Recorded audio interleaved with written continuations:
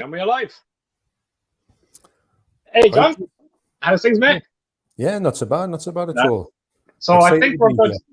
I think we're good here now. I think everything is looking good, and hopefully we will not have any issues. So, so as I say, just a quick hello. We have 10 people looking at the moment.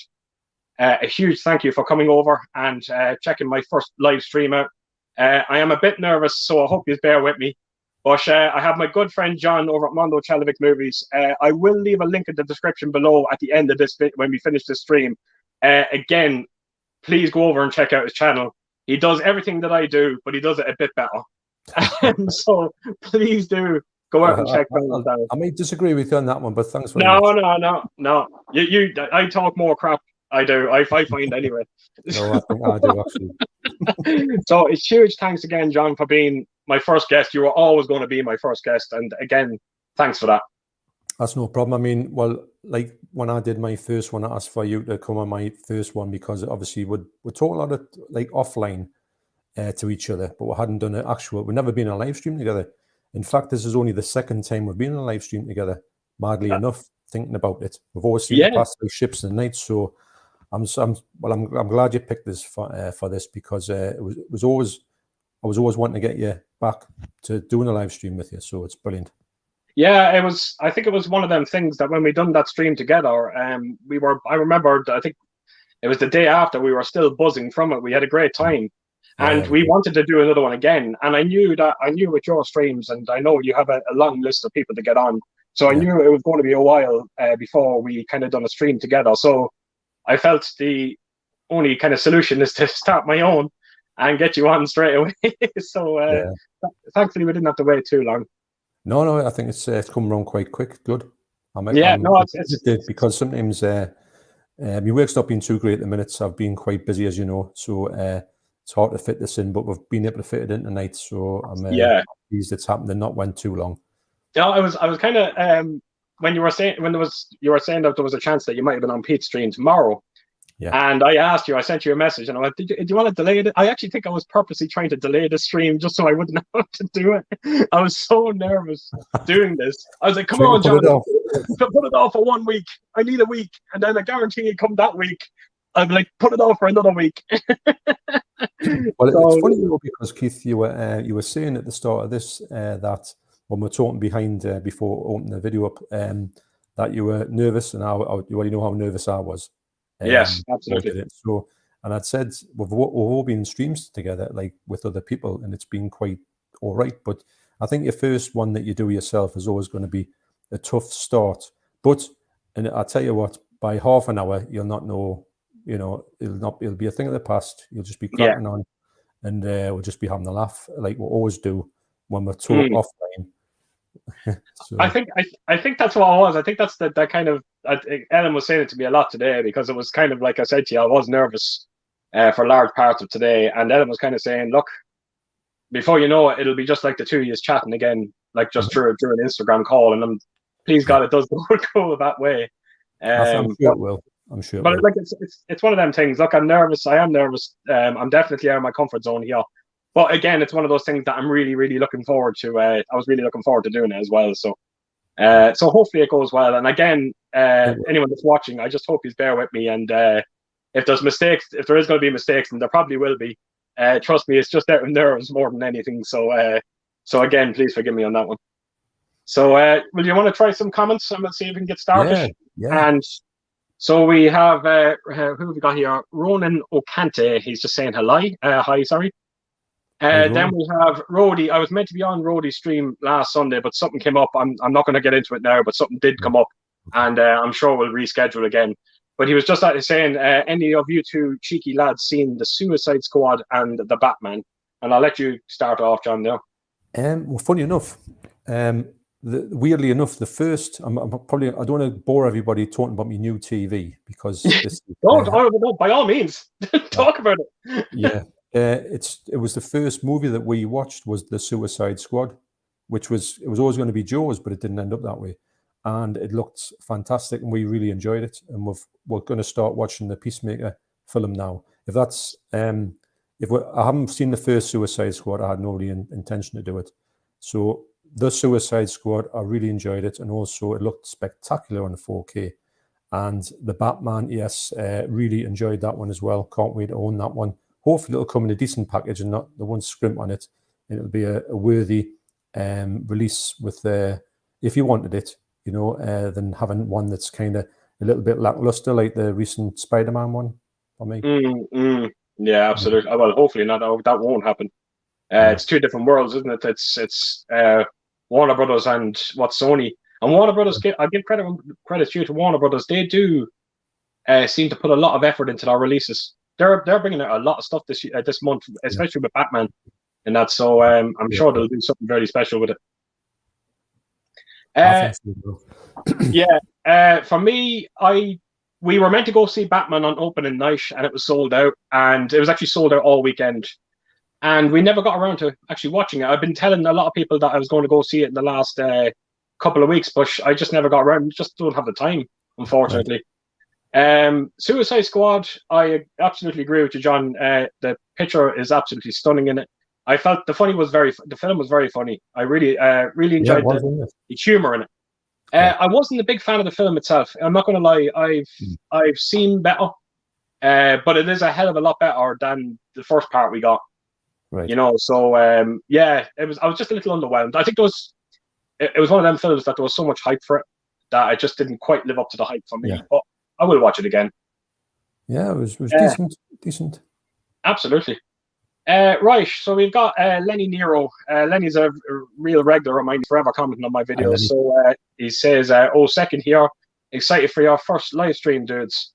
That makes, hopefully that makes two of us. I really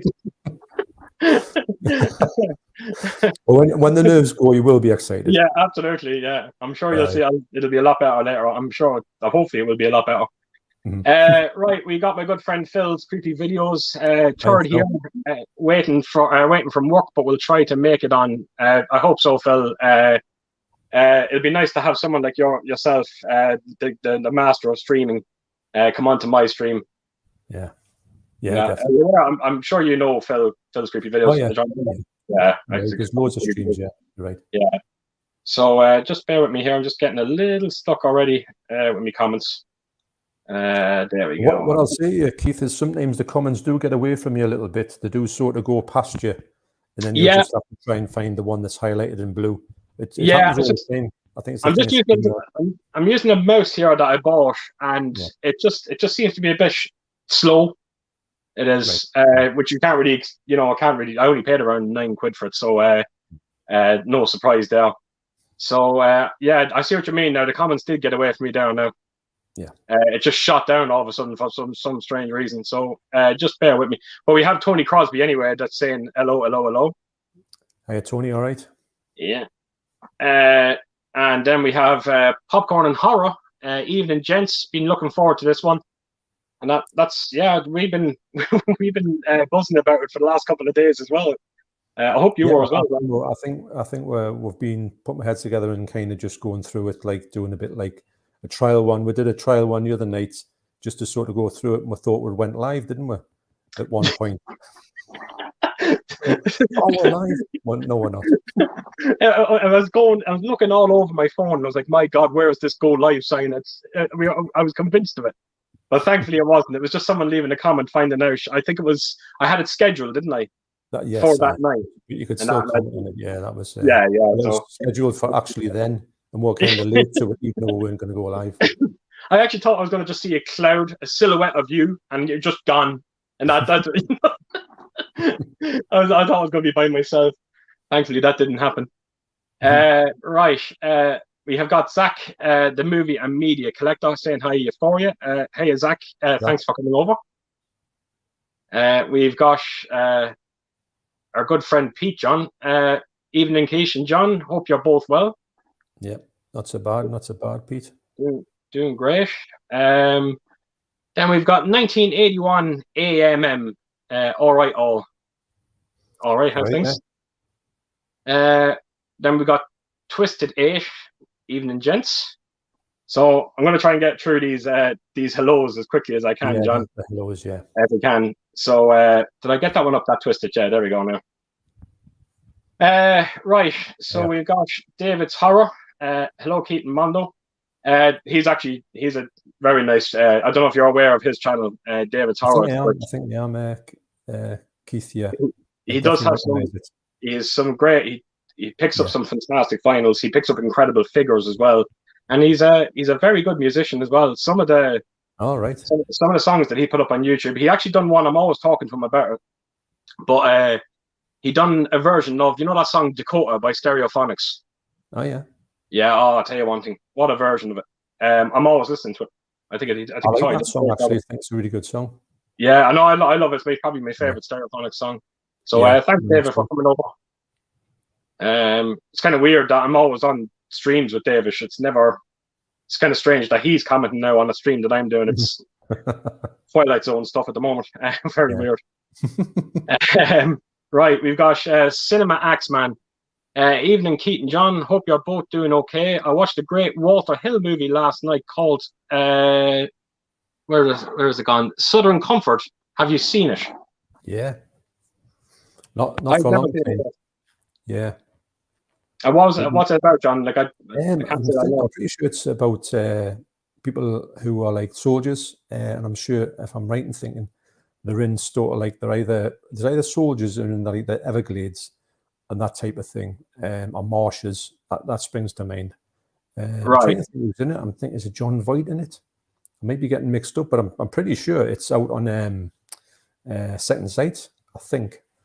But it's a decent movie, but it's one I haven't seen for a long time. Is it a limited edition set they brought out? I don't think so. I think it's just a regular black box. Right. Because I saw that nature video the other day. Ah, right. Yeah, because I know, like, if it was a limited, I definitely would have. Chances are I would have picked it up, but I couldn't be limited then because you would have had it. Yeah. There we go. Absolutely. So yes, I've never seen it myself, so I can't really comment on it, but I'm definitely aware of it. I've heard of it, but never seen it. Good title for a movie, actually, Southern Comfort. I'm telling you. I'm telling you. I could do a few right now. That'd be a good stream, just getting absolutely more drunk.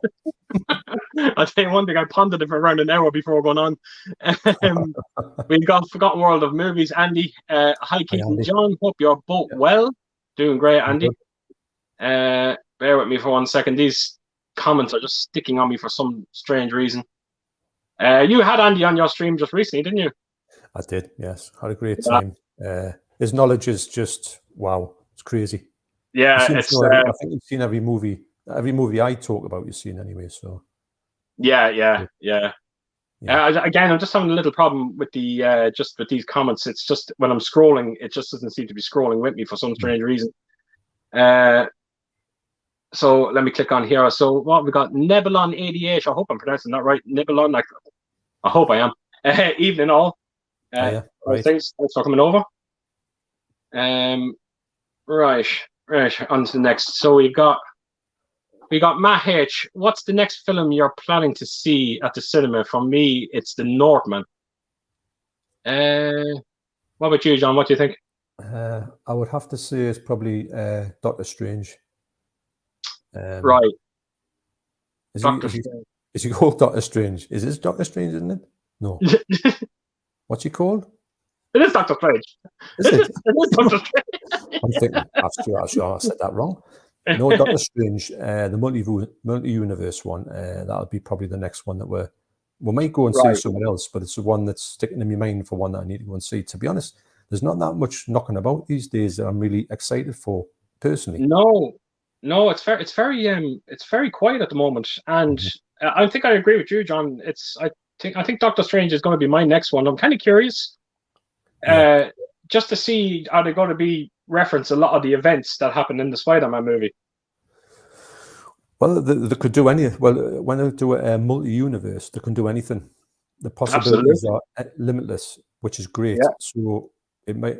And Spider-Man it ticked all the boxes. So if they can do that with this one again, then, and I would like to think that I would see it before I knew anything about the obviously spoilers and what happened to anything. I just want to see that for myself. So I'll probably see that when it first comes out. I know Deborah wants to see that one. And not forgetting as well, it's the return of Sam Raimi, coming back to superhero Well, movies. yeah. He's directing that. Well, So it's kind of weird, isn't it, that he's going to be directing a movie that's going to be probably referencing that Spider-Man movie, which had Tobey Maguire in it.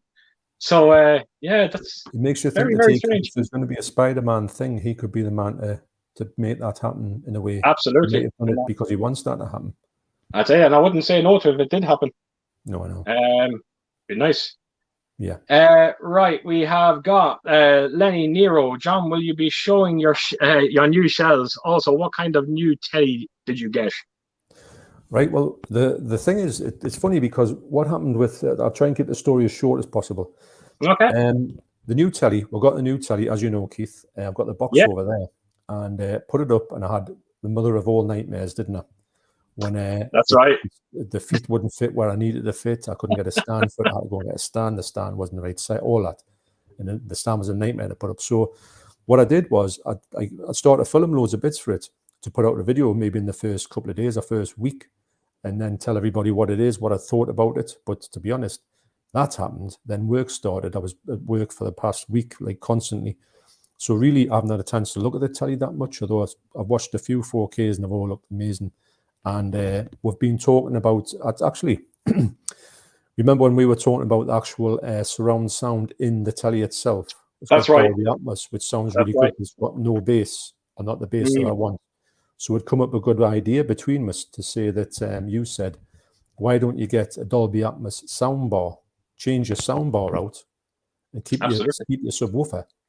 And I said, well, that's it. It's perfect, because I didn't want to lose the Atmos from the telly, because it's really good, because I haven't had that before. So you said, what about this? And I said, well, that's what I'm going to do. So I'm currently looking into, when I get this a little bit more sorted out, doing that. So that's how my sound's going to work. So the telly video is going to come up. Deborah's going to go in it. We're going to talk about the nightmare we had with the stand. That's going to be a little part in it. So it's still getting there, but it's not there yet. And I don't really want to say, what I don't want to do is to say, I got an X, because people will say, oh, I think I'll probably get people saying, well, try this, try that.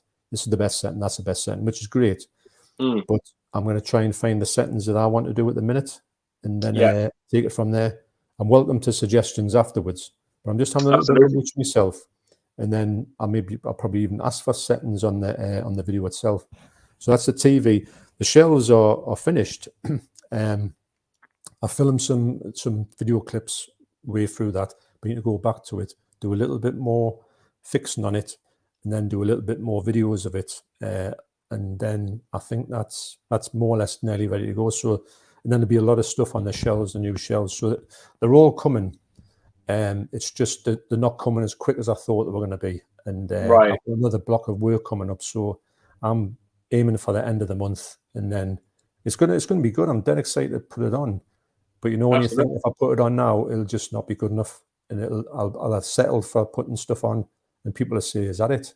So you know, is that all the fuss is about? But I think it'll be all right when it's finished. Absolutely, I know. Well, I've already seen a lot of your work that you've done in this, and it is shaping up. It's looking fantastic. As for your TV, it's funny, you're just talking about kind of tinkering with it and trying to get your TV the settings you want right. I have to admit, I'm still to this day, I'm still tinkering around with my TV. Yeah. You know, you always kind of just think that you can just get it a little bit better, especially with OLED. You always try and get it just that little bit better. So it'll be interesting to see what you come up with, because again, I can't really compare it because I have an LG OLED where you got a Sony, didn't you? Yeah. But the one thing I do know, you told me the model of your TV, and I know it was one of Sony's flagship models. Funny enough, my brother, who is the next comment, was going to buy your TV before he got the latest one. Okay. He did. And he had nothing but praise for it. Everything I could want. I just haven't got my head around it yet, because I haven't had the time with it, you know, because you need to spend a bit of time on your TV rather than just, and all the ones what I looked at today, I looked at Toy Story 4, which looked unreal. Toy Story 2, which looked even better, and it was another, The Revenant. Oh, wow! Oh, wow! That was like something I'd never seen before, and I mean, obviously I've seen it, but just with it having the OLED levels on it, it just came to life even more. That's the great thing about the likes of The Revenant and all that. It's just all natural light, and it just looks so beautiful. It does, and that would definitely be close. I think that would I'd nearly put that film into my top 10 when it comes to transfers. It looks extraordinary. It is but amazing. I'm looking forward to seeing what you could do with yourselves. And again, when you finally get your tinkering done with your TV, again. When I get all the videos done, when I get all the movies put where I need them to be put, I think it's going to be sensational for myself. I think I'll have ticked every single box for it. It's going to take a bit of work on it to put things where I want them to go. But I was doing a little bit today. It's starting to look good, but it still needs, when you've got them all over the place, you know, and you get them all together and you realize you've still got one 4K somewhere and you go, oh, I don't believe it. But anyway, it's getting there. They're coming. They're coming, even though it seems like it's forever. I've been there, John. I know exactly what it's like. Yeah. Right, so we've got Dijon 1970. That's my brother Ian coming on, just saying good luck, bro, on your first live chat. Thanks, Ian. Nice hopefully everything's going okay. He's got it, continues. So we've got the legend that is Coro. Hello, gentlemen and people in the chat. Hope you're both fine. You got this, Keith. Have food and drinks for about 5 days. So that's how long the stream. Sorry, I'm getting put off, y'all. That's how long the stream will probably last. Good luck. We're going to try and 5 days. That's a short one for us. You're going to get a slap in the back of the head now from Deborah, aren't you? Sorry, John. Again, just these comments just keep getting stuck on me, which is kind of annoying. We have got Dr. Impossible of Counter Punch 1984. Evening, gentlemen. All right, mate. And thanks for coming over. He's a regular repeat, I think. Yeah, he is. Good name. Right, we've got H&S Collectibles. Cody. You'll do great, Keish. You're always great on our show. Cody. Cody was one of them. I still maintain this, and he keeps denying it to this day. He was the one that kind of launched my channel. I was only on around 5 subscribers, 6 subscribers, and Cody done a huge shout out for me. And all of a sudden, he shot me up there and kind of got me going a bit. So he always says it's myself, but he had a huge helping hand in it. So thanks again for that. Very generous fella. And I'll tell you one thing: what a goddamn channel he is. The vinyls that man picks up is frightening. Vinyls is just I wouldn't mind, but it's you get soundtracks, vinyl soundtracks to just the films that you just wouldn't think that there would be vinyls out there for these certain movies. No, you're right.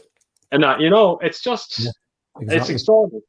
It is, and I don't know how he does it, but every Tuesday, I think he does this thing. It's Vinyl Tuesday. He does, and every Tuesday, without fail, he will have a new vinyl to show off. I don't know how he does it. I really don't. He actually only contacted me the other day. He said that he's going to try and keep an eye out for. I'm missing Halloween. I have this nice deluxe box set of Halloween on vinyl, and you get the first 4 soundtracks. But I'm missing the first one. You have to buy it's a weird thing. You buy the box and then you buy the vinyls to go into it. So I'm missing the first one. So he texted me the other day saying that he'll keep an eye out, and that's great, Cody. I really appreciate it. It's brilliant. We got a fellow Irishman here, Johnny. What's the crack, lads? Doing great, Johnny. Keeping up the Irish slang there. I love it. Crack. Yeah, the crack. Yeah. Thanks again, Johnny, for coming over. It really means a lot, my friend. I know. June, I was telling you about June, who lives next door. She's from Ireland, and she sent something around a letter just to say, "Come along and for the crack." I didn't know what it was at first. I'm going, does that mean crack or crake? And I had to ask her and say, "What is this?" And she explained it to us. I says, "All right." Yeah. It's like you sent me a message there the other day, and you said something about. Oh God, I won't be able to remember it, but it was Geordie slang anyway, where it sounded like you were happy or you were. I can't remember what it was. But you sent me something I can't actually remember, and I was like, "Good." Oh, I know. I said that's Geordie slang for something, didn't I? Yeah, that's right. You can put Geordie slang out there, and nobody would know what on earth you were talking about. Some of the slang is just mental. Right, we've got Eastwood for Life fan Carlos. Hi, Keith and John. Hey, Carlos. Hi, Carlos. Thanks for coming over. Then we've got Exclusive Glue, Jeff. Okay. Hey guys, hope all is good. Well, Jeff is who sent me the Clockwork Orange. The signed. Oh my God! I don't believe. Well, Wow, we were we talking had about that, weren't we? we had a chat about that. Yeah. That was the most extraordinary thing I've ever seen. Yeah. Every like it goes without saying, John. Any subscriber mail is special. Oh, yes. But I never seen anything like that. To get an autograph from Malcolm McDowell. Well, you saw my reaction, didn't you? Yeah, I was flabbergasted. yeah. Really I just thought at first I thought when you showed it, I just thought it was a frame, just a photo frame of something from Clockwork Orange. Yeah. And then all of a sudden you kind of bent it against the light, and I was like, "Oh Jesus, I see an autograph!" And I couldn't believe it. That is. It was good actually how I opened it, because when I opened the back of it, I thought, "Oh, this is." Jeff had said that he got his tippy head run, but he said that it wasn't verified. He couldn't get it verified. Now, when I looked at the back of this thing, I looked and I thought, "Oh, he was like having us on." Well, it actually has been verified, and that was a little sort of like he put us off the scent. But then I looked in the corner, it said Malcolm McDowell. I was going, "What?" So that's when I turned it around. I thought, "I don't believe what I'm seeing here." I didn't expect that to be. I just thought it was one picture in there, you see. So it was just well, just one of the things that you just don't expect to ever have in your hands. No, that's why I kind of said to you that you should try and kind of make a, because I know you have a great Clockwork Orange collection. Yeah, and it would be nice to kind of just do a kind of little shrine area and just have that. Definitely doing a Clockwork Orange video centered around that picture for sure. Absolutely. We got Niblonian 88. All friends here, Quiche. No one's judging. Well, it's understandable. There's no need to be nervous. That means a lot, man. It's it is. I get it. It is not like it's every single one of the people that all the comments I've read here. They're all regulars over at my channel, and I shouldn't be nervous, but you sometimes can't help it as well. So do you feel a bit better now, Keith? Do you feel like it's starting to click in? I'm feeling okay, but the mouse is just acting up a bit, and I'm getting it's getting me a little anxious, because I don't want to kind of start skipping through comments. You know, it's I kind of want to get out as many as we can. You know, so so I'm good at the moment. I'm very decent. Speaking of regulars, Roy Murphy. Good evening, Keith and John. I was so disappointed. We actually had a chance to meet. He lives in Germany, believe it or not. Well, he's an Irish. He's a local lad, and he came home for 3 days. And the one day that we could meet up, I was working all day. All right. And then he thought he could get down to me the next day, but again I was working till around 3 o'clock, and he was only in Dublin, which is around 45 minutes away, but unfortunately he couldn't make it in. So that's a shame, because Roy has been with me, Jesus Christ, very close to when my channel started.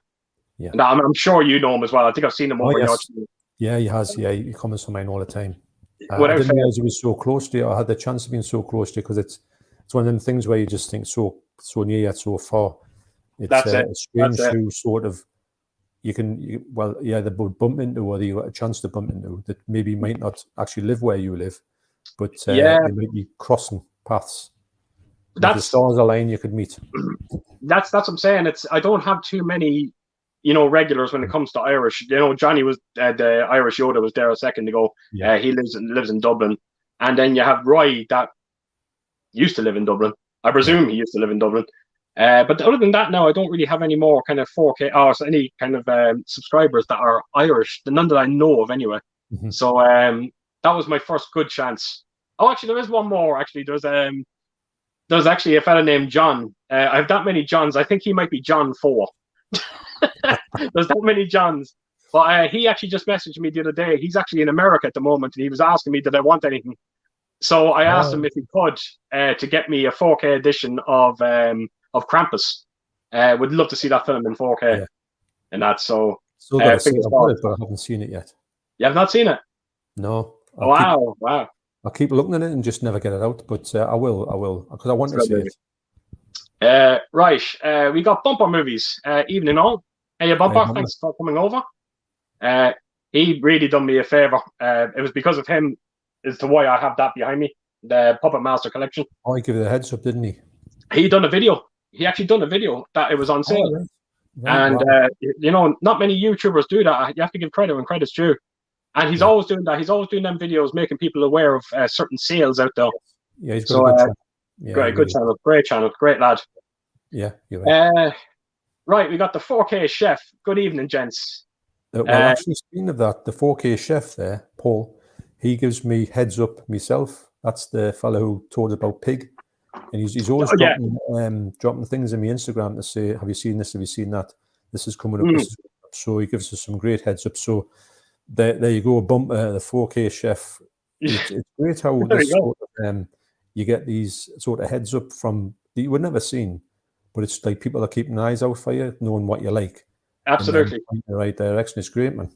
I only just found out, I just recently just kind of got in touch with the 4K chef. Ellen, my fiance, knows him quite well on Twitter. And I think it was only in just the last couple of weeks that I don't post a whole lot. I normally would like to post a bit more on Twitter. I just keep forgetting to do it. But he's a regular on Twitter, he is. Yeah. And Ellen seems to get on very well with him. She does. So. He's a good lad. He was just messaging us tonight, and we're just talking about it. So he's good. He's good. It's great to have just people just, like I say, just pointing things out you, and it saves you a lot of money as well, because the deals that he's put us in things with, I'm thinking, wow, I might have paid full price for some of the things, and he says, look, it's on Amazon for $7.99. I'm like, right, I'm over there. That's what I'm saying. That it's amazing with these people, because everyone kind of looks behind me and sees everything here, and I'm always asked that question: how do you find out about these things? And I'm not kidding you. Half the time it's luck. It's because of people like 4K Chef and Bumper. I don't come across these things. I do sometimes. Just someone will mention them, and again, I've so many people to thank for so many things behind me. It's quite incredible. Right, we got Cy Robson. Are any of you going to see The Northman? From the trailer, I think it looks awesome. I heard this movie. What is it, John? I haven't heard about it. I'm guessing, is it something to do with somebody who does the movies like the sort of, I'm going to say, like The Lighthouse, The Witch. Is it something like that? I don't know. It might be that, but I haven't heard of it. Right. I heard of it, but I don't know. When I first read that I thought it was going to be like another. I thought it was going to be another Liam Neeson movie. It sounds like another one of them, them Liam Neeson action movies, The Northman. Like it's. So I really don't know it myself. I've never seen many of the ones, The Witch and that type of movies. I haven't really went to that genre, if it's a genre, much. Yeah, I have. I'm going to be. Yeah, and I haven't seen The Lighthouse, but I'm going to be very familiar with The Witch fairly soon, because Second Sight are bringing out an edition of that, and I have it pre-ordered.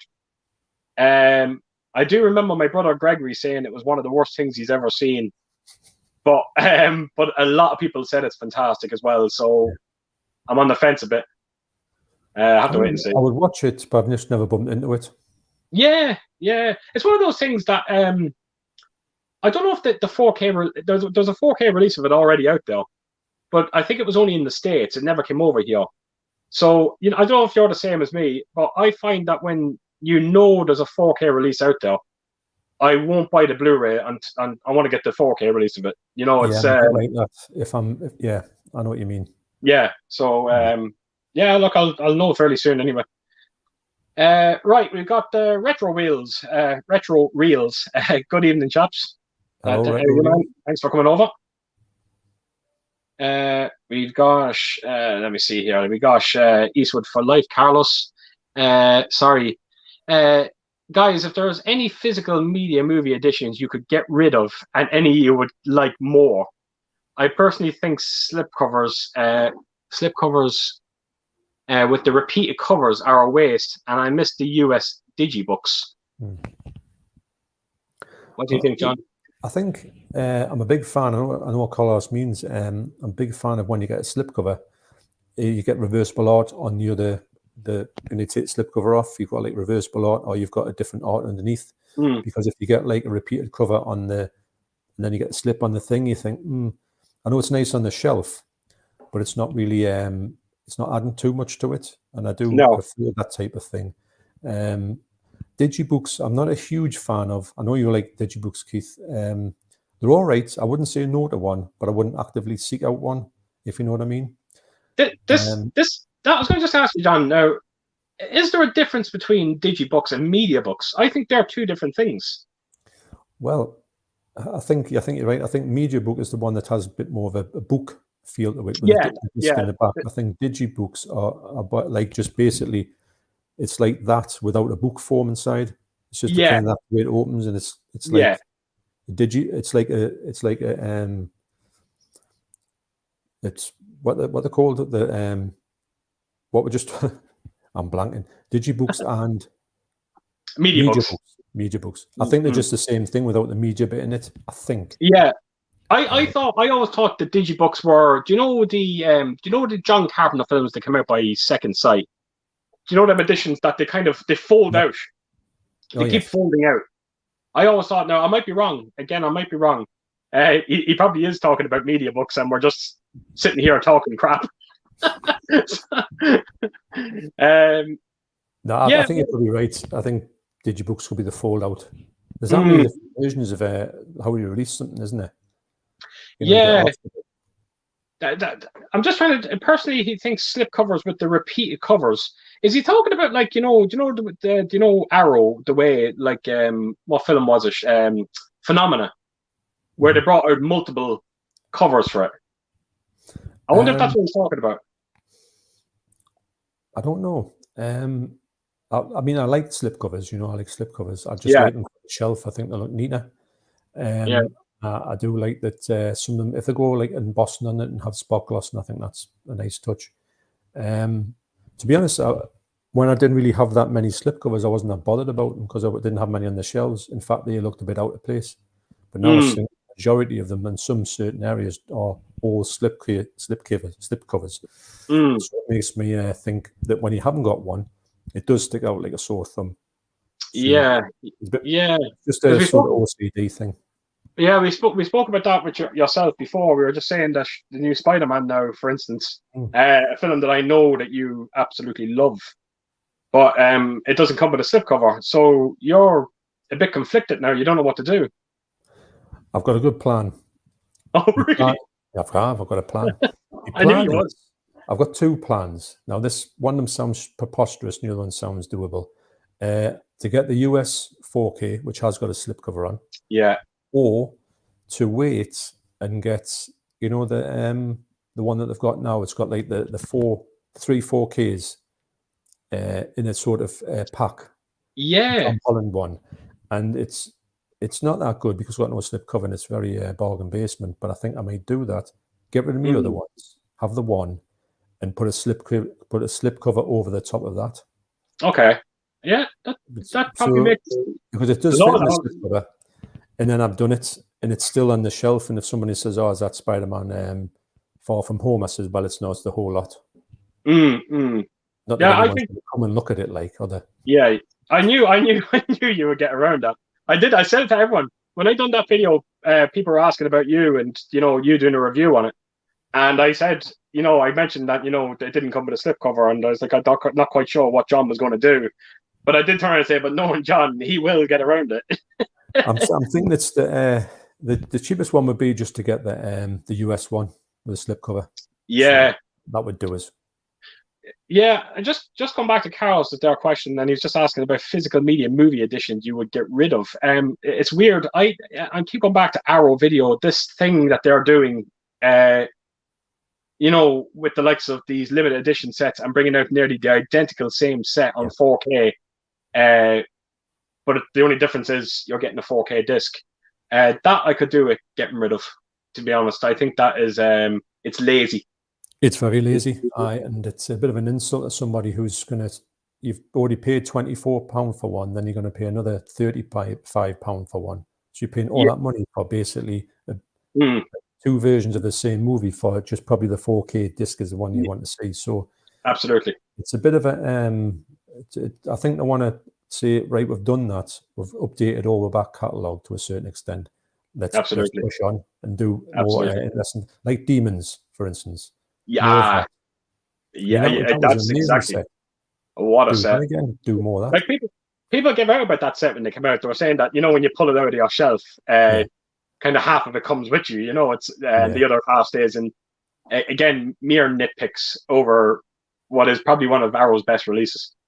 Yeah, it's great. I do like it, but it's a bit weird how it opens, but I do like it. But so I would say more of that, and get rid of lazy re-releases, editions, which are pointless.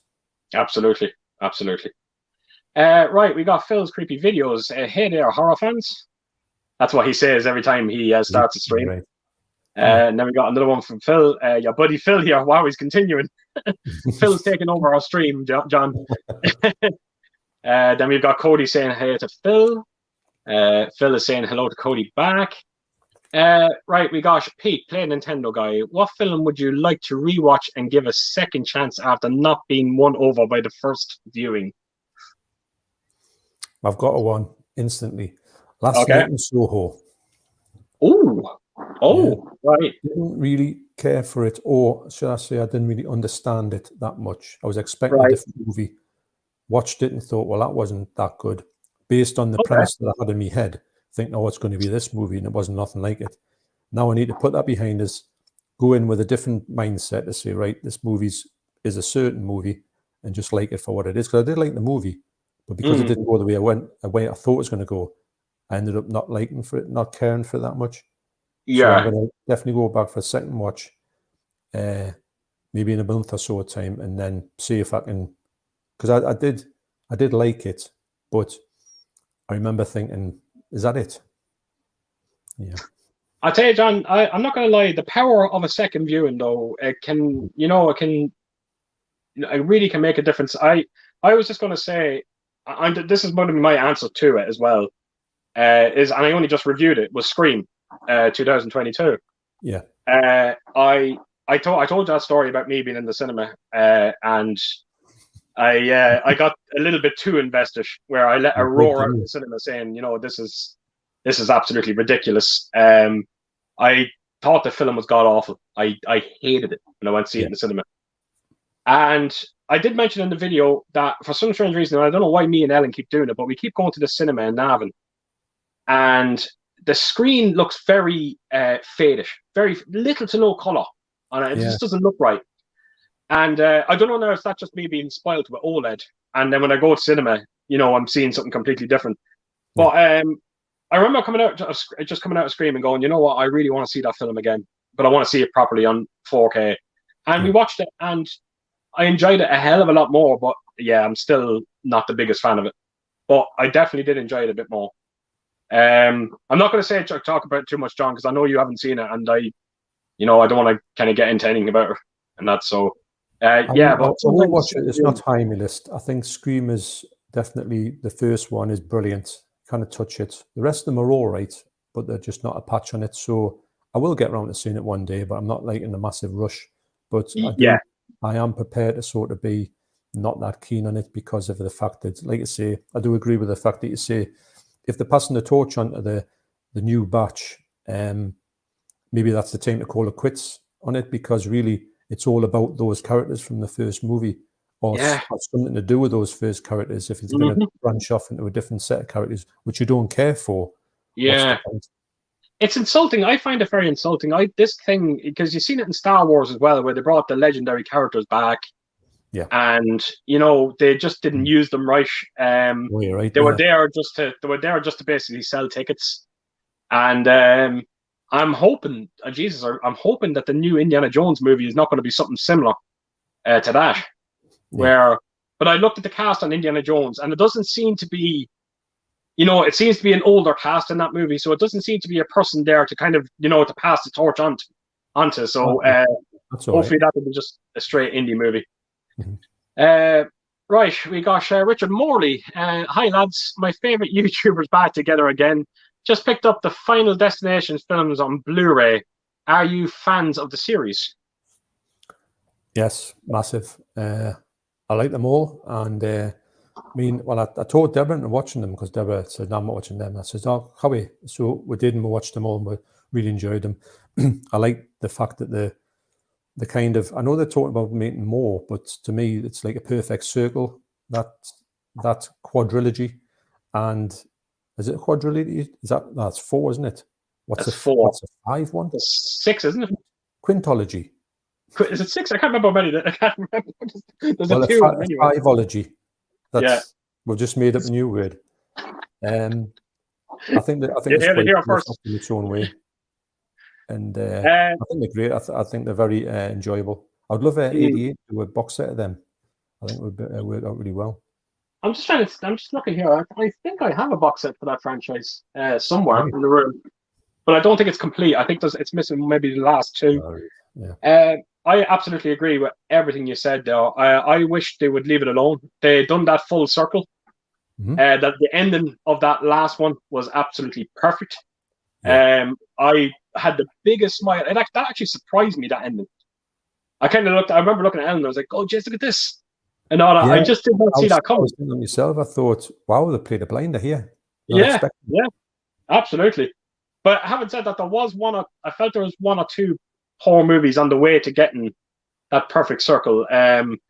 I thought the fourth one was it was through the 3D phase, wasn't it, where the film was really heavy in 3D. And it can be a bit distracting sometimes to look at it in 2D. Yeah, there's highs and lows in it. I'm not going to say it's all absolutely wonderful, but as a sort of, usually when you get like a set of 5 movies, usually by the 3rd one, they're starting to tail off, and by the 4th and 5th, they're absolutely hopeless. But really, they've kind of got enough in the 4th and the 5th to keep them going, to get your payoff. Yeah. So yeah, I'm a big fan, I would say. Yeah, absolutely.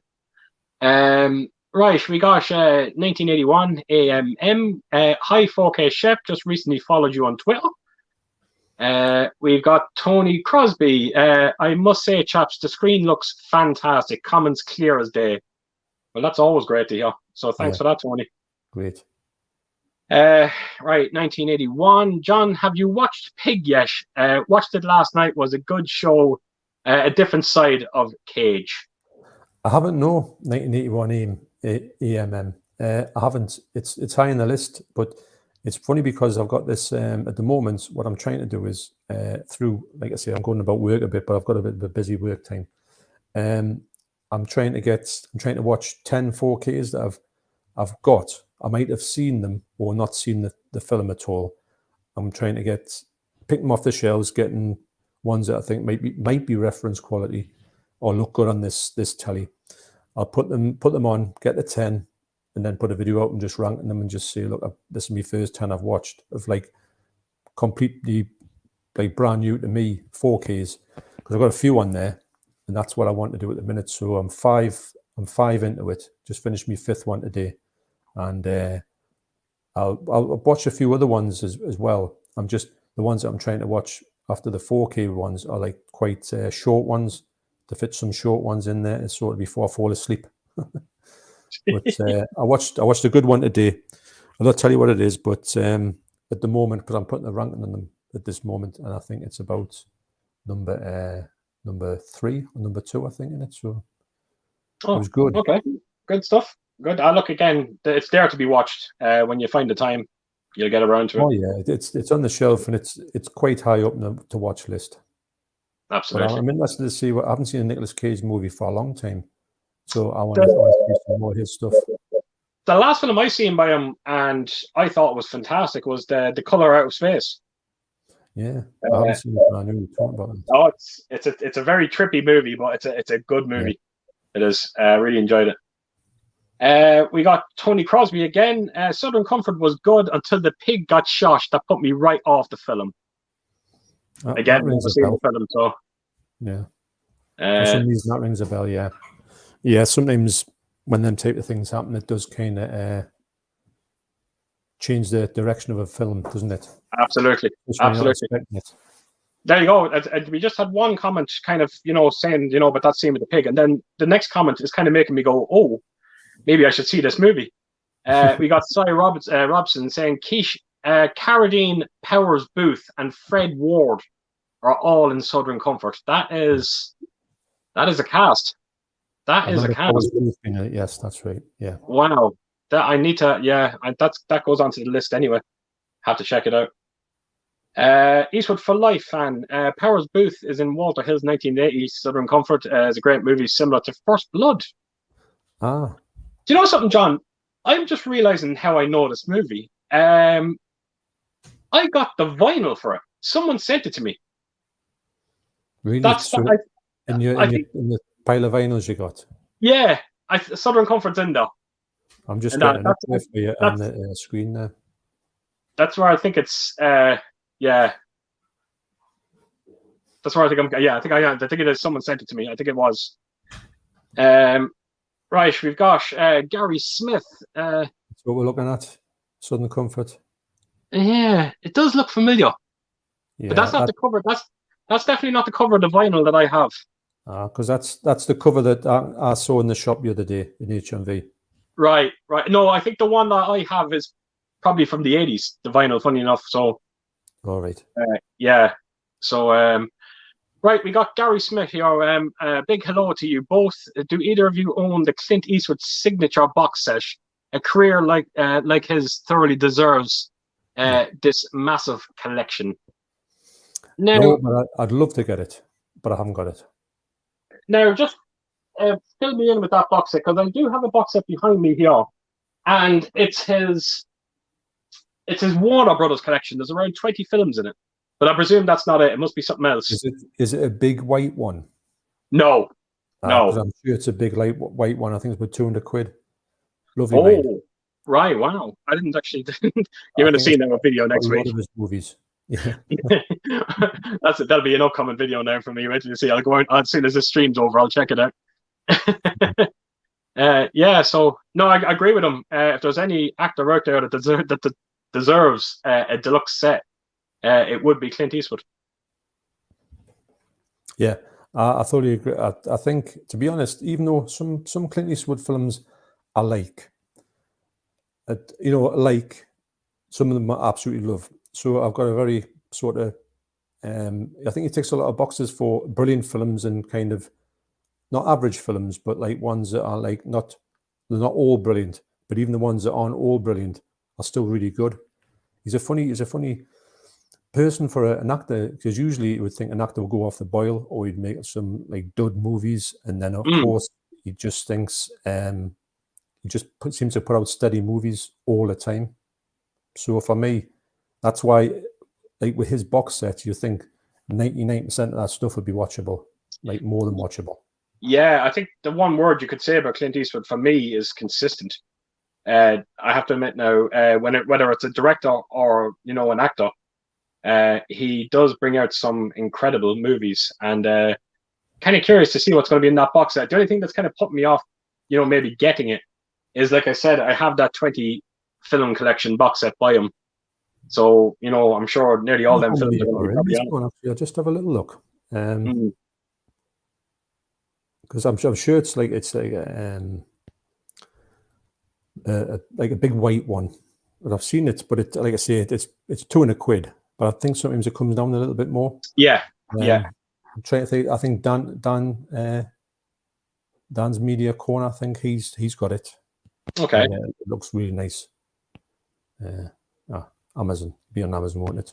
It'll probably be sold out now or something. Be gone. Oh, I think it's because it's so expensive. I don't think it's going to sell out.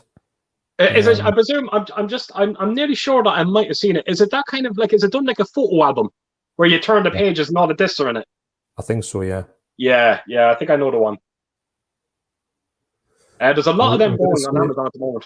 I think it's that. That's I did see it. Yeah. I did. No, it's done like a photo album, I think. Well, that's it's £18.75. So I don't think that can be it. If it is, I'll buy it. No, that's not. Then not 13 hours. So I think I'm on the wrong track. But it looks a little bit like that. Yeah, I think you're right. I think I recognize it. Yeah, I think I know it. I think Disney brought out something similar when they done their Disney Classic Collection. It kind of comes in this kind of photo album edition. It looks quite nice. I think you're right. Right, we got Lenny Nero. I also recently got a new TV went with Keith's recommendation of LG C1. Yeah. Tried to buy a 77 inch. The last one in stock, but the store cancelled my purchase, so got the 65 inch, twice cheaper. That's okay. I have that. That's the TV that I have in this room, 65 inch, and yeah, you're going to do well with 65. I'll tell you, that's a great TV. It is. I'm always talking to my brother Ian about it. Sony and LG, I think, are just, when it comes to OLED, they're kings. I think they bring out some of the best OLED TVs out there. Sony has a new one out at the moment. My brother bought it, and apparently it's the brightest OLED out there in the market. Apparently it's something like, I think it might be around 20% brighter than your regular OLED, and apparently that 20% makes a hell of a difference. Well, I was messing around the settings on mine. I put on like Vivid, which is like the brightest setting. Yeah, it's too bright. Too bright. I'll tell you what, it hurt my eyes. You know, when I put it on. Yeah. And it was really like stunningly bright. But I put it on, I'm like, because I was at night and I thought, I can't actually physically watch this. No. It would hurt. I've never used the Vivid feature on any TV that I've used. I never will. I'm not quite sure why anyone wants to use it. To be honest, it's ridiculously bright, and everything looks overblown. It just doesn't look right. It really isn't. No, it really isn't. If you're in a huge room and it's at the other end of the room, like you're outside somewhere in a sort of snooker hole, but not in the house. No. Yeah, definitely not. Right, we've got Dr. Impossible. Which in your view, Keith and John, are the most consistent with quality 4K releases over the years? Universal Studio Canal, Indicator, etc. I've got an answer straight away for that. Well, actually, I will put Studio Canal in there, because Studio Canal usually always do a fantastic version of things. You know, you get something that looks nice and you turn it around, Studio Canal. I think, but I'll say Blue Underground for me. Oh, do you know what? If I actually had your collection, I probably would say the same. Just phenomenal. You know what I mean? It's absolutely phenomenal. Man, do you know what I like about them, John? They take their time. On this thing with Arrow where they're releasing nearly 6 films a month. You know, Blue Underground, you get one film every couple of months, isn't it? Yeah, I think you get one every 2 to 3 months, if that. It might be 4, 5, 6 months. Mm-hmm. I don't know if they do that on purpose or it just takes them that long to make them so spectacular. But whatever they do, they do. I can't fault anything that they've done. They always looks. I mean, even Toolbox Murders, which is a 16mm film, which is never going to look, that good. It looks pretty for a 16mm film. It looks incredible. Wow. And the Dolby Vision on it is just the reds and the blues and the yellows and the greens are just wow. I think that's can't get your head around it. I think that's what kind of would make them films look. I didn't hear about the new Texas Chainsaw Massacre 4K release that came out, because I have that film on 4K, but the 4K release I have of it doesn't have HDR, so I was completely underwhelmed when I watched it. But I can only imagine now what the new one looks like. I know that film has a grimy look to it. It's meant to look grimy, but it's kind of strange to kind of hear, like you were just saying there about what film was that again? Sorry, the one that you just said there.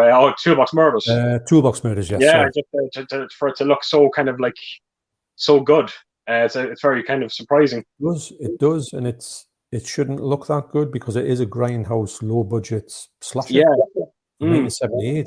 It's got everything against it, but it still looks pretty phenomenal. And they just have that knack of doing that. Right. And how they do it, but they might want to. Other companies might want to take a leaf out of their book. Yeah, I with me now, just answering his question, I'm going to. You said it already. I'm going to go with Studio Canal. Because again, like Studio Canal, they're not like Arrow where they're putting out so many films a month. Yeah. When it comes to the unlimited sets, that is, it's almost like, again, one maybe every 2 months if you're lucky. And some of the films, I just found some of the films that you get on second sight. And again, and I know you're going to agree with me, Dawn of the Dead, the work that they've done on that set is probably one of the finest out there. They have a new one coming out called Drive in 4K. That set is shaping up to be something that's going to rival that Dawn of the Dead set, from what I've been seeing. So, so I have to go with Studio Canal. I prefer their films. I do. Well, that's funny enough. That's a good thing because, say for instance, you weren't a fan of, like, say, Criterion, for instance. You didn't like them, and they were the best 4Ks. Well, it wouldn't even matter to you because you wouldn't be ever buying them, would you? So it's got to be something which you were going to half be investing in the company itself or the movies they put out. Like the Blue Underground stuff, I like all the stuff they put out, and even the ones that I didn't really think I would like the Final Countdown, that like war movie, I like war sci-fi movie. That was really good. And, I was pleased to have it. I was surprised with that film because when you done an unboxing to it, I don't know anything about that movie, but I instantly turned around and I said, "Wow!" It had a cover that looked fairly familiar, very similar to the Philadelphia Experiment. Yeah. Now I said that to John Clancy, and John Clancy said that the film is kind of similar to Philadelphia Experiment. It is actually. I haven't seen a Philadelphia Experiment for a long time, but it's the premise is that this sort of aircraft carrier in the war, it's doing maybe just some kind of maneuvers in 1980, and it gets struck by lightning and it goes into this sort of lightning whirlwind thing. And the next thing you know, they go into this vortex, and then they wake up and they all come back to sort of get the senses back, and they realize that they're actually, when they look at where they are, they're just outside Pearl Harbor. Wow. In 1941, and they look at the dates and they say the day of Pearl Harbor is going to be tomorrow. Do we get involved, or do we not get involved to change the course of history? What are we going to do, and how do I get back? So that's your premise. Wow. It's something I definitely want to. Even more so now when you kind of described it there. Keeps going shopping after this stream. Just get your book out. Write them all down. We got Magpie Movies. Evening, guys. Love seeing you two together. You're able to talk movies forever. I absolutely agree with that. I recently got the 60s Batman TV show on Blu-ray, and the picture blew me away. I presume that must be the nice. Is it the big box that came out? It came out years ago. Yeah, it's the because I bought it out on DVD, and then they brought out with a Blu-ray of it. I think you got like a little Batmobile with it or something like that, didn't you? Am I right in saying that? You could. The one I've got hasn't got a Batmobile on, but it doesn't mean to say there wasn't one out. There probably was one. Right. But the picture quality on it, I'm dying to try it on my new telly because the picture quality is just like you've never seen colours like it. And that was on my old telly, which was still a good telly. Like, one of the sharpest things I've ever seen. Right, and how do you find the show, John, to watch it now? Is it still as enjoyable? Love it. It's one of the funniest things I've ever seen in my life. Yeah, I need to get. I remember. I do remember enjoying it. It was really good, but I didn't get the whole humor until I'm like, obviously you get to a certain age and you think, hang on a minute, they're just all taking the mick. It's just all done like for fun. There's nothing serious in the whole thing. There's a great scene in it. I think it's in that TV series. I don't think it's in the movie where they've got like they're all on this like hillside.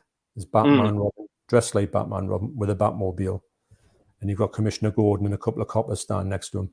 And this postman comes up on a bike, like a motorbike, and he gets off and he goes, "Which one of you is Batman?" That'll be me. He goes, "Oh, I've got a message for you." And I thought, my God, but it's fantastic. Love it. Well, I need to check it out. And I'm sure is it expensive, that box set, do you think? If you're getting this, I got it. I think about 30 quid in the sale, but it can go expensive. So it's keep an eye out for it. Now that's cheap. Get it right. Don't go big for it because it does go up and down the sales a lot. Right. See what is on Amazon at the minute. Why not? Right. I just quickly go into a comment here. It breaks my heart that Tony just seen this film. Tony Crosby, I watched The Omen 4, The Awakening last night. What a turkey that was. I remember when I bought, I think it was the Omen collection I bought from Midnight Classics, that Italian company. And when I found out that film was actually in the box set, it actually almost put me off buying it. It has no business being in that collection. Yeah. No. You're right. It just doesn't fit in with the rest of them, does it? So No. that's it there. And it's £30. Yeah. Wow. That's not bad. You get Poor Ellen's inside. a lot Poor of Ellen's stuff in there, I mean, a lot of like hours and hours and hours of it. If you like it, it's phenomenal. Ellen's writing all this stuff down now. Jesus Christ. It's a good thing. The stream's only on an hour and we're already down 120 quid. Right. Let me see if we can. Right. Sorry, did you want to say anything about Omen 4? Have you seen it yourself, John? It was awful. After the first one being outstanding, the second one being pretty good, the third one not being the best, but it was still good. It gave you the whole saga. Omen 4. I don't. They've done it. They've done the 3 is the Omen for me. The rest of it, it's just all tacked on. It doesn't add anything. It's cash in. It doesn't work. Yeah, god awful.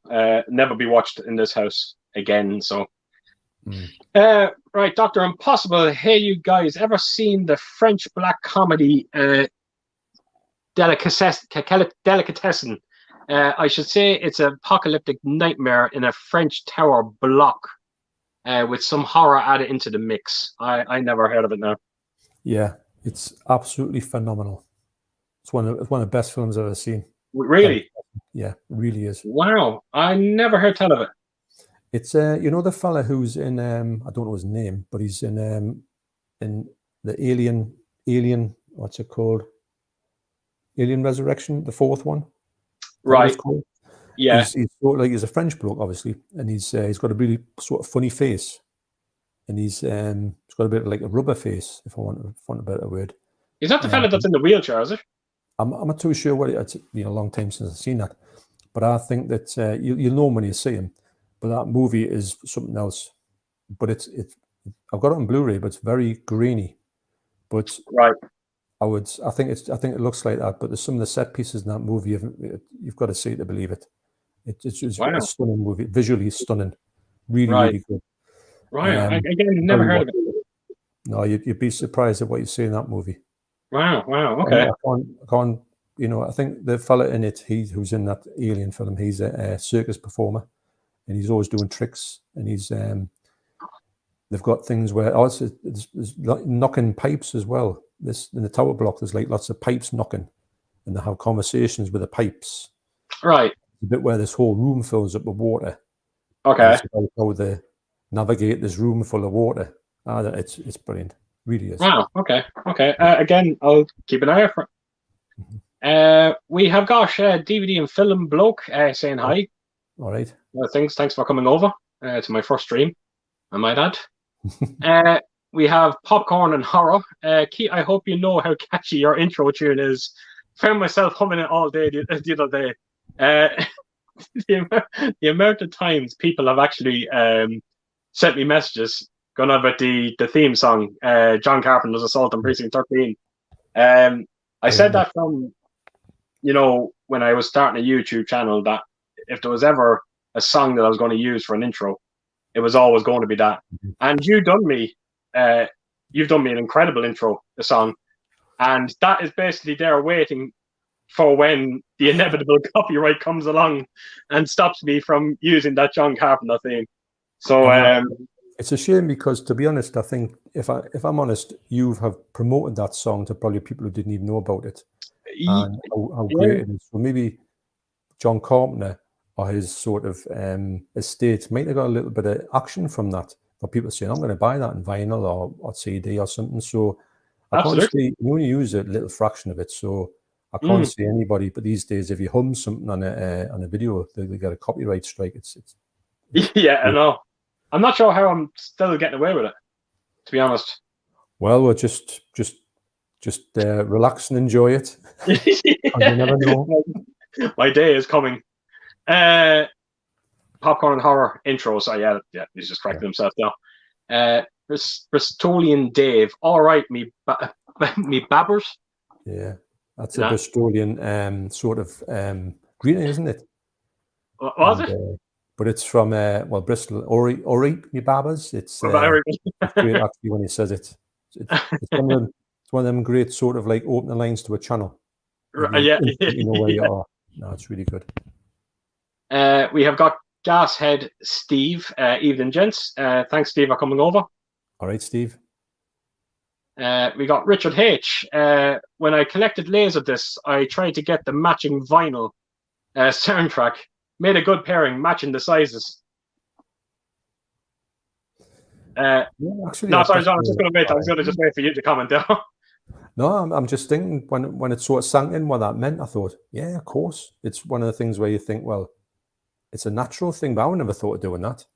But obviously, it's the same as a Laserdisc, so you would think it's a great idea. It is actually a great idea because me and Ellen were going to do it there years back.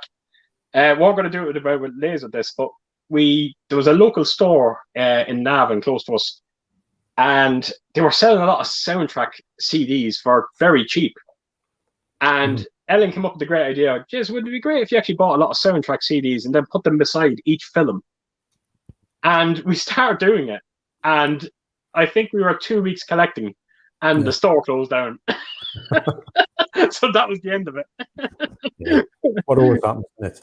Well, it's shocking, isn't it? Unbelievable. Yeah. And if we didn't do it, the store would probably be still open today. We got Bumpers Movies. I learned Geordie slang by reading Sid the Sexist. Oh, yeah. Sid the Sexist. That was in the Viz comic. Which it's funny because the Viz comic that's from round here, I remember when it first come out, and me and my friends used to get it at school, and it was only 20 pence.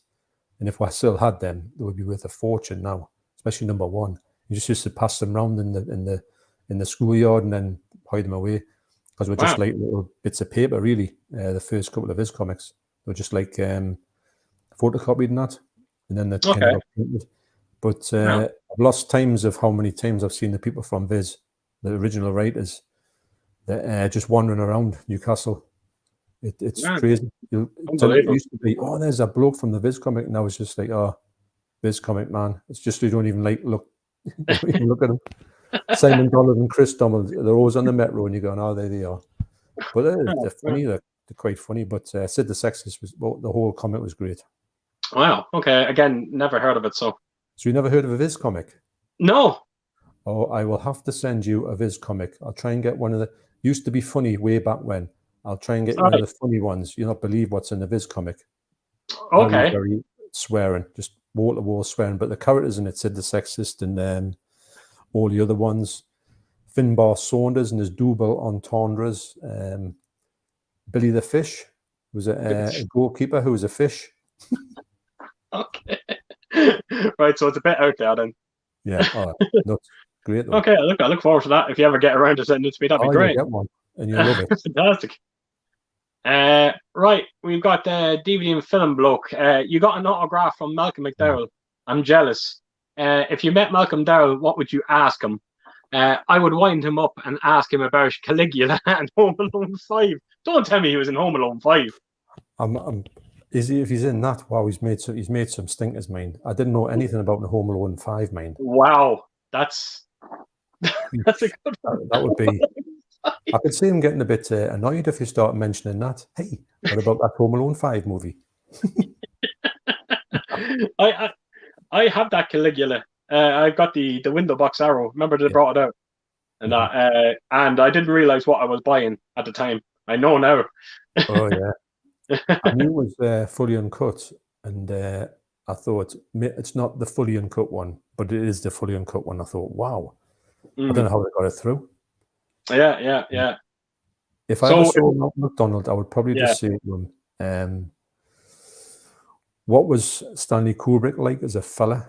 Were you scared of him, or were you in awe of him, or was he just like a regular bloke to you?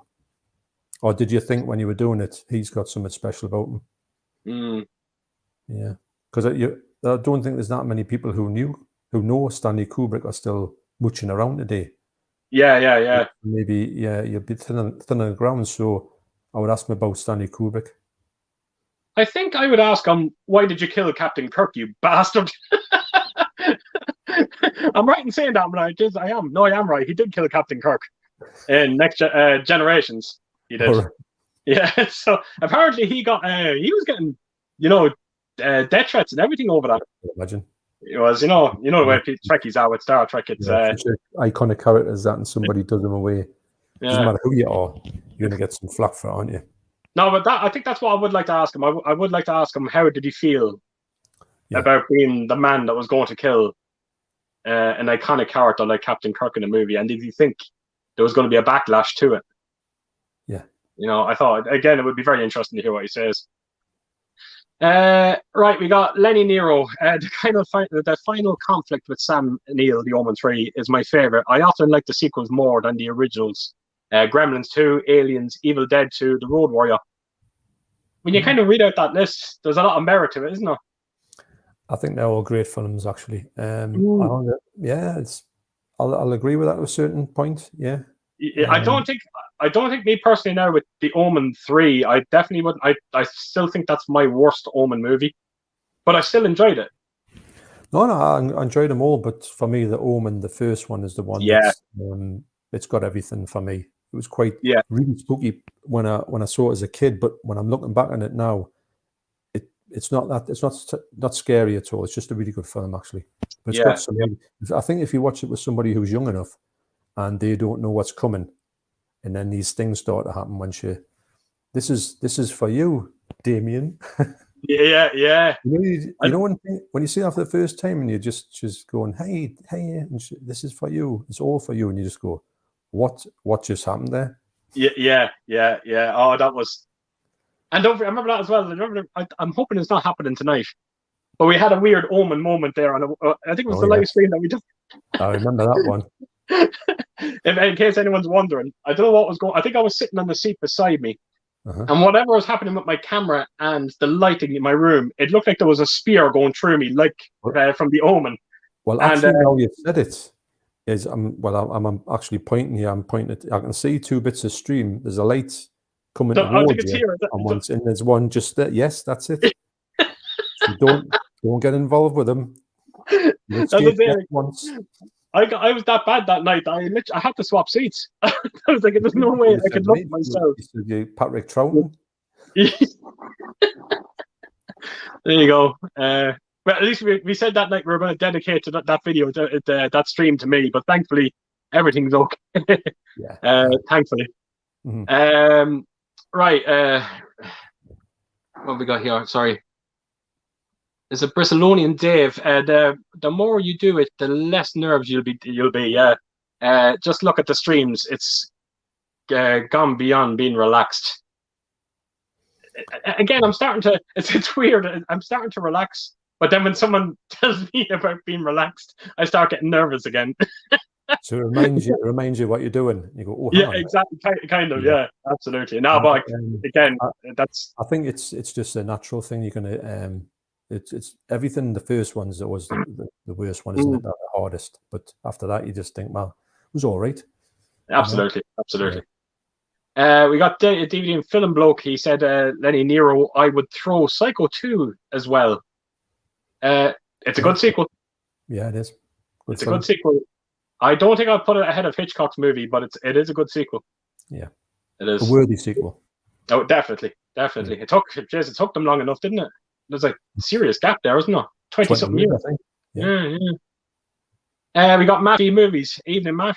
Thanks for coming over, my friend. That fella has some collection. Yeah, he has. And he's a bit like John Clancy as well. He has the whole projector set up as well. Yeah. Just like John as well. So I would love to see his room and see what it looks like. I say it's something quite special. Yeah. We got Tony Crosby. Malcolm McDowell is one of my favorite actors. He was great in the Time After Time as H.G. Wells and chasing David Warner's Jack the Ripper. Yeah. No, I never seen that now. I've got it, actually. I got it off John Hall very recently. Oh, really? John Hall's always raved about that movie. And he's always told me to get it. And I think I had it on DVD somewhere, but I never watched it. Now he's given us the Blu-ray. And I'm going to watch it because I think he got a UK one. So I thought, right, it's on the watch list. I think, to be honest, I'll probably get more of these when I've got my shelves sorted in a sort of in a good fashion, that's when I'll crack on with these movies, because they're a little bit in limbo at the minute, because I'm kind of not where I want them to be. You know, when I'm looking on the shelves, I'm not really seeing what I usually just used to know exactly where me stuff was, and I think, right, I'm going to go and look in that section, but they're all over the place at the minute, so that's putting us back. I think that when we done this room up in here, I think when we finally got it all put together, there must have been at least 100 films that we've fallen behind on during that period, you know, because we just didn't have time to. And we got through them very quickly, and I'm sure you'll be the same as well whenever you do get things finished. I think it'll be, I'll judge them on like what everyone's talking about, like Pig and stuff like that, or ones that I think will look spectacular on 4K on the telly, you know. So it's going to be, that's going to be influences a lot. Yeah. I mean, Flesh for Frankenstein's high up in there. I think that'll be one of the 10 that I'll watch. Have you seen the movie? I've never seen it, but the set is just extraordinary. Absolutely. Why do we not see more of them sets? I'll never understand. Well, I think the Vinegar Syndrome should try and distribute in the UK somehow, because we need that type of thing in here, because I'm seeing all his stuff, and I tell you, Horan Todge, he gets lots of stuff like that, and I look at it and I think, I know as soon as he puts it out, he usually does say, I've got this at a good price, but it's pretty hard to get. I think there's no way I'll ever get that. It's always usually out at print by the time he gets a hold of it. So it's a big shame, because some of the stuff he gets is phenomenal. And I just wanted to get my hands on one of those slipcovers, you know, the hard cardboard slipcovers. And that's nothing underneath, to actually see what it felt like. And it feels good, mind. Right. You wonder, kind of get worried as well, because you're just talking about them hard box slipcovers, and you kind of think of the Halloween collections that myself and you picked up, the first 5 of them. You kind of get worried now that, because there's rumors now going around that they're going to bring out the next 5. Yeah. And these are not very desirable Halloween movies, and you're just worried now, will they go the cheap end and put in the cheap? I think they should finish off that series as they're meant to go on. But I can see if they do dip with it, I can understand why they would do, because it's not ones that people will go crazy for. Yeah. And I wouldn't be that over the moon by getting them all. Some of them, like Rob Zombie's Halloween 2, which I think is awful. But I would get it. To be honest, I can't imagine there's ever even, well, I would watch it, but I can't imagine there's enjoying it. Resurrection is the one that's going to basically, that's going to kill me buying that. Yeah. Busta Rhymes doing martial arts and Michael Myers, it's just. And the heartbreaking thing about that movie is, my favorite Halloween sequel is Halloween 2. It was always going to be Halloween 2. And the fella that directed Halloween 2, Rick Rosenthal, actually directed that Resurrection. I know. So you can imagine how excited the world was when he came back, to Halloween. And that's the film he directed. So it's. I've never seen it, actually. So there's a lot of these I haven't seen. I think I've seen about 5 back in the day, but I hadn't seen one from then. If I was just bits and pieces of them on Sky Movies, never particularly noticed of them. So these are all going to be more or less first time watches, apart from Rob Zombie's Halloweens for me. So, but I will get them, because I do think they're one of the best looking sort of releases ever. Yeah, Halloween. That Resurrection is basically Big Brother. Big Brother in the Myers house. Wow. That's it. Yeah. I'm not going to say more about it. It's not worthy of my time. Right. Dr. Impossible. I always preferred The Omen 2. The kills in that film are extreme. Yeah. But Goldsmith's film score for the Vinyl Conflict, probably his finest of the series. I definitely agree with that. The music at the end of that film, when Damien finally gets killed, is absolutely breathtaking. I'll have to watch them. It's been a long time since I watched them. Oh, it's breathtaking. It is. It's beautiful. Warp Art Studio. What film scared you the most as a child? Great to see 2 legends. His name is Tristan. He is what a lovely fella. And again, Tristan, thanks for that message that you sent me yesterday. I really appreciate it. I'm not going to get into it, but I really appreciate that message you sent to me. But really nice guy. Massive supporter of my Comments on channel. my videos a lot, yeah. Yeah, really nice guy. Yeah, John, what films scared you as a child?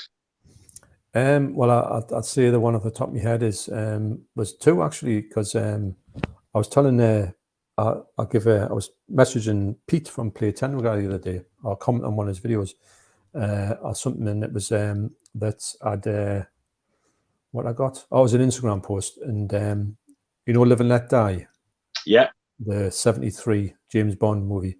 Me and my dad, we went to this like cinema in a place called Baker, which is just around it's not close to me, but it's drivable, and it's a bit of a hovel like. And there was this dirty old rundown fluff-eating cinema at the bottom of Shields Road, which is one of the roads that you think, wow, when you go into it, it's just like nothing you've seen before. But anyway, we get into this place, and he says, "Oh, do you want to go and see the new James Bond movie?" I says, "Aye." So we gets into it, and I think it was pitch black at the time. He says, "Right, ta-ra," because he went to there's loads of pubs on Shields Road. He said, "I'm just going to go and see a man about a dog." I went, "Eh?" So he hired us in this place, and I was in there. And when you know what Living That Dies like, with all the voodoo and that. Absolutely, and I know. I think I know the scene you're going to say. Yeah, so they these two old women took me under the wing and sort of got us through this movie. And then when they come out, they were starting to give me dad a bit wrong, but he was tanked up, so he was giving them a bit wrong, and I was standing there going, I always remember that being like one of those things that even when I watch it now, I still understand how I was frightened by the whole the voodoo masks and that. Absolutely, yeah. Another film was Grizzly, the went to see a lot of pictures, and then 76, and I didn't expect it to be anything gory, and it was pretty gory actually. And I think that was the first gory movie I ever saw, apart from Jaws, which I saw a year before that. Right. So maybe Jaws as well. Jaws, yeah, that'd be a good one as well. There's two that stick in mind, and we've already spoken about one of these films tonight, Demons. Do you know the scene where it shows them all, the demons running down the hallway? Yeah. That image, even when I watch it, it freaks the shit out of me. Yeah. But I think the one scene that, and to this day, it still freaks me out, is probably Salem's Lot. The child at the window. Yeah. That scared the living shit out of me. I did not sleep for a week after seeing that. And that didn't help that my brothers were getting twigs and hitting it off a window. You show a weakness in the pounce, yes. That's it. But yeah, I'm sitting next to a big window here. If anything starts hitting that, I might be off.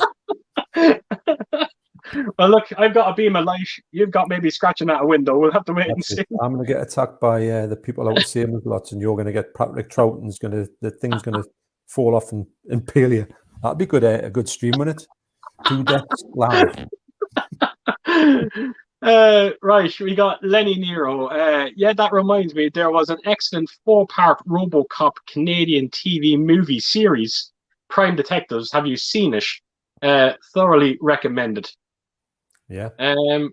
Never seen it myself. Have you seen it, Keith? No. Have you? Yeah, it's all right. It was better than RoboCop 3, if I'm honest. And it was kind of like I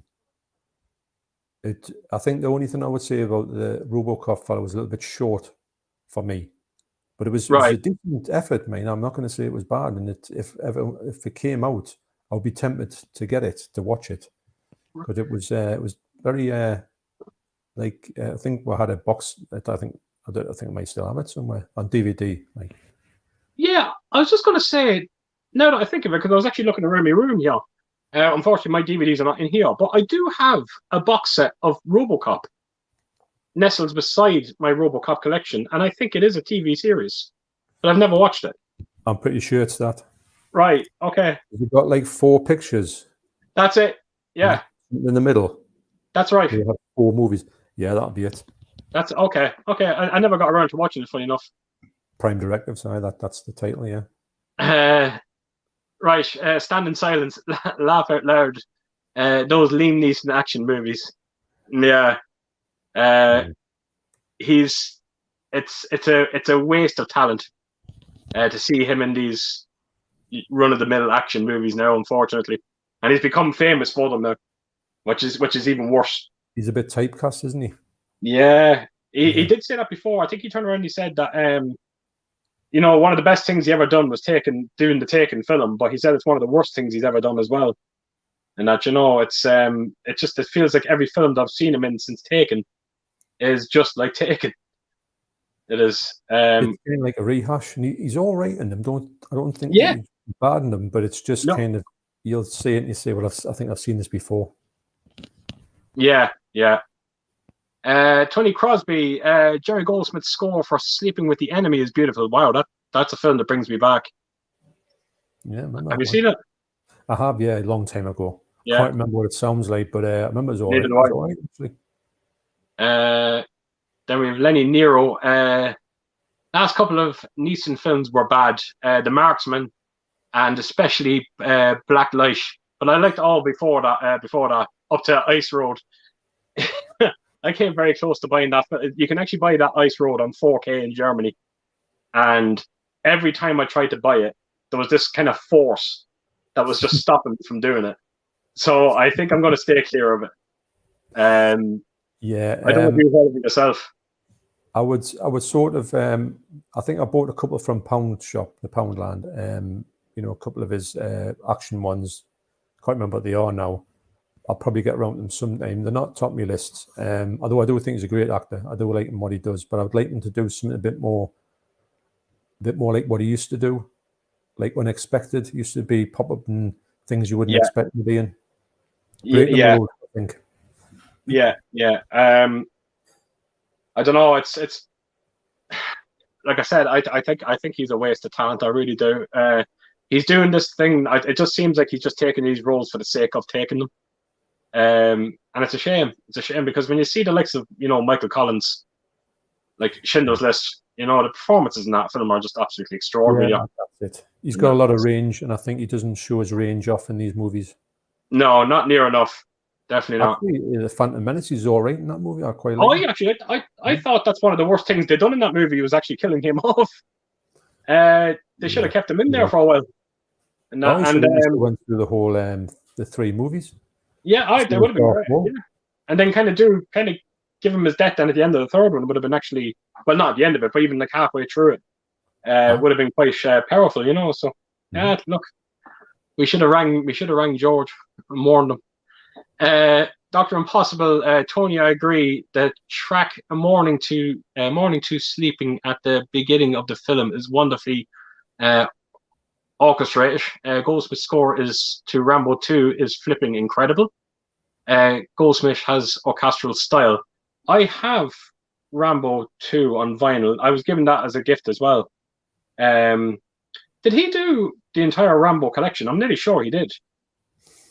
I'm not sure about that. I don't really know about too much to do with soundtracks as to who did them, apart from the obvious ones, Yeah, well, Jerry Goldsmith is definitely up there. He's one of the best, if not the best.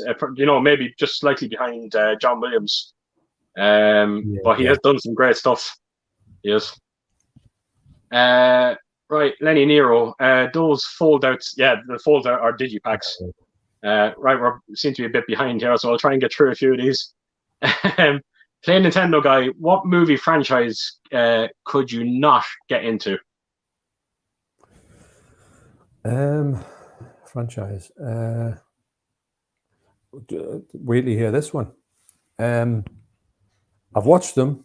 I thought they were all right, but they just didn't really set us on fire. Indiana Jones.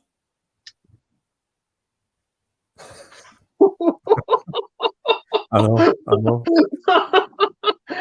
Yep. There's only one person watching this stream now, John. Thanks.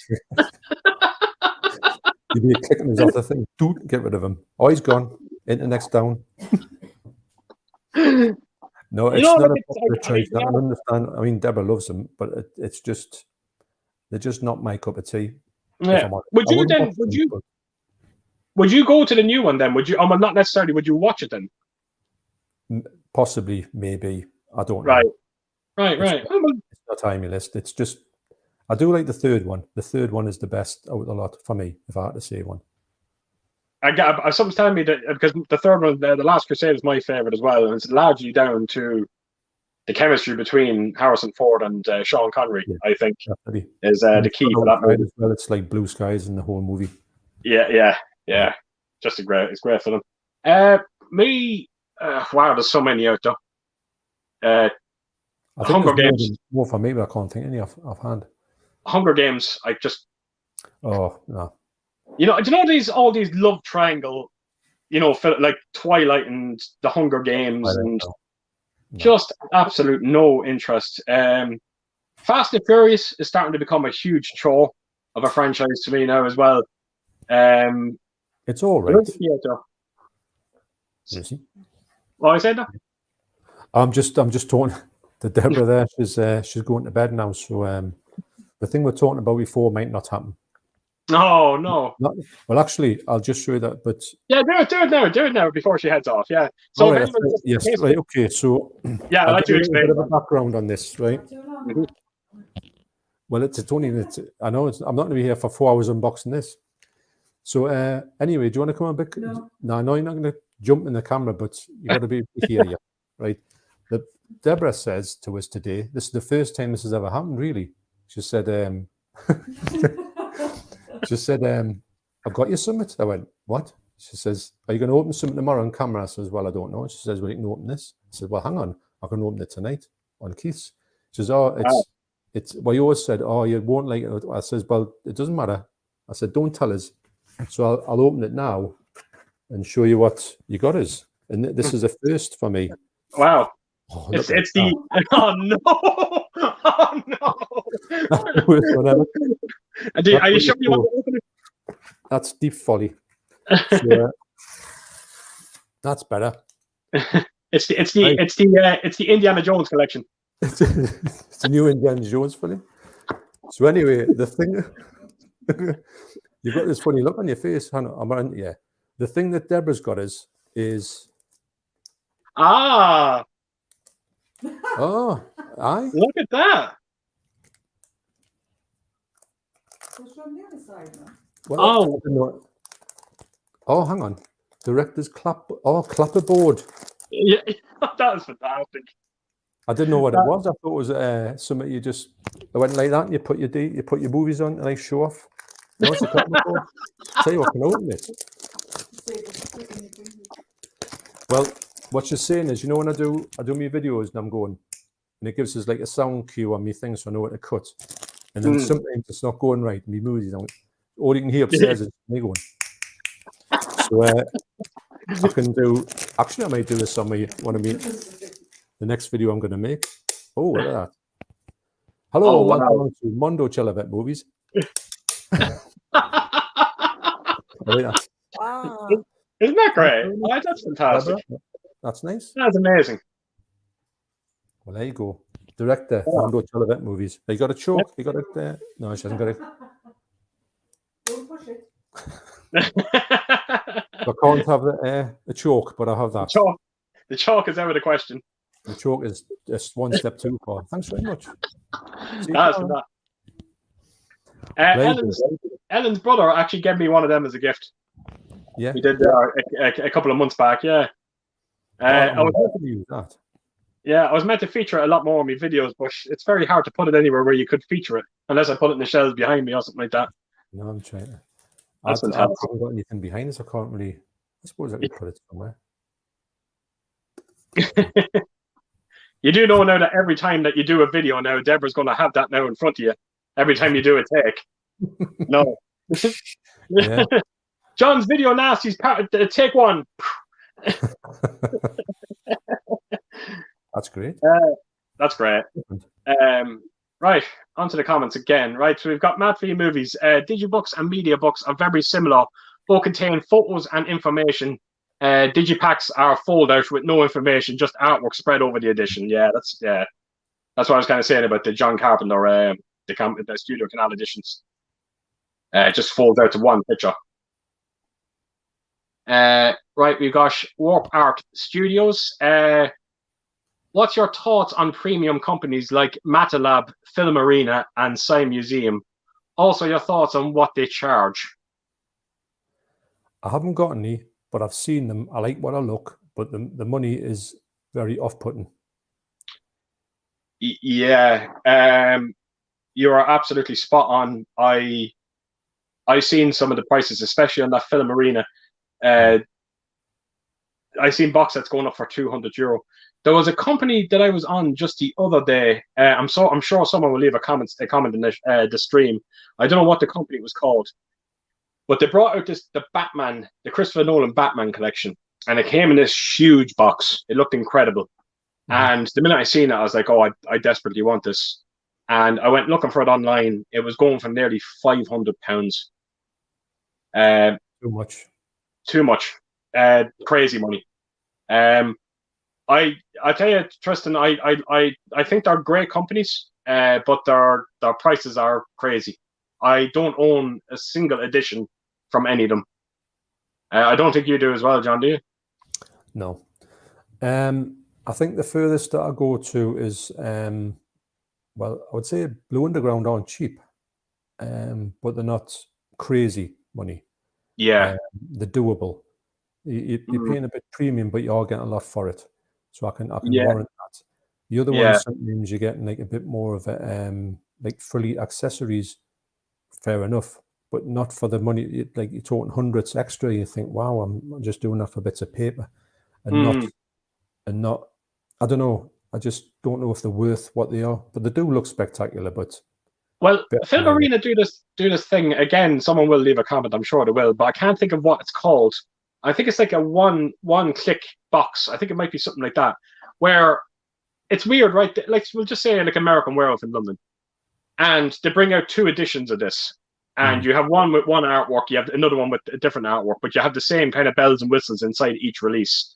Yeah. And then you have this one big box set where basically it's them 2 together in this one box. Yeah. And they're going, them editions are going for nearly £200. I can't. They look amazing, but they're a bit of a they're a double dip within a single dip, double dip. Yeah. You think, absolutely. Well, this is way over the top, but I don't know. It's one of them things where, I mean, I was really after them Vinegar Syndrome slipcovers, which I've got, well, kind of 2 of now, which is brilliant. At least I know what they look like, and I know if I went for the whole lot, I would probably waste all my money on it. Yeah, I probably wouldn't like, and also it would just be too much money, and I could spend that money better. I'm glad I've got them, but I know it's very much out of my price range. It's weird, John, because they mustn't be that popular. Because I'll tell you why. Because when I go onto YouTube, I rarely see people putting videos up from these companies. So there's obviously is it Wilsonian Museum from Australia? Absolutely. He's the only one I ever see putting stuff like that up. Absolutely. And he's the only one that comes to mind. So it's not for me, Tristan, and I can't see myself buying off them anytime soon. And not for them prices anyway. Lenny Nero, all those premium limited editions have doubled in price. You know, the thing about these editions is they've doubled in price. Is that what they're asking for, or is that what they're selling for? You know, it's one of those things. You know, you see them putting out these releases and they have crazy prices. It doesn't mean that they're getting that money for them. Not, you know. That's it. If you do like 3,000 movies at a certain price and you only sell like 500 of them, really, you haven't made any money. You haven't made any money off them, because I know they've got to make a certain amount back. So really, if they drop the price a little bit, you know, if they were like a bit more, you know, because you look at some movies and you think, right, like that's worth that, or you go, nah, that's, you know, like when we're buying the Guest, you know, when that came out, which is a great movie and it's a great edition. I'm glad I got it. But as soon as I saw it for £50, I thought, no chance. Because I didn't even know anything about the movie. I did really like it, and I did think they'd done a great job in it. But a lot of money to be paying out for one single movie, and that's £50. Now, when you go into £200, wow. That's what I'm saying. Like I you know, people will be there going, you know, that I spend a lot of money on busts and all that. You know, I spend, you know, close to £200 on. Actually, I spent more than that.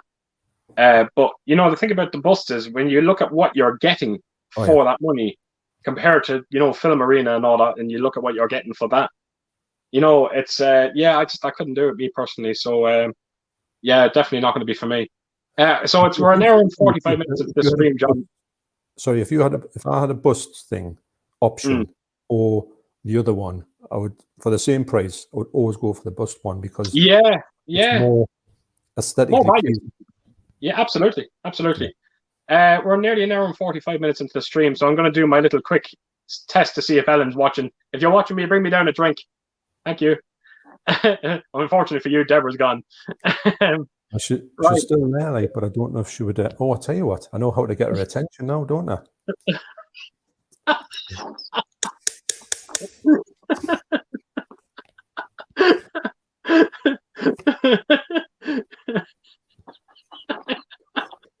Well, that didn't go too well. No, that's the last time we're going to see that clapper, isn't it? Ooh, that didn't work out. No. Yes. You might not see this. It might be inserted somewhere where I can't actually get to it. Oh, wait for it. Let's go. There we go. She's watching. No, what happened was Ellen was getting in touch with us because when Keith messaged Ellen on the stream and says, "Oh, I wouldn't mind a drink," we're going to have a race to see who was going to be. But I knew you were going to bed, but you weren't to bed, so I thought I'd get your attention by this, which, yeah. And I was going to say, would I get the drink before? But Ellen's already got the drink, and I've lost, and also there was no reason for the hand gestures, was there?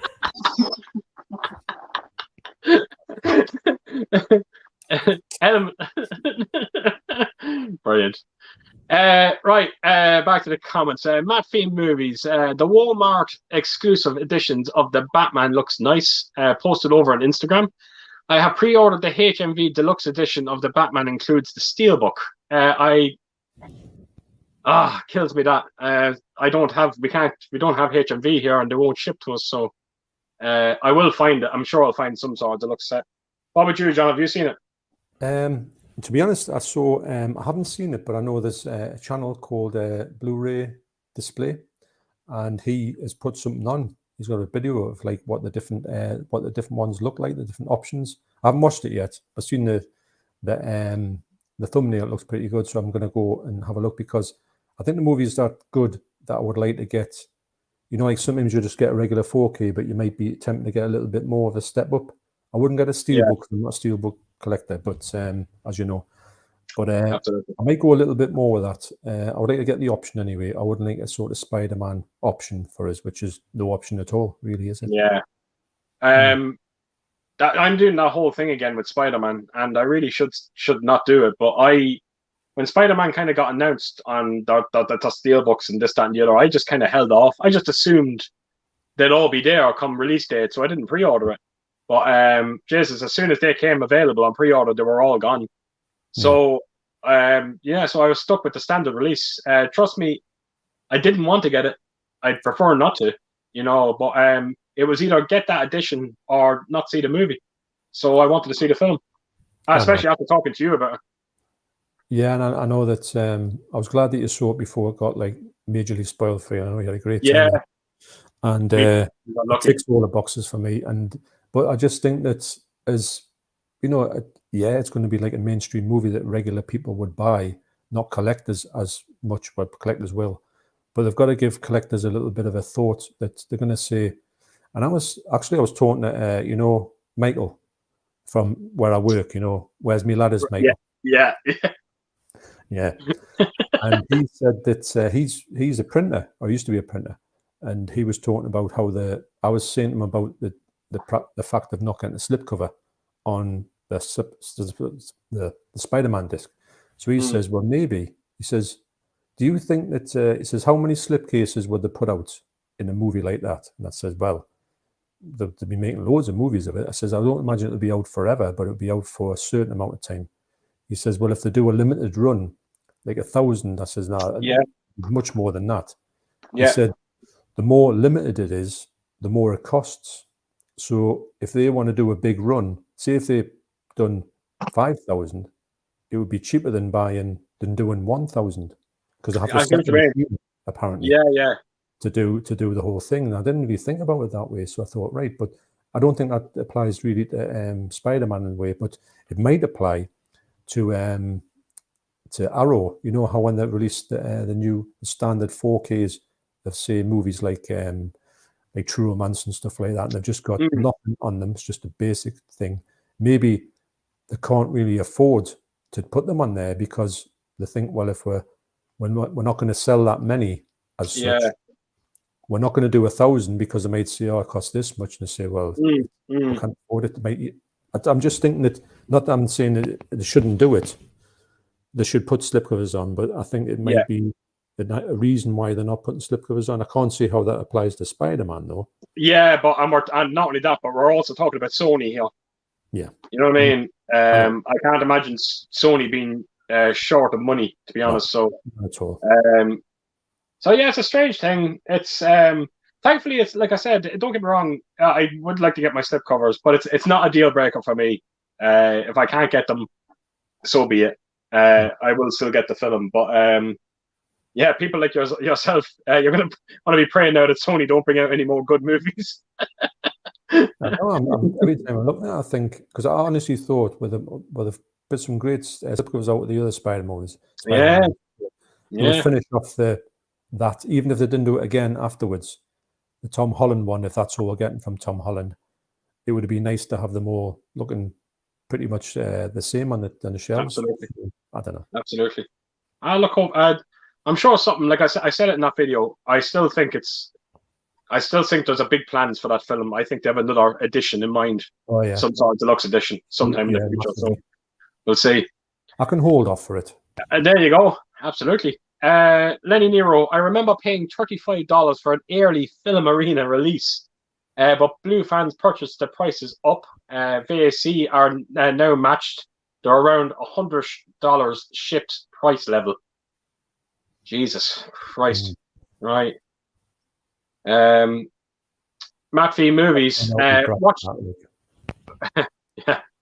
Matt V Movies watched Nobody for the first time the other night. Insane film, but a lot of fun. Reminded me of John Wick. Yeah. And I'm sure you heard about that film as well. It's rumors that that's part of that universe. Yeah, I've watched it. Really enjoyed it. Me and Deborah watched it, and I can see John Wick in it, no problem. And if they did merge it, I think it'd be really good. It definitely that. There's no question of it. There's no denying it. That it did have a real John Wick vibe to it. I don't think he's near as talented as John Wick. Really. If I'm being totally honest.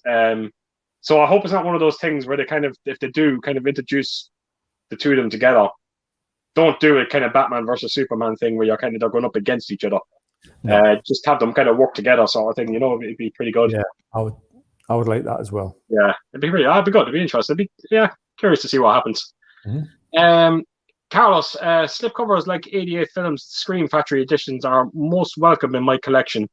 And my favorite where artwork slips and different choice of alternate covers us collectors want more of. Yeah.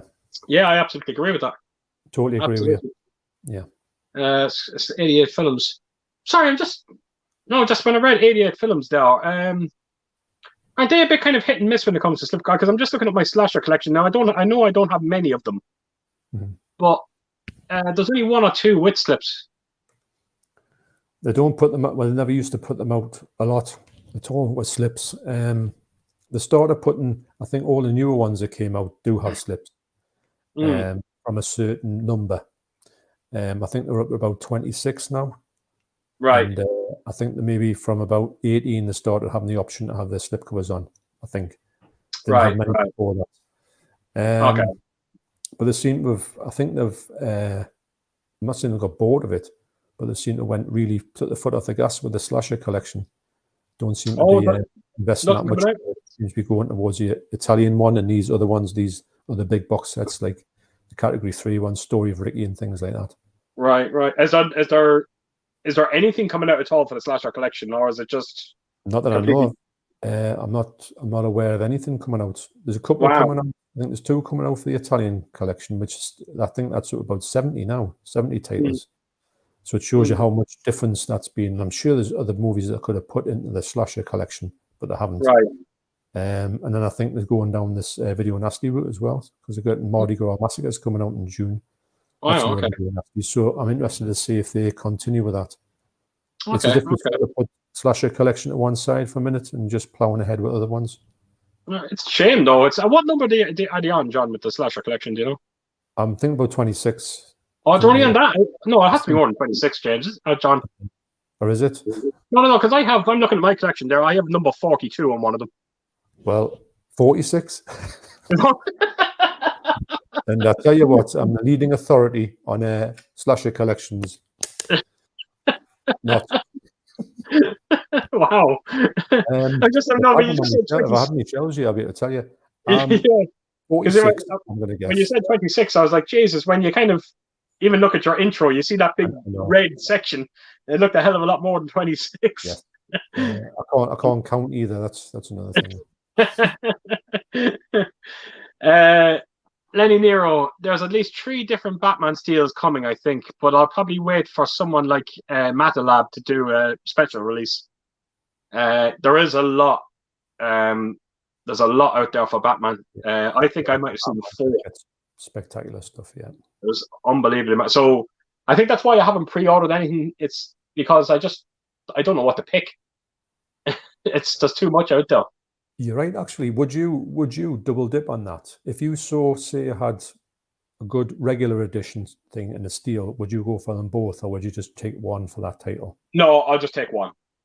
One for me on that one. You know what, John? It's one of those things that if I, you know what, John? If I get a steelbook of it, I think I'll just leave it at that.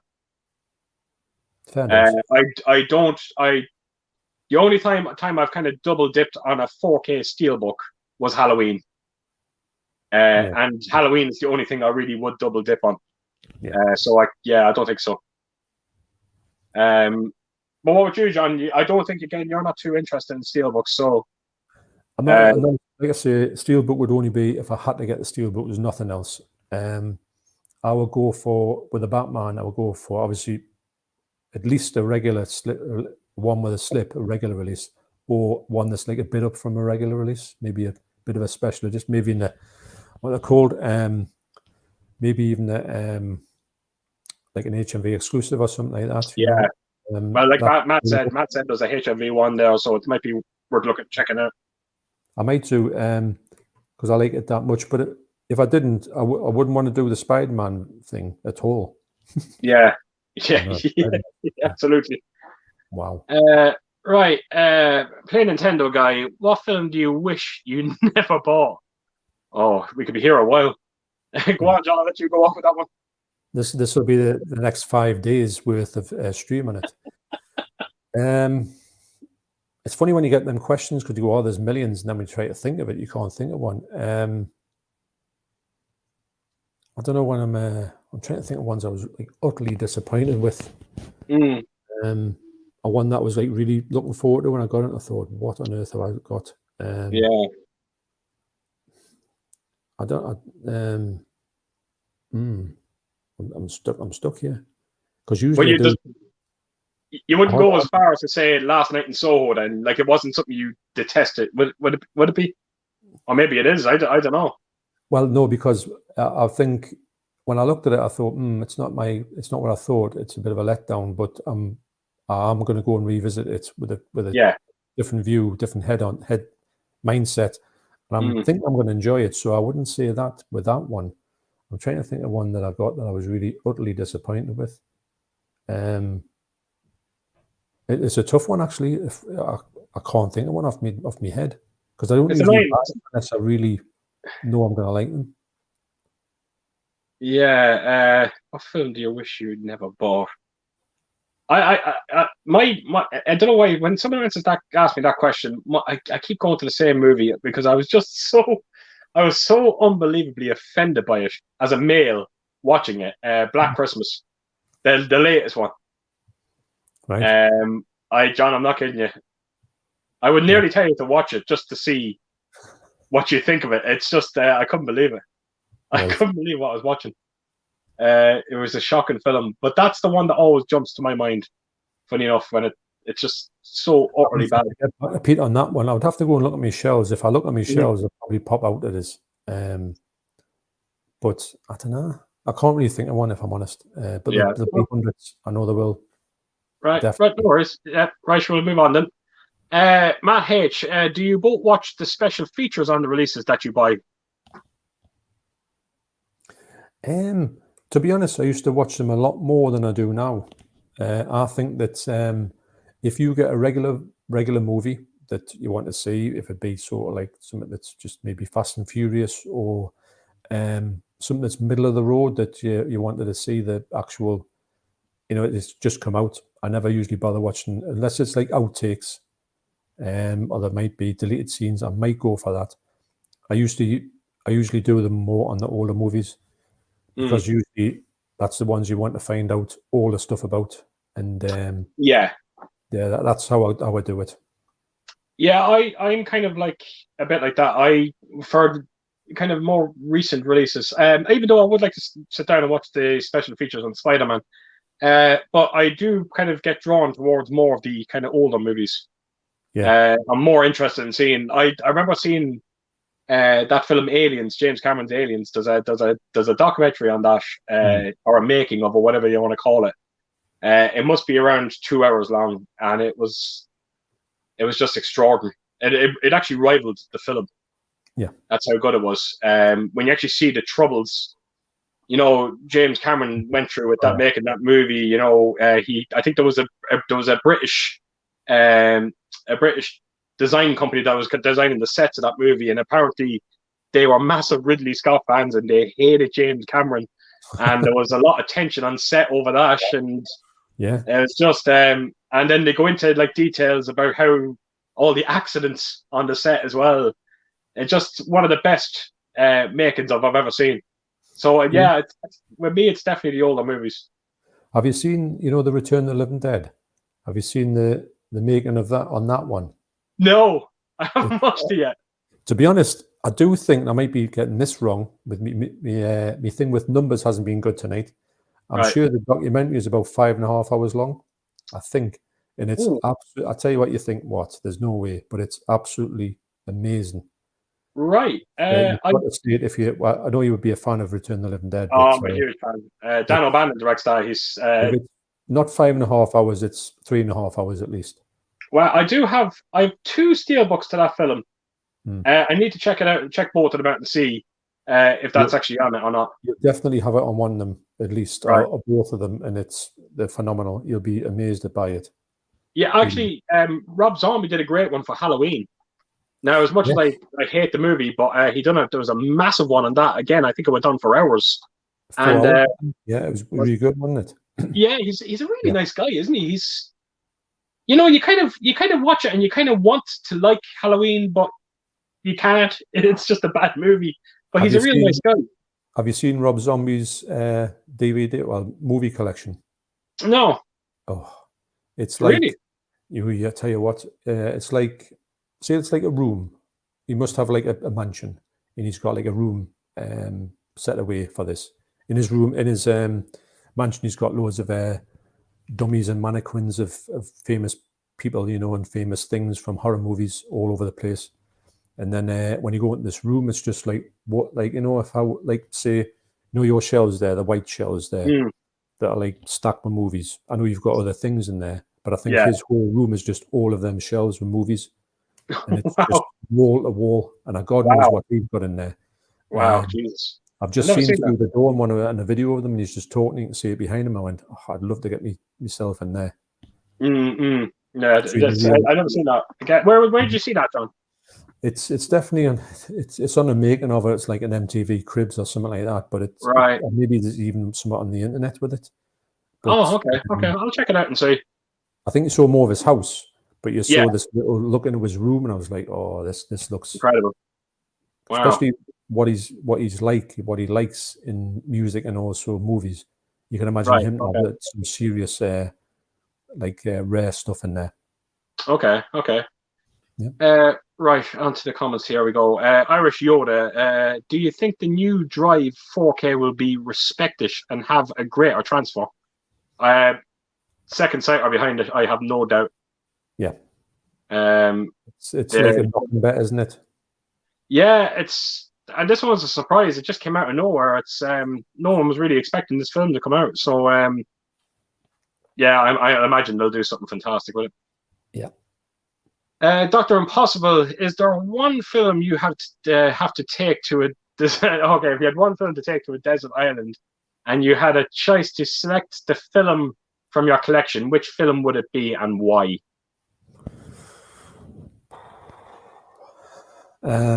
It has to be. You would probably think Jaws, but it has to be Down by Law, my favorite movie of all time. Yeah, it's my favorite movie of all time. So even though you probably, you would have to choose one, and any movie you will get, you would probably get a bit sick of it eventually. But I could get a lot of enjoyment out of that because there's so much to it. I think, even though not a lot happens in it, yeah, there's a lot to it. Strangely enough. Mine one's going to be boring. It's always going to be Halloween. I thought that was coming. It was always going to be But Halloween. Why not? I only watched it last night. I can't stop watching the movie. It is a horror masterpiece.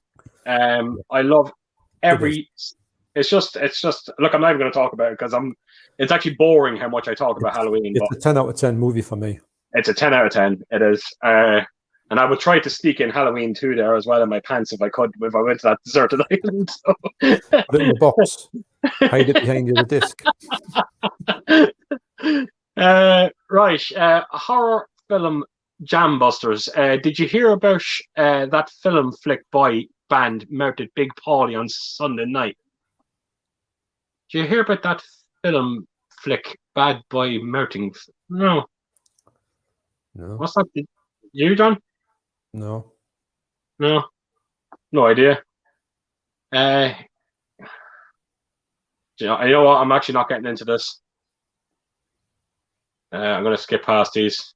I definitely don't want to get into that. Right, Matt H. How could anyone have anything bad to say about? Sorry, John. Right.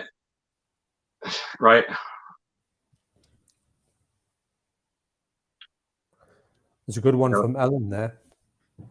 I'm going to get it now when I get a chance to. 1 second. I'm just having a little trouble here with my bloody comments. I am 1 second.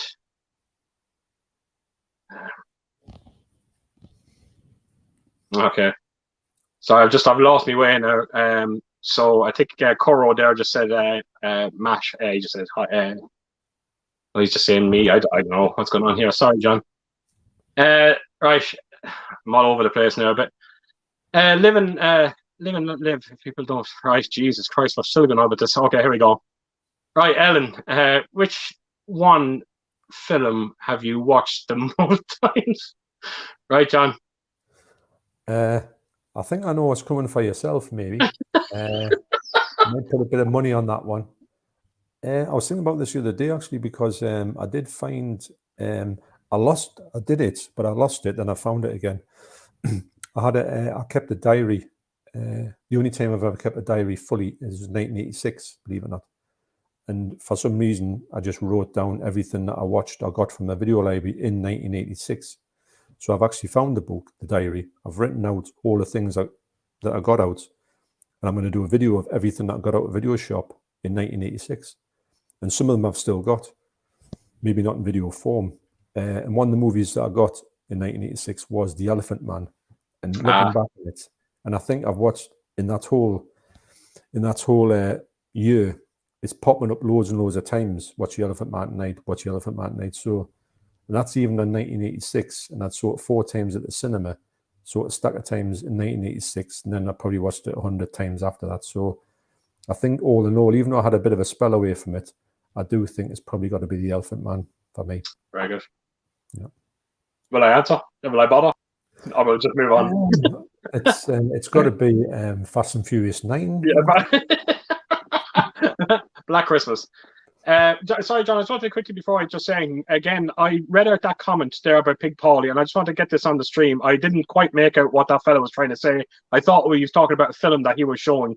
So, again, apologies for that. I've blocked that fella now, and he won't be coming back. So, again, huge apologies for that, everyone. What's okay, Matt H? What's your favorite Edward Norton film? Oh, I know this one. I'll let you go there, John. I'm going to say something really strange here. Sausage Party. Oh wow, is he actually in that? Oh yes, he plays. Wow. I think he plays a donut, but he does it in a. He's got a Woody Allen impersonation when he's Yeah. doing the donut character, and Yeah. it's phenomenal. And the best thing about it was when I looked at the end, I thought, who did that character? Because it was so funny. And when I realized it was Edward Norton, I thought it was just ultra funny for the fact it was him. So I think it was just amazing. It's an amazing thing to say that you remember somebody for Sausage Party, but I'll have to say that. Very good. My favorite Ed Norton film is definitely Rounders with Matt Damon. He's a little weasel in the film. You know, he loves Matt Damon in it, but he cares nothing but himself. You know, he's one of them kind of characters in it. And I love that film, and Ed Norton in it is absolutely extraordinary. Have you ever seen Rounders, John? I haven't, no. Right, it's a car movie, you know. It's about Texas Hold'em and that, you know, and kind of Ed Norton's character is, you know, he never wants to play the game straight. He's always looking to cheat. Yeah, and all that, you know. And it's basically him. He's actually in prison at the start, right, and he gets out. And apparently, when he was in prison, he ran up a lot of debt from his poker debt, you know. Mm-hmm. And he gets Matt Damon, who is kind of retired from poker, to come back and see if he can help him clear his debt, you know. But you should check out John Malkovich is in it. You should check out John Malkovich's character in that film. I'll tell you one thing. You won't see anything like it. Sounds all right, that. Yeah, definitely. Right. Anyway, back onto these. Right, I'm just skipping a few of these now. It's a lot of people talking about what happened there, so I'm going to just get it past all that. The Signature Collection has 4 discs per page, square album shaped, 63 discs. This is the Clint Eastwood thing, isn't it? Yeah. In all, with 61 movies covering 1964 to 2018. The Mule being the last in the set. Yeah. Whew. That's what I'm saying. Yeah. How I'd love to know how to bring out a set like that, because I can imagine that there's so many different studios. To be honest, I think it's really it's amazing. I do think they're missing a couple, and I think that's just down to studio rights, or maybe the movie's just maybe not available. You know, hasn't never been released before, possibly. But I think they've nailed it with Prattley. They've got Prattley everything they could get together. Mm. It's a phenomenal thing. So to be honest, I mean, I'm saying it's a lot of money, but if I'm honest, it's worth it. Like, yeah, when you kind of factor in, like, you know, the amount of films you're getting, and then you kind of put the price together, it doesn't seem as bad, does it? It's not as bad. Plus, as well, you would watch all the 61 and enjoy them. Absolutely. Thinking, oh God, I only enjoyed 10 of them. Yeah. Well, there you go. They might do the same for Nicolas Cage. You never know. There you go. Absolutely, Nicolas Cage. Could you imagine that? Wow. Yeah. DVD and film bloke. I'll be gone for about 90 or so minutes, so I'll see you later. I'm sure we'll probably be here. I imagine we'll still be here. We got me. I'm going to just say Robert. Robert. I'm going to just say, I love the studio canal treatment of John Carpenter's movies. I think you have a few, John, don't you? Yeah, I do. And I was saying to you the other day that there's something about, and I think Studio Canal have brought this out in Spadeful, is the fact that John Carpenter movies. I don't know what he is about him as a movie maker. I think he can really has an eye for making an attractive looking movie, and he's got a good visual. And his movies always looked, you know, back in the day when he used to get stuff on VHS and stuff, his always used to look a little bit more cut above than your regular horror. Other people, you know, like Toby Hooper and all that, always had that sort of grindhouse to bit. But he was always the one who looked like he was like a polished and absolutely filmmaker. So for me, they were always, to me, I always thought they were going to look good. But when the Studio Canal put them out, I thought, nah, they've done this. They've done, because I would hate them to do like a lackluster version of the Carpenter movies. Out of all of them, he deserved to have the pristine ones, and I think they're amazing. Absolutely. I have every Carpenter film on 4K, and I absolutely agree with everything you just said, though. Whatever it is with Carpenter's movies, they've translated so well to 4K. Yeah. And funny enough, I have it's one of Second Sight's first releases of Assault on Precinct 13. And I'll tell you what, you should see the picture quality on that Blu-ray. Yeah. You can just tell by looking at it, there's not going to be a whole lot of work needs to be done to get that film looking pristine in 4K. Yeah. So something's telling me that's going to be his next big 4K release, Assault. I'm hoping it will be. I think it's coming. Yeah, definitely. Right, Coro was just asking Impossible, have you seen The Greatest Show on Earth, mate? So I think they're just talking to each other there. I never seen it myself. Did you, John? I don't think so. No. I recognize the title, but I can't think I've seen it. Right. Play Nintendo guy, what is your favorite movie with your favorite actor?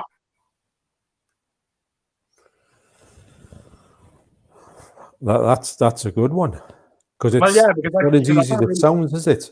Yeah, well, I can't go to Halloween now because that'd be a lie. You know what I mean? So I think I have one, though. I'm going to say, because people have asked us who my favourite actor is, and I've said I don't know if I've really got one. I've got loads that I love, but I'm going to have to say my favourite actor, probably on balance of probability, is Clint Eastwood. And I'm going to have to go with my favourite movie of his is probably, although it sounds a little bit obvious, is Good, the Bad and the Ugly, but it's not something I'll ever, if someone says to us, what do you think about it? I say, oh, it's really good. But I wouldn't say, oh yeah, that's my favourite movie by my favourite actor. So that's a bit not confusing, conflicting in a way. Yeah. It's not as easy. It's another good one, Pete. You got us with the first one. You're going to have to stop catching us out every time you give us a question. I'm like, I don't know.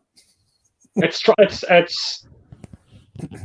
hard because I don't have like a favorite actor of, because I love so many actors out there, but maybe Kurt Russell, The Thing, would be McCready. Even though I still don't think, out of Kurt Russell's characters that he's played with John Carpenter, McCready's probably still a bit low down on my list. I would put definitely Snake ahead of McCready, and I probably would put Jack Burton ahead of McCready as well in Big Trouble. So but not taking anything away from his performance in The Thing. I thought he was incredible. So I'm going to go with The Thing and Kurt Russell for me. That's a tough one. That's a tough one. It is a bit of a thinker. Right, Carlos Eastwood for life. Horror movie face-offs. Preferred movies out of these, Keish and John. Oh wow! This is The Burning versus Friday the 13th. Alien versus The Thing. That's quite a bit of a Sophie's choice, that one question. But I'm going to have to go with me first instincts is The Burning, because even though I love the Friday the 13th, the first one isn't my favourite one out of it. I do appreciate it. Yeah. But The Burning will always beat Friday the 13th, the original one. And Alien versus The Thing is really close. But I'm going to have to say The Thing because although I think Alien is my favourite out of the whole franchise, The Thing has just got that little bit extra to it. But they're so close, actually, when you think about the Alien and The Thing, that they're more or less the same movie, aren't they, in its fashion? Absolutely. But, you're talking slight percentages here, The Thing and The Burning. I'm going exactly the way you said it there as well. The Burning for me over Friday the 13th, even though Friday the 13th is my favorite Friday the 13th movie. I just feel The Burning is unbelievably underrated. I thought Tom Savini's work in it was fantastic.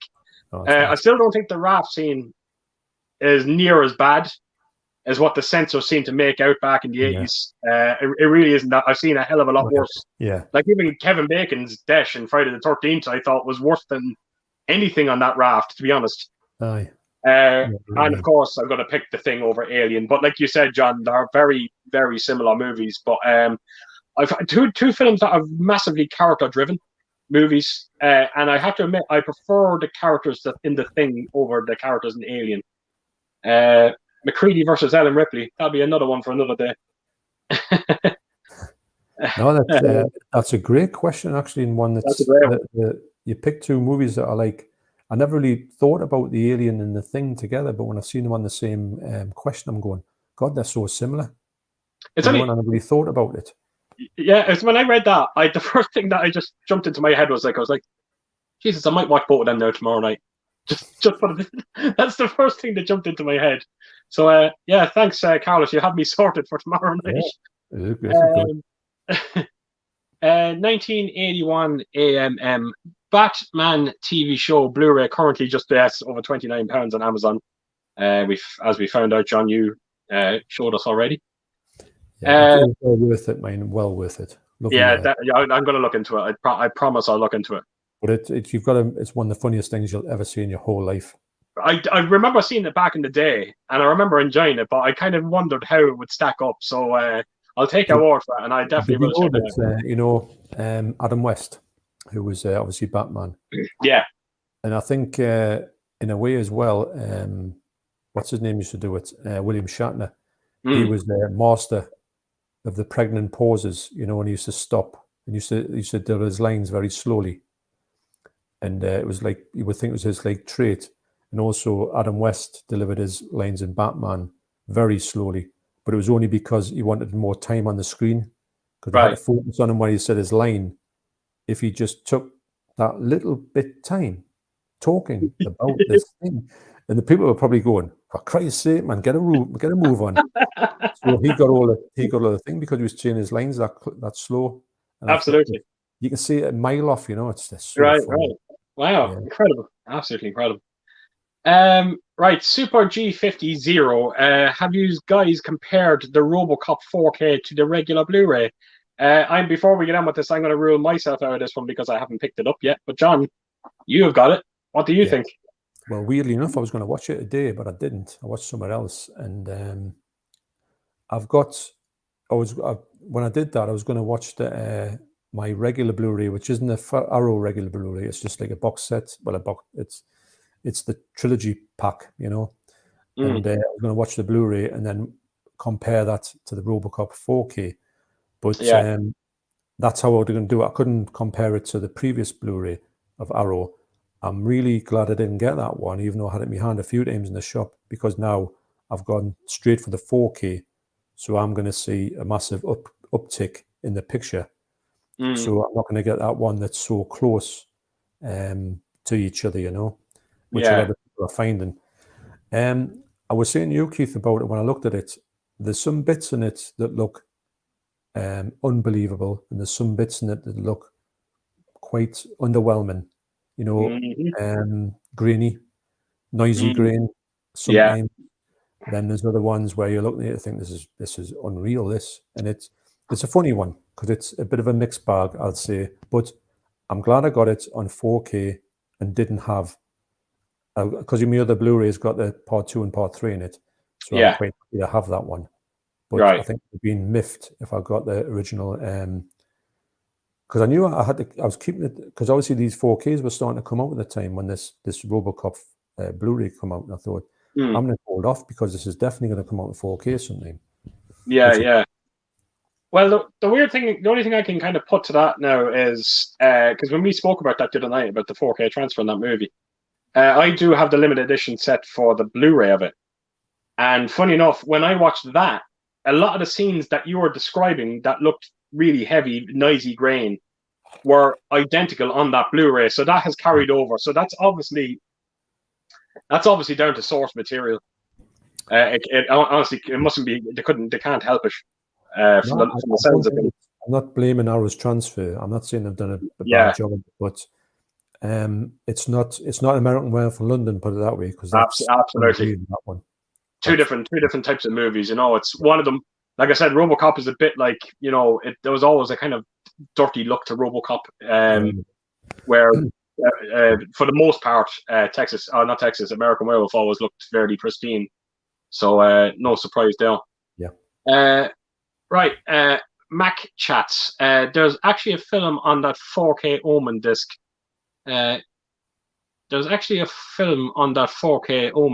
I just used used it as a coaster from ET while watching the others.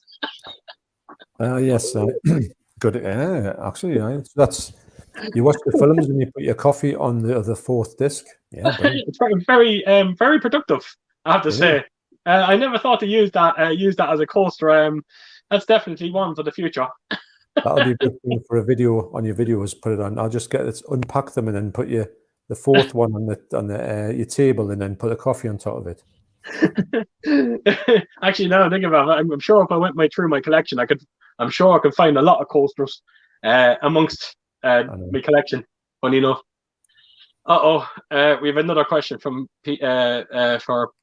Well, this one's a bit easier. That's right.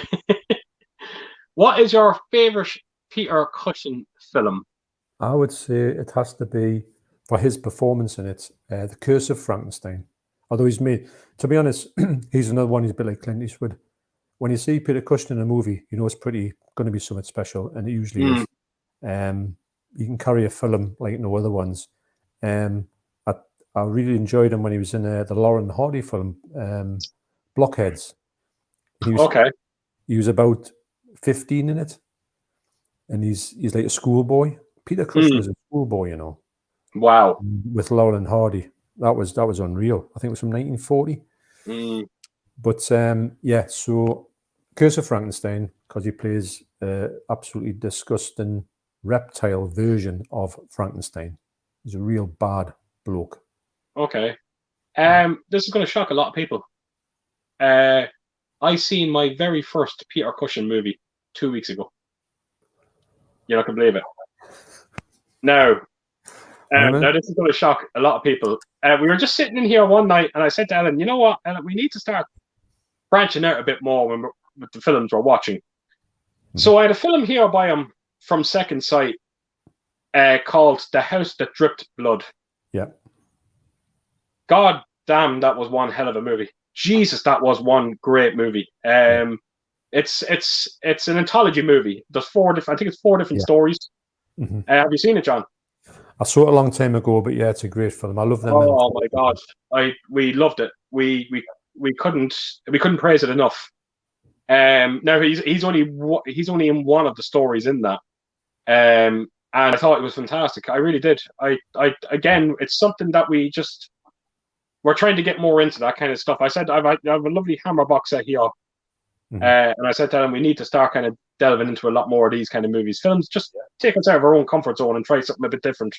So yes, I done that film, The House of the Drip Blood, and then I kind of had a spiritual sequel, kind of a film called Asylum that we watched after that one. That wasn't as good, if I'm being completely honest. But yeah, The House of Drip Blood. That's the only answer I can give you, and he was fantastic, isn't it? Well, if you're after a good anthology one with Peter Cushing in Dr. Terror's House of Horrors. Oh, really? That's brilliant because he's Dr. Terror. He gets on a train, and these people get in his carriage. And I love these films because it's just like quite simple, and they just say to him, "Yeah, he's going I can tell you future with the tarot cards."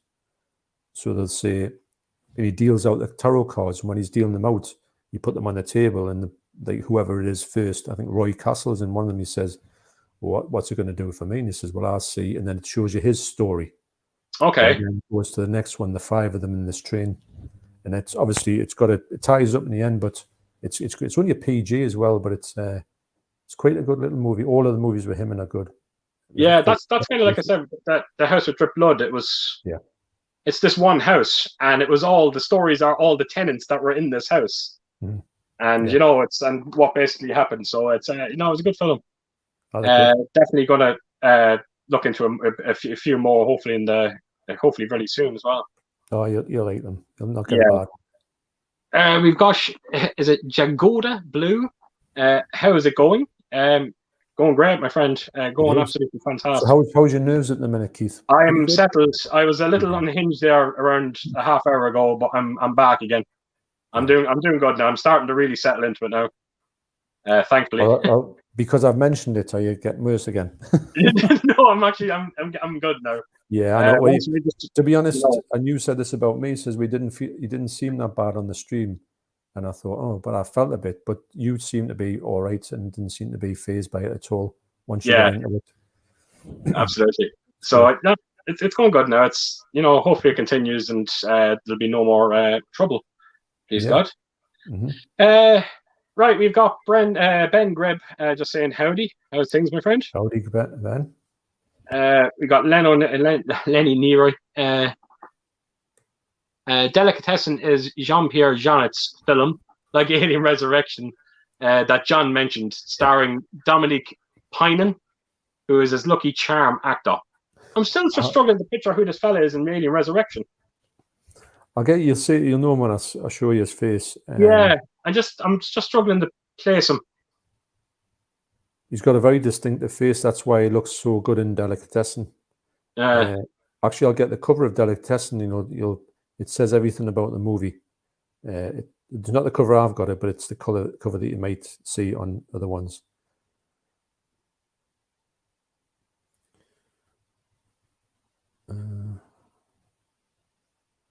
That's the one I've got, which is I think it's sort of like a pig, not. Okay, right. So that's okay.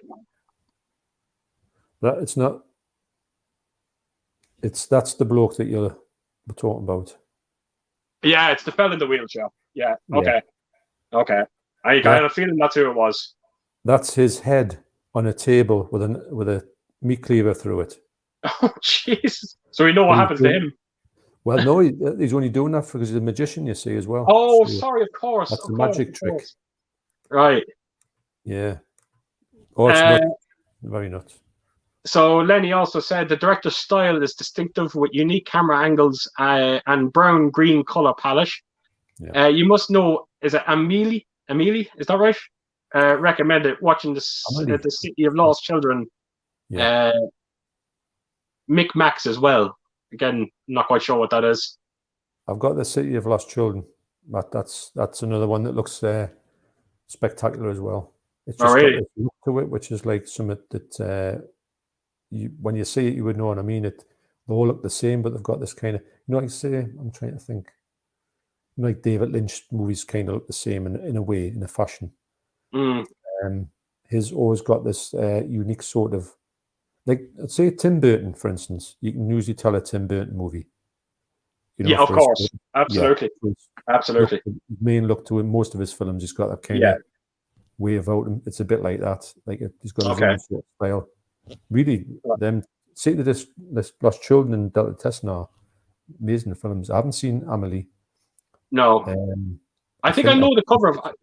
Yeah. Am I right in saying that Amelie? I think it's just a woman's cover, a woman's face in the cover or something like that. Face with a sort of bobbed haircut. Yeah. I know of it. I do. I've heard of Micmacs, but I don't know anything more about that. Yeah. And I've heard the name. Right. Next comment. This is my brother Gary, and I am definitely not going to try and pronounce that name, whatever reason that's there for. Keith, I think my favorite soundtrack has to be Elmo's Fire soundtrack. It's a good soundtrack. It is. Great film. We got Bogey CA Productions, Bogey Cat Productions. Hey guys, just joined. Hi, Bogey. Is that from your side, John? Yeah, he comments on me videos all the time. Right. Good guy. He's well into his music as well. But yeah.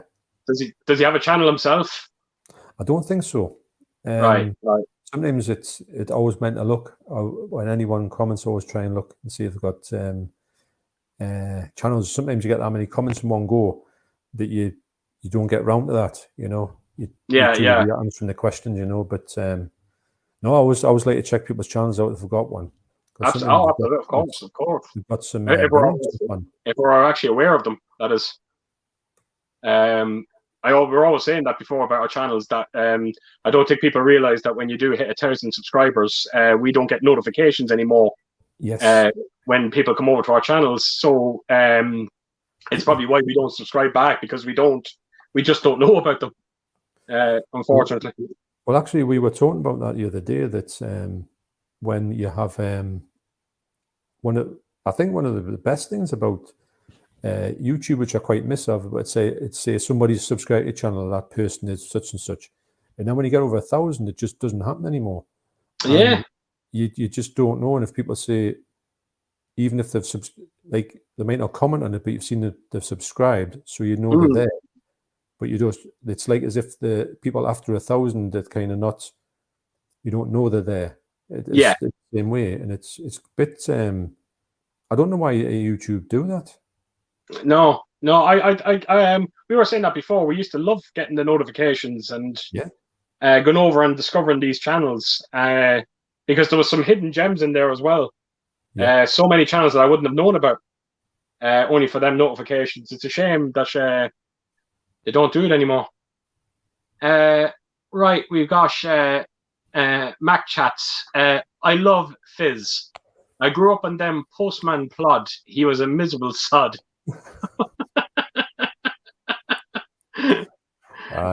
It was. I just walk around and used to hide the, parcels and everything. Just hide them in the bushes. Can't be bothered. And I used to open the stuff. You knew there was money in it. You spend the money. And then there was a superhero as well called the Brown Bottle. Now in Newcastle we have like brown ale, which is like sort of like beer of the town, which is horrible actually.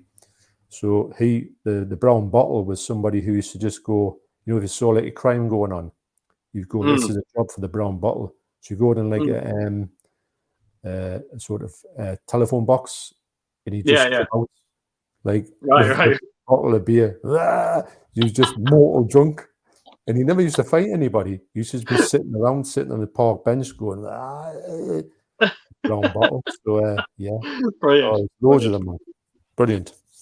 You're gonna like this one. You're gonna like this one there from Pete.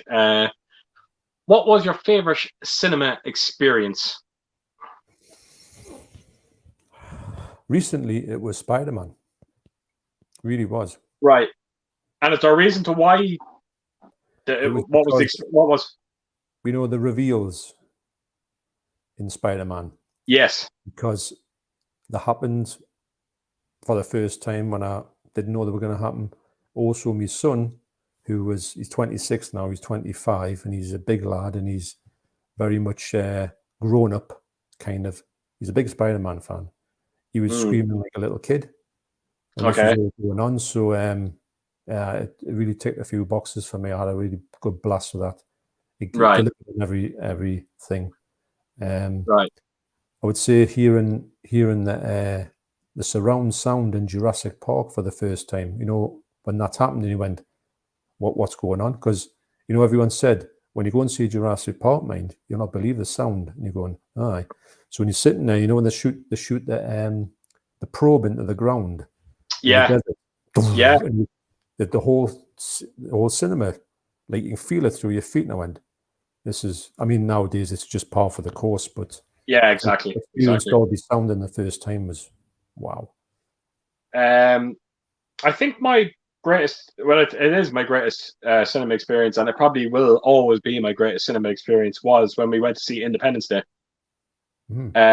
I've never been in a situation like that before, where Bill Pullman done that famous speech, and when the speech was done, when he done the "Today we celebrate our Independence Day," the whole cinema, the whole place just lifted, and people stood up and they were applauding, and you could hear them shouting, "Go get him, Bill," and all that.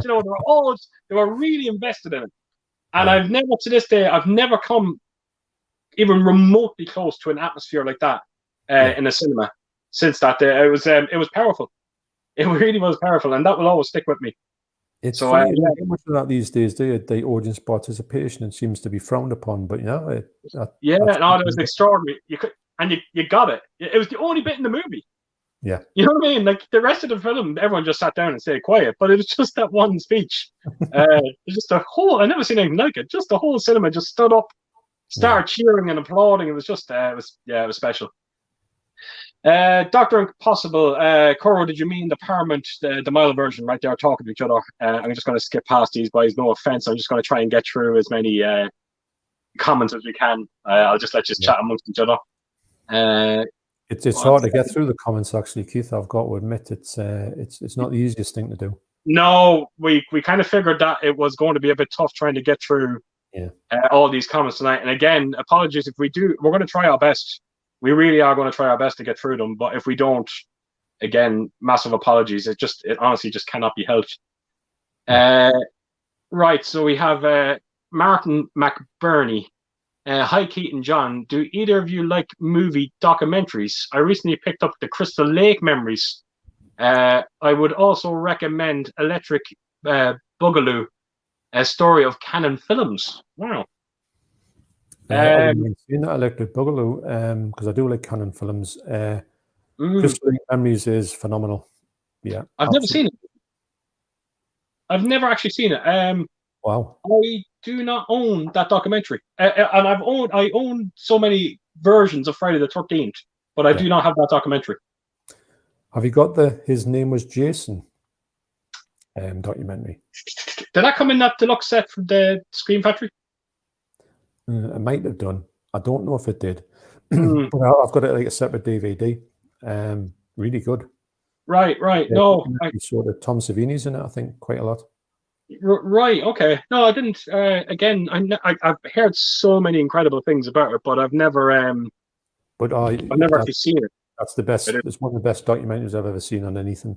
Crystal Lake. Right. American one, but I know it's been released by 101 Films. Right. I don't watch too many movie documentaries. I think the last great documentary I might have seen was probably on Live Aid. Which was absolutely incredible to watch. I look at a lot more music documentaries than movie documentaries, funny enough. Yeah, me too. Yeah. Right. I was watching one there not so long ago with Freddie Mercury. It was the last days of his life, basically. I think it's called Days of Our Lives, the concert, something like that. That was very powerful to watch. I did not know that about Freddie Mercury. Apparently, there was a bit in that they were talking about it, and it was when he was doing the video for "I'm Going Slightly Mad," where he was really bad. Yeah. And apparently, he took off his shoe, and they were saying that like nearly half his foot was missing. Oh God. Yeah. Apparently, Brian May reacted badly to it, and apparently, Freddie Mercury got up and he just went over to him and hugely apologized to him that he just wasn't thinking. And I couldn't believe that it just went that bad. You know, I know AIDS is we know it, but we know what AIDS is, but I just didn't know how bad it can actually get.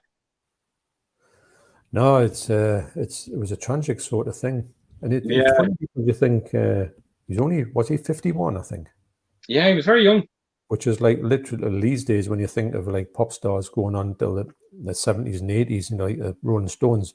He still had a lot of time left. Back in the day, in the 80s, you thought if somebody was 50, you thought they were in the scrap heap. You kind of wonder would have been still going today. I think they would have done because I so do I.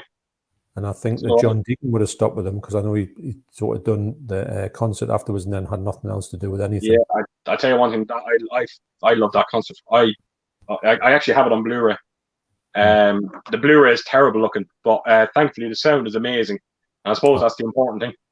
Well, yeah, you're right, actually. So we've got Rhodey here. So it's what's he saying? Horror Foam Jam Busters. I admit that I was slightly taken the mick out of it. No, Red Dot is still going on about that. Right, I'm going to go on again. Right, Pete, Play Nintendo guy. What is the next film you're thinking about picking up? I think I had something in mind I was going to get. I might get Maniac Cop 3. That's what I'm thinking about because it's Blue Underground. I think it's the only one I haven't got. I think there's another one coming out with God Told Me Too, which is a Blue Underground thing. I think I'll get that. But I think that I'm going to FOP actually. The end of this month. Okay. So I'm going to just go there with just kind of walking and just see what jumps out at you because you pick up stuff that you would never even thought of. But there's two coming out of them AGFA releases. They're like really cheap looking movies. Yeah. Like low budget ones. There's two more coming out of them. There's one that's coming out like it's a documentary, I think, of like, you know, clips of movies that they showed in to teens in school, like Right. on speed. This is what's going to happen if you speed or you take drugs. Actually, I think they're all drug Mm. ones. But so, and it's all documentaries of them put together as not a movie but a documentary compilation. Okay. Sounds quite interesting. Absolutely.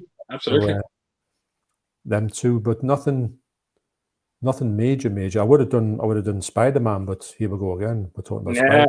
Absolutely. I know it's only a slip, but you know. But John, that's you. That's who you are. That's what you like. And I get that. Have the option, wouldn't you? Yeah, absolutely. I completely get that. So it's a bit of a shame. For me, I'm just going to mention the two films that I have actually coming. One of them came today.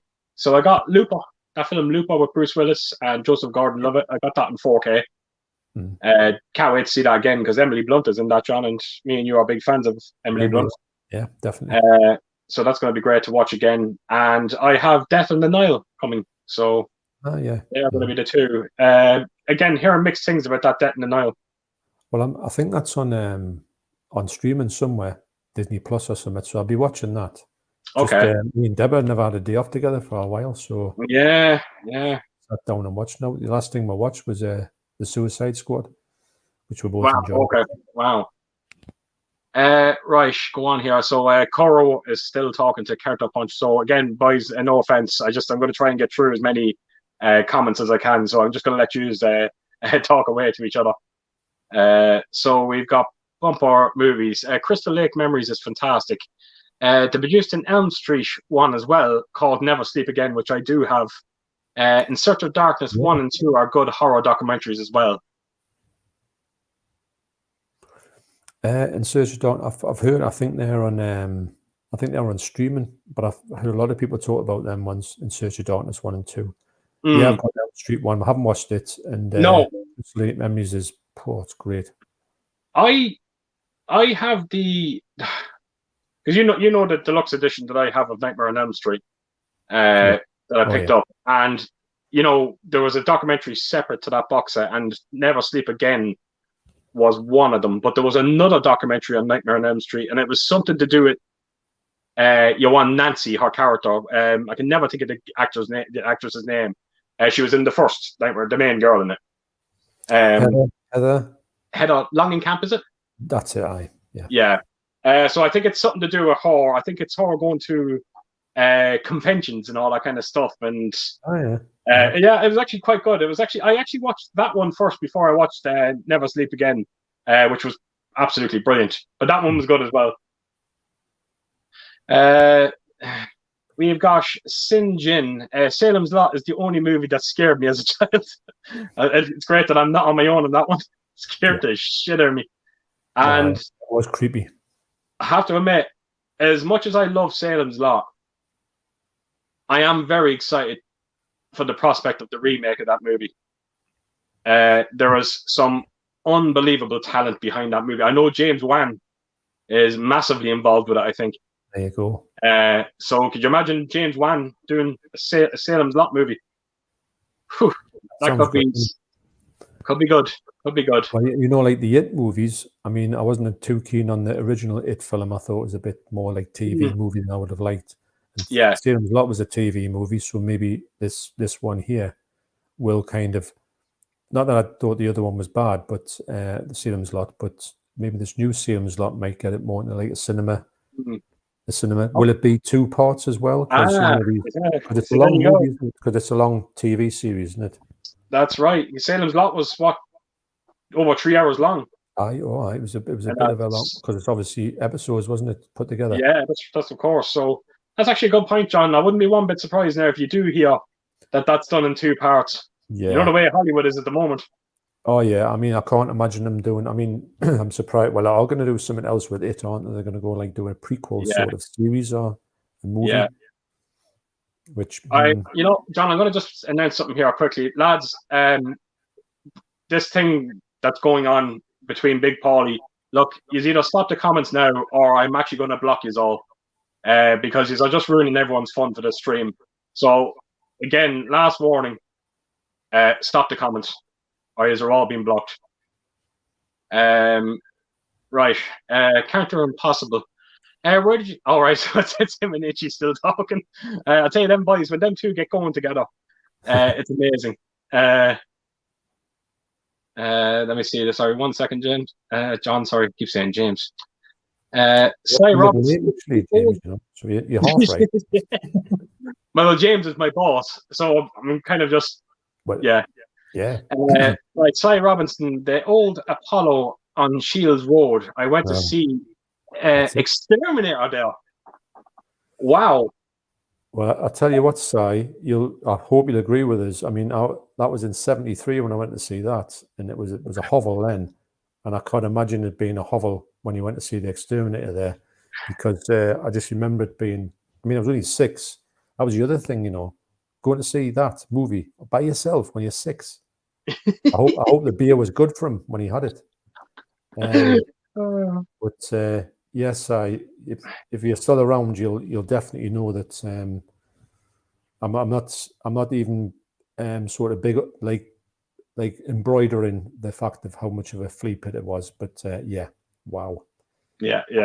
Actually, The Exterminators are probably the best movie you could see there, because it's got that grimy look to it that the Exterminators got. And not forgetting as well, it was the Exterminator. That was your subscriber mail that you gave me. I mean, to be honest, it was on my. I just knew when you put if I had the zombie fleshies, you could have had that as well. I tell you, I will get it someday. I'm convinced. You know me, John. When I put my heart into it, I'll anything that I want. I will get it. One away now, aren't you? One away to complete it. You know, this one is going to be definitely the highest holy grail item, you know, out there. It's one of those things, John, that, you know, like I said, like when you look behind me and all that, I have no problem paying big money for some of the things that's behind me. But when it comes to like a window box edition, I can't bring myself to paying £100 for something like that. So it's, you know, hopefully someday I will get lucky. You know, eBay is a weird thing sometimes. You can get an auction, no one discovers it, and you could end up winning it for little to nothing. So hopefully that's what will happen.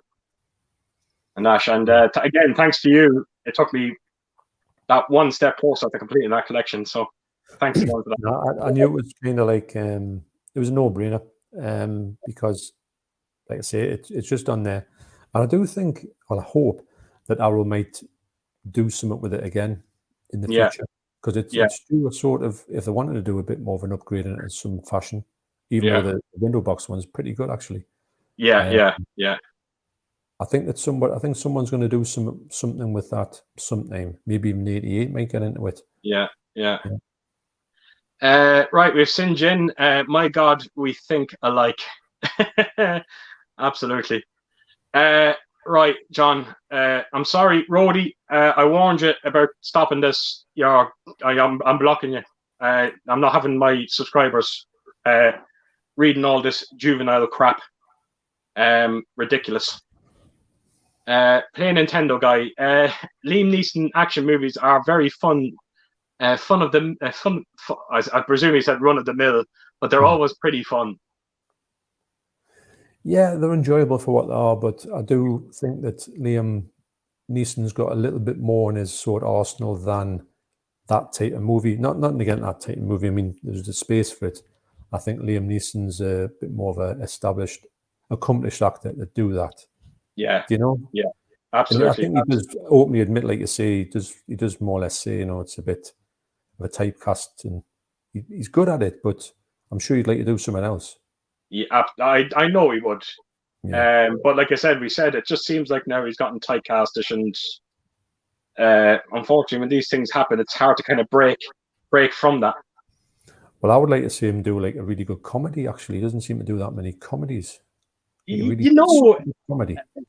You know, it's funny you said that, John, because there was 2 films I've seen him in that were comedies, and even though the films themselves are not particularly, you know, great movies, I thought I enjoyed him in them.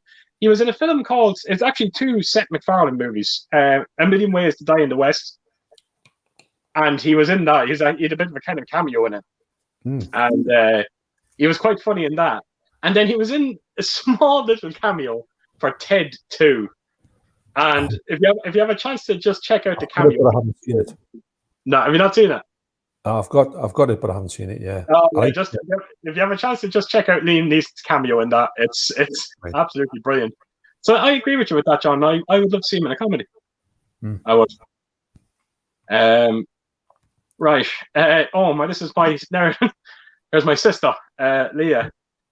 Twigs in the window is not bad. I never recovered from child's play, especially after someone put a knife in one of my doll's hands as a child.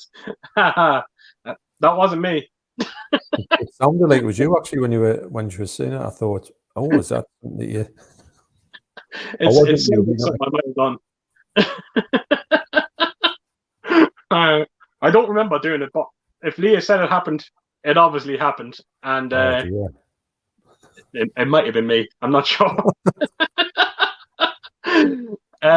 Dr. Impossible Counterpunch. Oh, Leah, thanks for coming on as well, by the way. Keith, will you be getting the new improved 4K release of Cat Eyes from Studio Canal, Stephen King's anthology film? Did you hear about that, John? I didn't, but I know Cat's Eyes, but I haven't heard. I was gobsmacked. I never thought that film would get a 4K treatment. I didn't think it would be a 4K. Not saying worthy of a 4K, but I didn't think it would be one that they would go for. It seems to be very much down the list of a Stephen King movie to be picked up for 4K. Yeah. Who actually made that film? Is there anybody behind the making of that film? Yeah, Cat's Eyes. It's Romero, isn't it? George Romero. Am I right in saying that? Is that not Two Deadly Eyes? Not Two Deadly Eyes. It's Cat's Eyes. Two Evil Eyes is Romero and Argento. Cat's Eyes. I have it somewhere. I just don't know where it is. I'll have a look. I don't know why, but I thought it was Romero and King again. But I'm probably very wrong. It could be.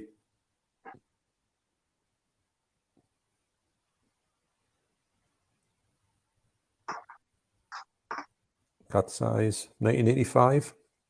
85. Director Louis Teague. Right. Drew Barrymore. I didn't know. That's right, yeah. There's a lot of these films that you saw way back when it actually came out, and you just kind of forget everything about it. James Woods. There's a story where James Woods tries to quit smoking. Yeah, that's the one. Oh yes, I know that one. Yeah. Yeah, I remember that one. Yeah. James Woods is quite a good actor, but he's quite under the radar. He's really under the radar. I love him. I think he's a great actor. He never seems to get the starring role, does he? What's that, sorry? He never seems to get the starring role, does he? No, but I tell you what, when he's in a movie, he makes the movie. Yeah, absolutely. He's always memorable, even though he might be playing not the head honcho, which is a bit strange when you think after all of this time you would see he would start to be made to do that for himself, but doesn't seem to be doing it. Absolutely. So would it be something, John, that you'd pick up yourself, do you think? I could probably go for that one, yeah. Yeah, I think I'm sure I will as well. Yeah, I think we could. So we got Boogie Cash Productions. We'll always love Liam Neeson for being the original Darkman, absolutely. There is a company called Kosh Films, and they are bringing out a fantastic looking steelbook of that movie. So I'm hoping to pick that up. Yeah, I would like. I'm not too bothered about the sequels. If it was like it was like a big set with the sequels thrown into it, I would have it. Yeah, but Darkman's it's Sam Raimi. And he's good. Sam Raimi's got all that sort of camera effects in it, and that what I think. Actually, just saying that talking about Spider-Man, there's a message of Kimberly Ashcraft. Oh, Kimberly Ashcraft, and I do. About it says, "Is there any chance of the there'd be an American slipcover, and she's put, "This is the American version of Spider-Man: No Way Home, Walmart exclusive slipcover." Oh, nice. So, I think this. nice, isn't it? Okay. Oh wow. Okay. That's nice. Yeah. So at least I know there's one out there, so I might go muching for that. John, I can tell you now, there's 4. Someone left me a message. Apparently, America have 4 different slipcases for Spider-Man, so you do have to pick of them. It's good though, isn't it? It's just this is the whole thing we've been talking about, and here, you know, people get in touch with that, and they can go across the pond, and you can say to somebody, just, you know, like through a message and say, "Can you keep an eye out for something? And do you have that in your country?" Rather than sending away for it and getting one without a slip and think, "Oh God." So you get like great heads ups, I think, which could save you a lot of pain. Absolutely, in the future. Absolutely. Right. So Coro and Counterpunch are still talking to each other. Hey, they could do a stream together then, so you know. I tell you one thing, them 2 boys need to meet. They seem to have a lot of similarities when it comes to taste. Yeah, you're right. Yes, this is a good one. I think The Grey is a Liam Neeson's best recent one. It's a good film. That have you seen that, John? Actually, no. No, I haven't seen many of his new films, if I'm honest. It's a good film. That I do. Again, I've seen it once. I remember enjoying it. Actually, I might add that to the list to watch again. You actually own it? I have it here. Yeah, I do have it in here. It's a good film as far as I remember. Liam Neeson again was quite brilliant in it. We got the Movie Cheer podcast. I hope you're doing well, gents. I watched Dark City Director's Cut for the first time recently, and I really enjoyed it. What do you both think of the film? High AP. I think it's a really good movie, actually, and I'm thinking of Dark City. Is that the original one? Because it's like 2. Oh. I only remember. I've never seen the film, but I only remember one, Dark City, and I think it is the one that he's talking about. So it's Dark Tower is the one I'm thinking of. It's like a new one out, which wasn't very good. Yeah. Oh, yeah. That's right. Yeah. Dark City, is that the one where the city moves? That you think? I think that's it, isn't it? Yeah. I've never seen it now, but I think it is. Very very strange. I liked it. Yeah. Yeah. Am I right in saying that that's the director of iRobot done that movie? Maybe I can't remember. I don't know. It was one of the ones where it came out and it was like really meant to be the next big thing, but it kind of just fell flat for some reason. Yeah. Really good movie, but it just really didn't connect with anybody. Sadly. Right. Okay. But it's got a good look, the movie. I do remember liking the look of it. It's one of them ones where I did have. I don't think I've got any more, but I would like to get it again in some shape or form. Okay. So that's good. You've reminded us about something there, AP. There you go. Absolutely. Dr. Impossible just confirming that Goldsmith did do all the original scores for the Rambo movies. We got Gary, the Blu-ray addict. Hi, both. So happy to see you doing your own stream. Sorry, I can't watch tonight as working, but we'll definitely listen on catch up. Gary I was so happy to see him back on YouTube. He's been away for months now, and he done a room tour. He put it out today, and all right, I'll have to look at that. Wait to see that fella's collection. He has some collection. He really, really does. So definitely one video to look out for, and a great Gary to see you back doing videos again. I remember Gary's commenting all the time, and then he did seem to sort of just vanish for a bit. Yeah, it's good when people come back. Yeah, he spoke to me a few times about it. I think he might just got maybe a little burnt out by the whole YouTube thing, and he just took a break from it. And hopefully now this is him back. Please God, it is, because he is the master when it comes to the haul videos, because he does monthly haul videos, and some of the things that he had in them hauls are just absolutely incredible. So hopefully that's it, and him back. Sorry, John, I'm just going through here again just to kind of Coro and Counterpunch are still talking to each other. Mac chats. I can't get into Indiana Jones. The whole internet has gone silent. Those Puppet Master films. I can't why people like them. I can't see why people like them. Yeah. It did sort of like stop the stream for a couple of seconds there, didn't it? It was kind of, I thought, should I say it? Well, I'm going to, I've got to be honest. But I'm not, it's not as if I'm saying, oh, everyone thinks you're great and I think a load of rubbish and I don't know why anyone likes them. I mean, Deborah likes them and she loves them. So that's why I've watched them, because she watched them quite a few times, back in the day on VHS and that. Still got the box set, the VHS box set. Yeah. Kind of, and they all look like, the make with a picture. Yeah. Absolutely. Still got it in a cupboard. But it's just funny. It's just something I've thought, I can see why people like it. It's just not my cup of tea. Yeah. Like he was just talking about the Puppet Masters collection there. Like I honestly don't know. I haven't watched them yet, myself. I could like them. I could hate them. I honestly don't know. It's just one of them pieces that I just desperately wanted for my room. So fingers crossed, I will enjoy the movies as well. Oh, I think they're brilliant. I do think they're brilliant. Again, stupid and daft, but they are a laugh a minute and they're good. The characters of the puppets are brilliant. I just really, really enjoy them. Yeah, I just need to find the time just to start watching a few of them. You're gonna like this next comment. Eastwood for life fan. I've unsubbed John. He's just kidding. Indiana Jones movies, shocker. Only kidding, sir. I know it's a funny one because like I say, I know why everyone likes them. It's just I just don't know. They just don't connect. Yeah, they don't connect in the way you would think they would connect. No, I kind of get that. I do completely understand that. It's not for everyone. It is. So no, look, I know numerous people out there that can't stand to sit down and watch a Star Wars movie. I know it's I can't think of.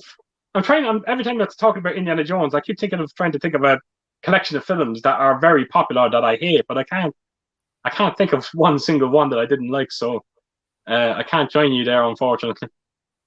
Right, Tony Crosby, have any of you guys seen Creepshow 3?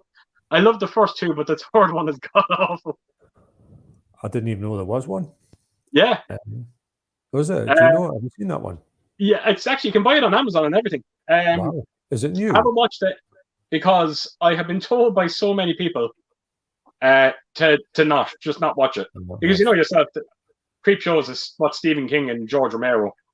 Yeah. They have absolutely nothing to do with this. It's not even sure how the film got made, to be honest. So is it like a brand new movie coming out? Or has it been out for a bit? Oh no, it's been out there a while. No, it's been out a long time, I think. Never heard of it. Yeah. No, it's just by telling me alone, I've stayed away from it. So so no, I've never seen it. Sinjin, second Creepshow was the better one. Thanks for the ride, lady. That's brilliant. The hair is gonna get me paid and laid. The hair is gonna get me paid and laid. Brilliant. I love that story. The Hitchhiker, isn't it? Is that what it's called? Yeah.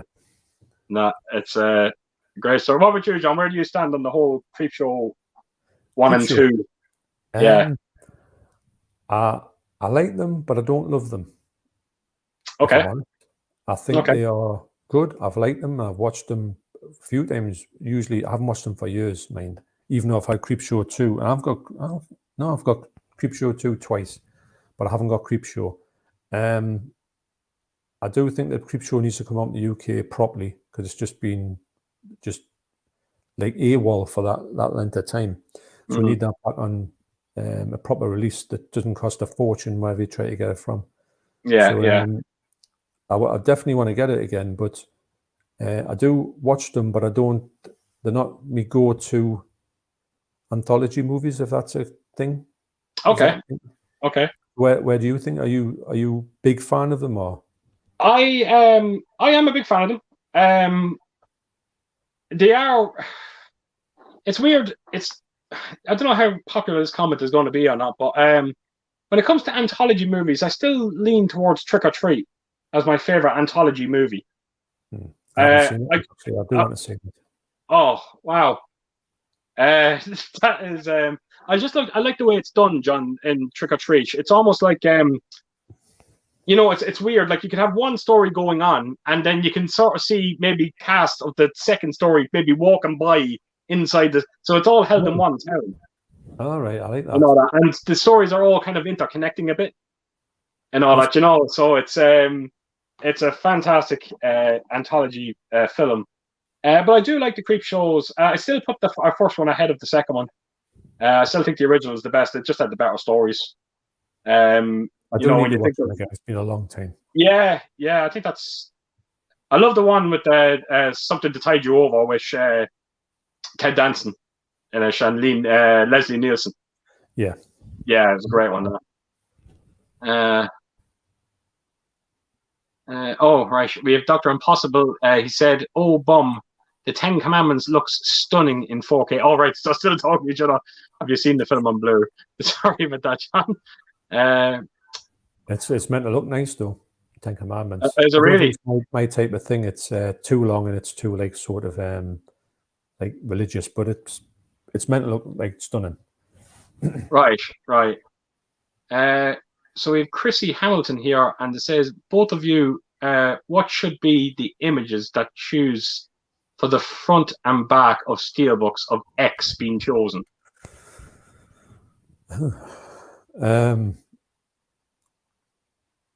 I think I've only seen the one picture of the woman on X, so I don't really know of any other sort of pictures that could be on. Right. I presume this is the film X, isn't it? Sorry, they'll talk about. Yeah. Is that what? All right. Again, sorry, no, I'll let you continue, John, with that. And I've just only seen one image, and I'm staying away from it because I know that Andy from Forgotten World of Movies had said try not to know anything about it, going as blind as you can. So that way, I've not looked into it, seen pictures or anything. I don't even know anything about it. So for me, I've got no knowledge of it visually. Right. Okay. Not one picture. Right. Unlike you, you've seen a picture. I've seen nothing. I have not seen a trailer. I don't know what the film's about. Absolutely no idea. So I'm just like Andy said, going into it blind. Hopefully I can keep it that way. And and I'm looking forward to seeing it. So I can't really contribute much to that one, unfortunately. Yeah, I don't want to see it myself. Yeah. Right, Eastwood for Life fan. Great live stream, guys. Keith, you're a natural in the making, and you'll be fine. No nerves now. See, and it has to be John, your first guest. Take care soon. Speak soon. That's great, Carlos, and thanks again for coming over and definitely sticking with us for a while. I really do appreciate that, and it's gotten a lot better now as it's gone on. So thanks again.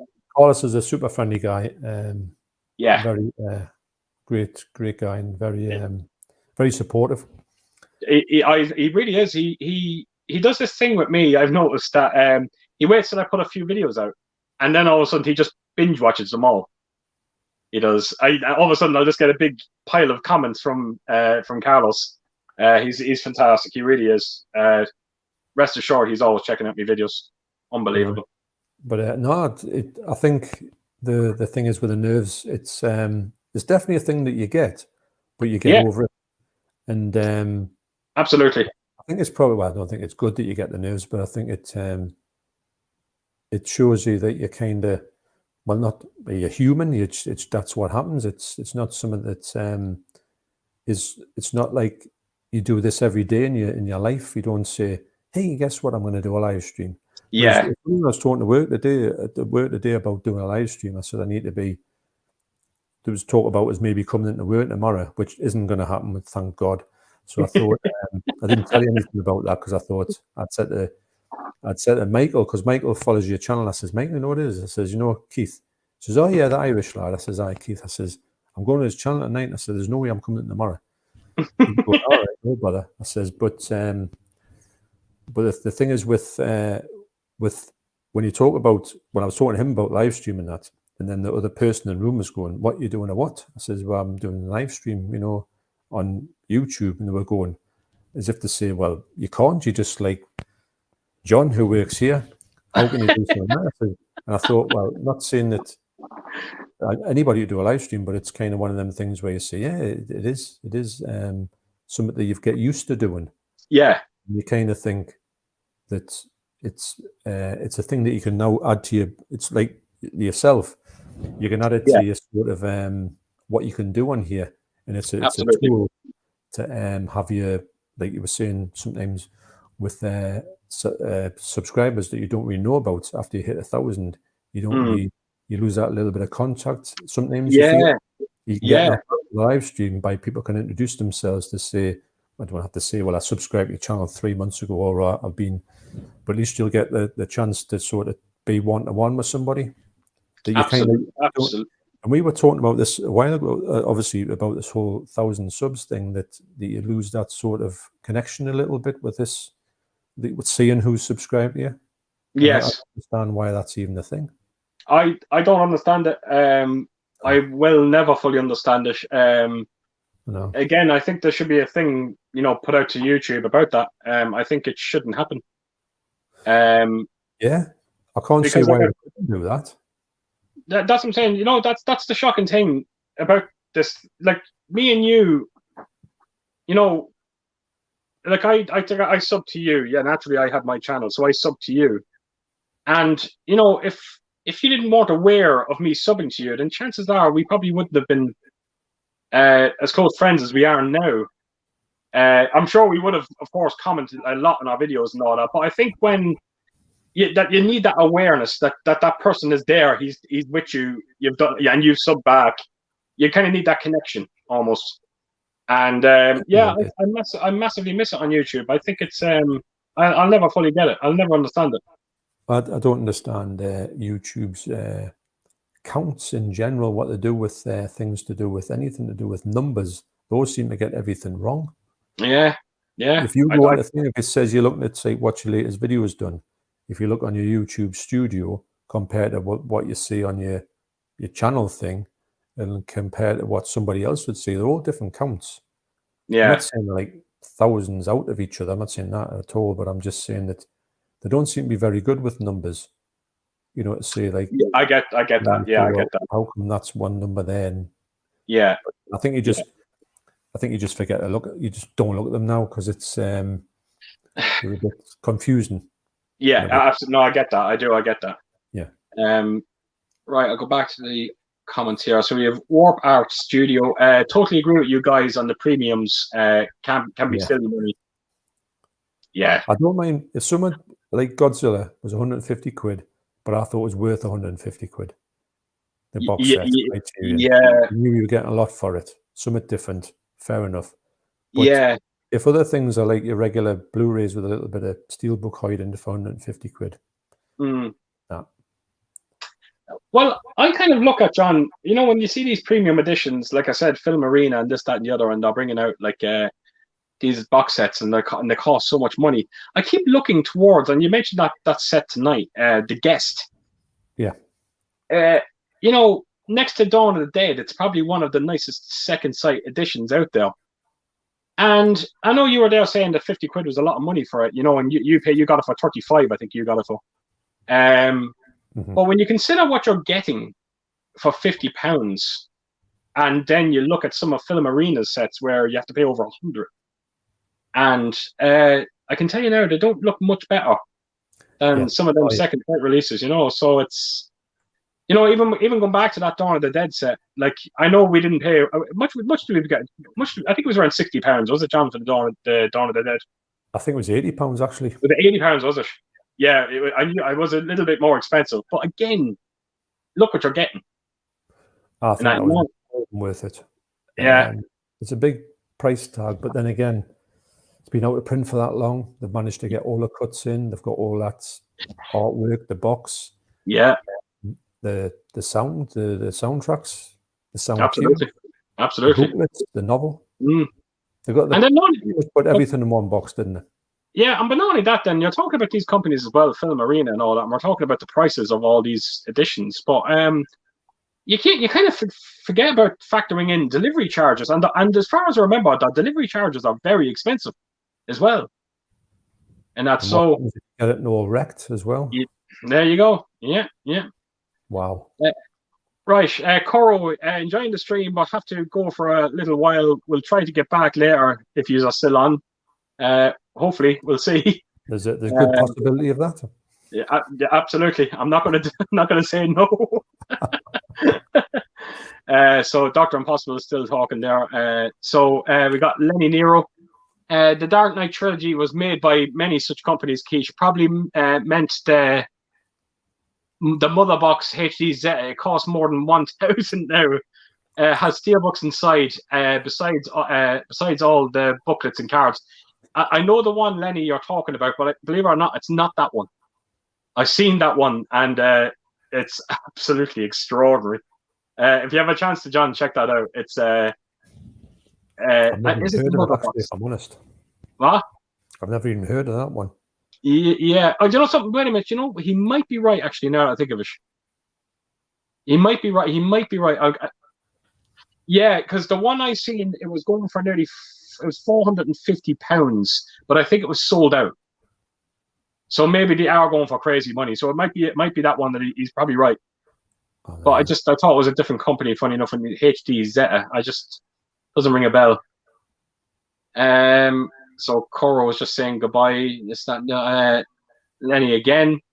There are also, that's it, HD Club. That's the one I've seen. There was also a HD Club wooden box. That's the one that I got recently. It has digipacks, which I prefer, and it is only... no, that's the one he is talking about, right? Okay. No, that's not the one. Right, so right. That's the previous one. I think that's right. The one that Lenny got here is the one. Both were around 200 initially at directly a pre-order. So I think that's the one I was looking at. Pretty stunning, actually. Isn't it? I'm trying to get a price of it. He was there saying it's over 1,000 apparently. Well, it's pretty cheap, isn't it? Oh, shit. But then again, no, you're laughing, Keith. It's got free postage. Oh, yes, I'm sold out. I know, that's it. I'll get 2. Just for a laugh. Brilliant. Right, Mac chats. Has anyone ordered from Vinegar Syndrome to Ireland? Any complications? I'm going to bite the bullet and buy Flesh Eater on 4K. I think I'm the only fan of that film. I've never heard of it. That sounds like something I can't think of what that could be. Right. Sorry, John. Vinegar Syndrome. What company are they? Where are they? An English company or are they American? From US. Have you ever bought directly from them? I haven't, no, but John Hall buys them all the time. Now, I think Syndrome, if I can imagine, I think I'm right in thinking they're kind of like a sort of small. I think they do all their restorations themselves as well. I think I'm right in thinking there's a small group of them, people. Right. They'll get a movie. They'll do it. I think a bit like a sort of 88 films, because that's a couple of lads. Well, they started off that way. I think Vinegar Syndrome are like a sort of American version of them, but they're the ones who released Flesh of Frankenstein. You know, the lovely box sets, Beastmaster, and all that. They just look unreal. Right. But I do know that I'm going to say they're not the easiest sort of people to get stuff out of US from. Right. I know John Hall gets stuff from them, but I don't know if he gets sort of. I think they're not cheap. That's why when John Hall imports a load of stuff and then has a load of stuff that he wants to offload, right, I'm immediately thinking, is anything Vinegar Syndrome? Because I will always buy the stuff off him because of the fact I know how much of sort of a hassle he's got to get the stuff in the first place, and I don't have to have that hassle. I do. Right. Every time it comes over, I do want to keep meaning we'll have to talk about Vinegar Syndrome and how you do it. But we've never been too busy doing YouTube videos or just talking about things in general. There's a lot of stuff we don't talk about, and I think definitely when John Hall comes over one time, we're going to sit and do a YouTube live stream, the pair, and just very good. And see what we want to talk. I'll tell you one thing, that'd be a great stream, John, if he's done that. I would sit there all night watching that. Well, there's a one coming up that I've done when he's sitting and he's given us some Asian cinema DVDs, and he's going on about the fact of what he's got, and he shows, he talks through the films, he talks about all the names from these films, and he knows everything about it. And I'm thinking, how do you remember all this? So that's going to be I haven't put it out yet, but it's done, but I haven't put it out yet. It's quite an interesting one to watch, just for the knowledge he's got of it, as opposed to maybe if you're a fan of Asian cinema, just to see what he knows about these movies. Wow. Okay. And just the film that Mac just said there, Flesh Eater, have you heard of that? Have you seen it yourself? I have. I'm going to have a look at that, because I'm sure I've got a cover in mind if it's that one. Mind that I think there's a lot of films called Flesh Eater. Yeah, you have a personal favorite, don't you? Yes. I can't think it's that one. No. Actually, I'm thinking that this could be completely wrong, but it could be. Yeah, it could be this one, and I can't imagine this one ever being out in 4K. That's the one, and I think it's either Bill Hinsman from what's he called? Night of the Living Dead. Yeah. Yeah, but it was called Zombie Nosh. That's how I know it. That's if it's fleshy. I'm thinking it's that one. It was just so low budget. I can't imagine that being out in 4K. Well, hopefully Mac will put down a comment and kind of maybe confirm whether or not it is. But it was written by Hinsman as well. Directed by the zombie out of Night of the Living Dead. Well, he did turn around and he said that he's the only person that probably likes the film, so maybe it is. Yes, and it's. I mean, I've seen Zombie Nosh, and it wasn't the best film, if I'm honest. Right. Just so. But then again, I might like it now. I'm a bit more into me low budget. Absolutely. 4K release, John. You never know. Mac Chats also said, plus any looking forward to the new Expendables this year? Yeah, quite. I quite like them. I think they're all right. I don't know I haven't seen 3. I know you didn't really care for 3. No. But I will check it out, yeah. It all depends, John, on who to get in, isn't it? It's if they did what they kind of did with the third one, where they start bringing in a pile of youngsters, no. But the only problem is I just can't think of too many actors. Maybe get Kurt Russell in there or something like that, or I think if they got like people like Kurt Russell and Donnie Yen, I'd like to see Donnie Yen in there. Yeah. Ronda Rousey, I think. Yeah, that wouldn't be too bad. Actually, wait a minute, John. Sorry? She might have been in the third one. She probably was, actually, if I'm thinking. She might have been. She would be good. Mike Tyson, even. What's he called? Not I think he's the best boxer. Deontay Wilder. I think he's got the kind of persona to be a gob. Yeah. You could probably get in there. Yeah, I think you could have a good lot of people in there. I'll tell you who I would love to see. The king of action, Jackie Chan. Yeah, Jackie Chan. That would be just incredible.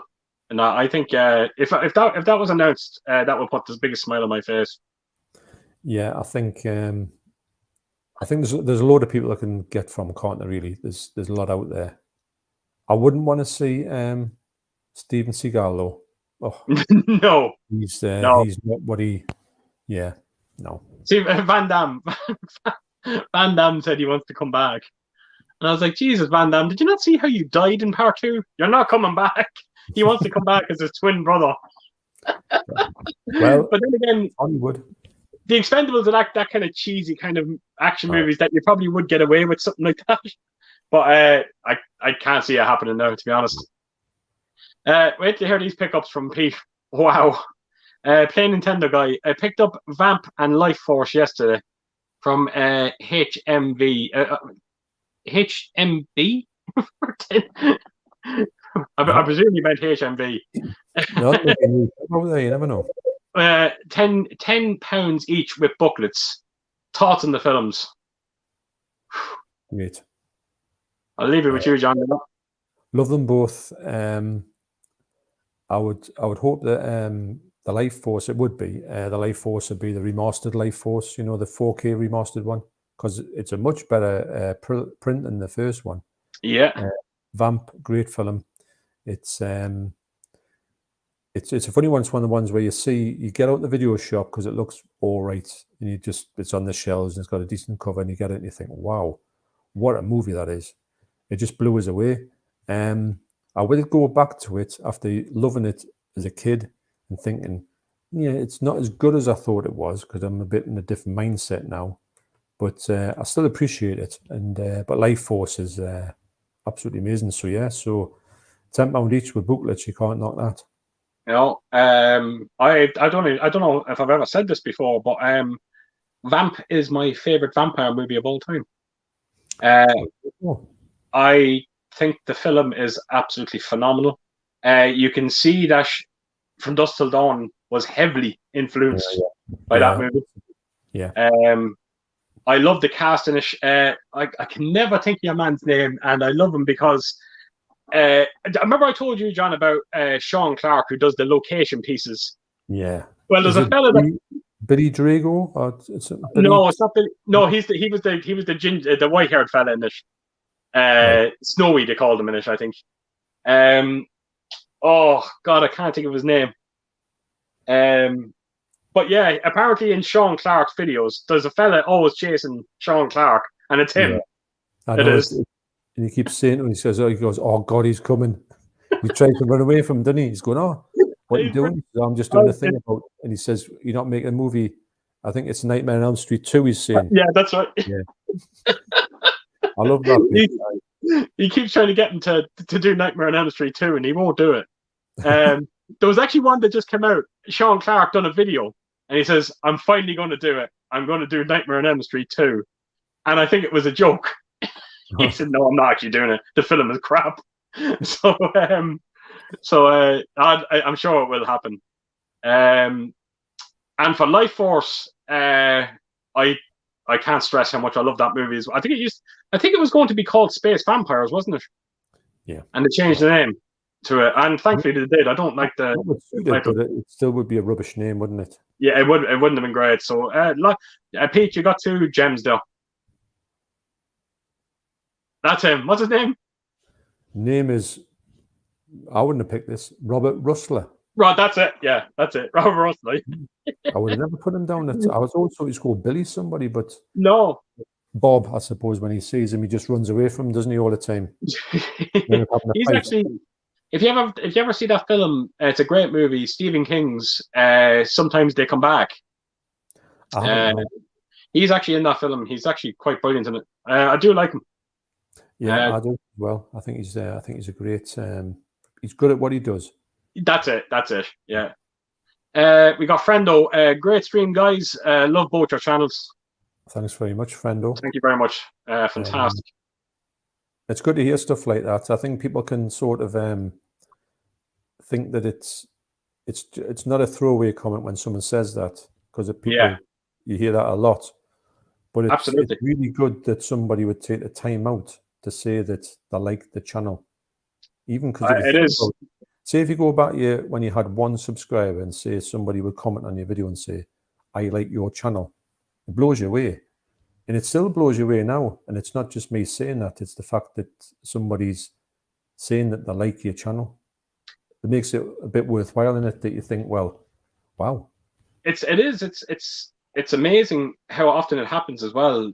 You know, whether it's just a simple comment being left on one of your videos, it happens a lot to me. Thankfully, I'm very blessed to have such incredible subscribers and unbelievably supportive subscribers coming over to me on Instagram as well. It's a great thing. Again, no one ever prepared you for that side of YouTube. You just thought you were going to make videos, put them out there, and hopefully they got watched. But you just never thought of the incredible people that you're going to meet on YouTube. It really was it's probably the highlight of YouTube, my YouTube journey. It is. There's a lot of things unexpected on YouTube that until you've done it, and I would say this all the time, if you're ever sitting on the fence out there and you want to get yourself involved and do it, I know there's a few challenges that popped up recently, and they're all really good, and you just think, good for you, and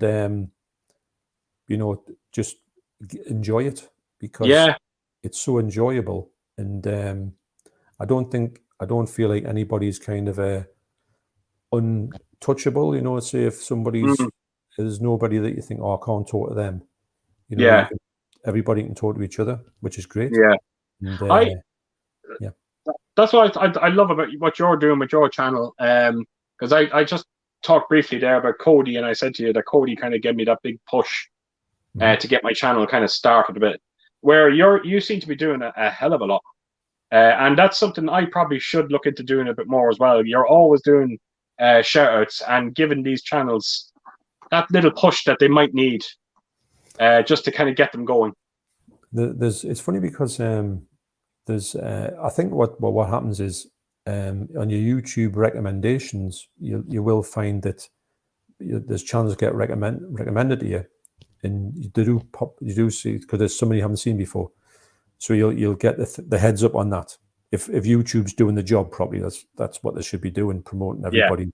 If I'm looking for stuff like that, I want them to show me stuff like that. So and then when they come up and then they pop in and you check on the thing, and then you realize that Popcorn and Horror was one I recently looked at, and Absolutely. It was Ash, and he's on Play Tendo's Pete's stream tomorrow night, so that's going to be a good watch. Oh, very good. He's so you get looking at it, and you think, oh wow, and you think that it reminds us of when I started out, that the first couple of videos and that, and I've taught them quite a lot online, and it's good to know that. Well, for me, it's a no-brainer to just say, hey, if you like, I can see that you would like this channel, so Absolutely. take a look at it.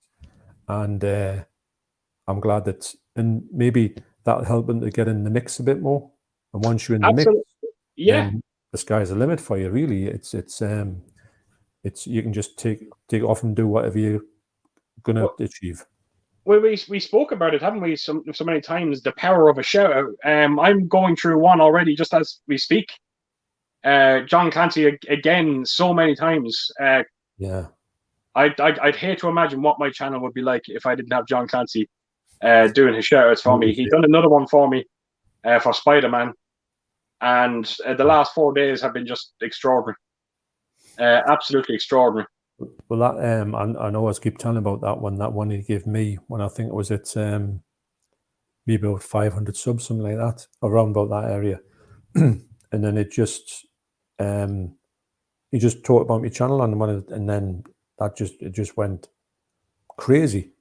Got like 300 immediately, and I was thinking, I think what happened?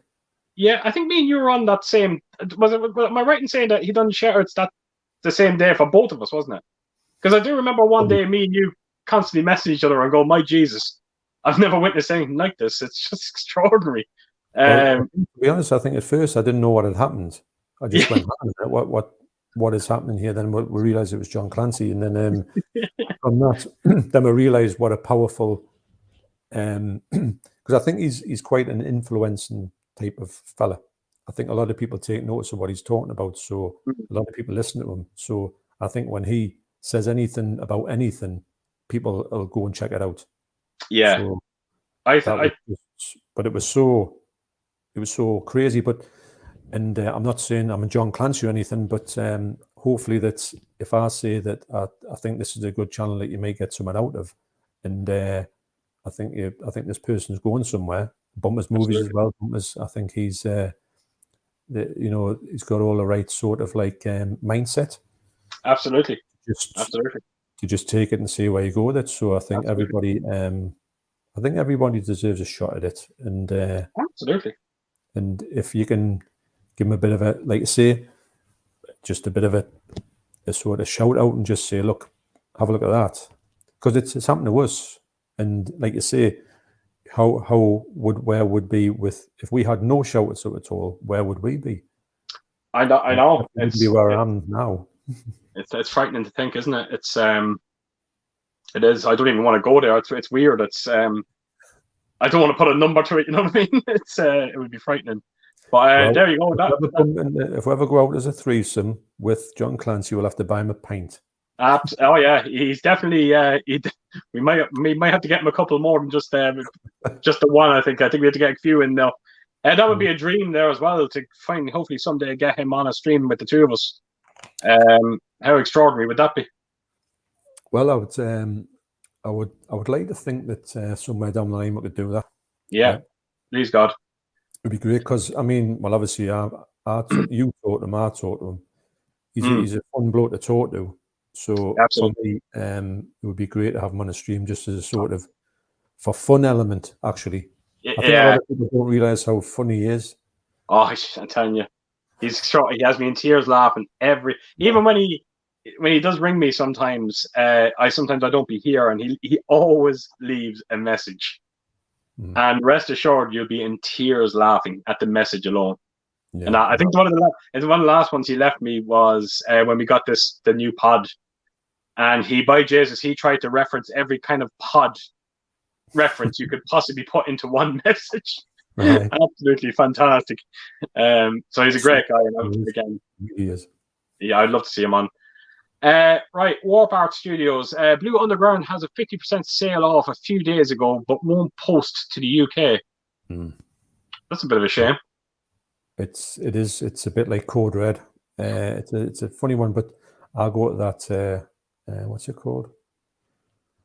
Is it WoW HD UK? I think it is. Yeah, that's right. Yeah, from them. They're not the cheapest, but they're not the most expensive one either. It would be great if, say, with Vinegar Syndrome and but there's another. There's actually, what's it called again? And I was given this link of somebody on a stream. On a comment. Maybe on a stream actually, and I've got it somewhere. It's this company that actually will buy them for you, and you get them off. They're a UK company. So say for instance, John Hall went and bought a load of stuff, and then said, right, I've got these, you can buy them off me. And they're not the cheapest, but they're not as expensive as it would be if you were going abroad. So right. I'm going to look into some of their stuff. Plus, they're here in the UK, so they're not going to get, well, they've come from the US, so hopefully they're going to come in a good fashion, like not smashed up. Right, okay. Something like Film Treasures or something like that, I think it's called. Right. Okay, that's interesting. I've got an email off them, so I'll be able to find out what it is. Right.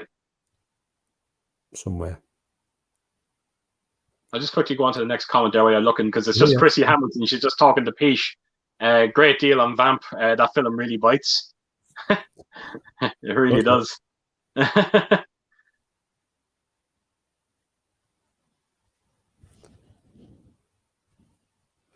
That's it there.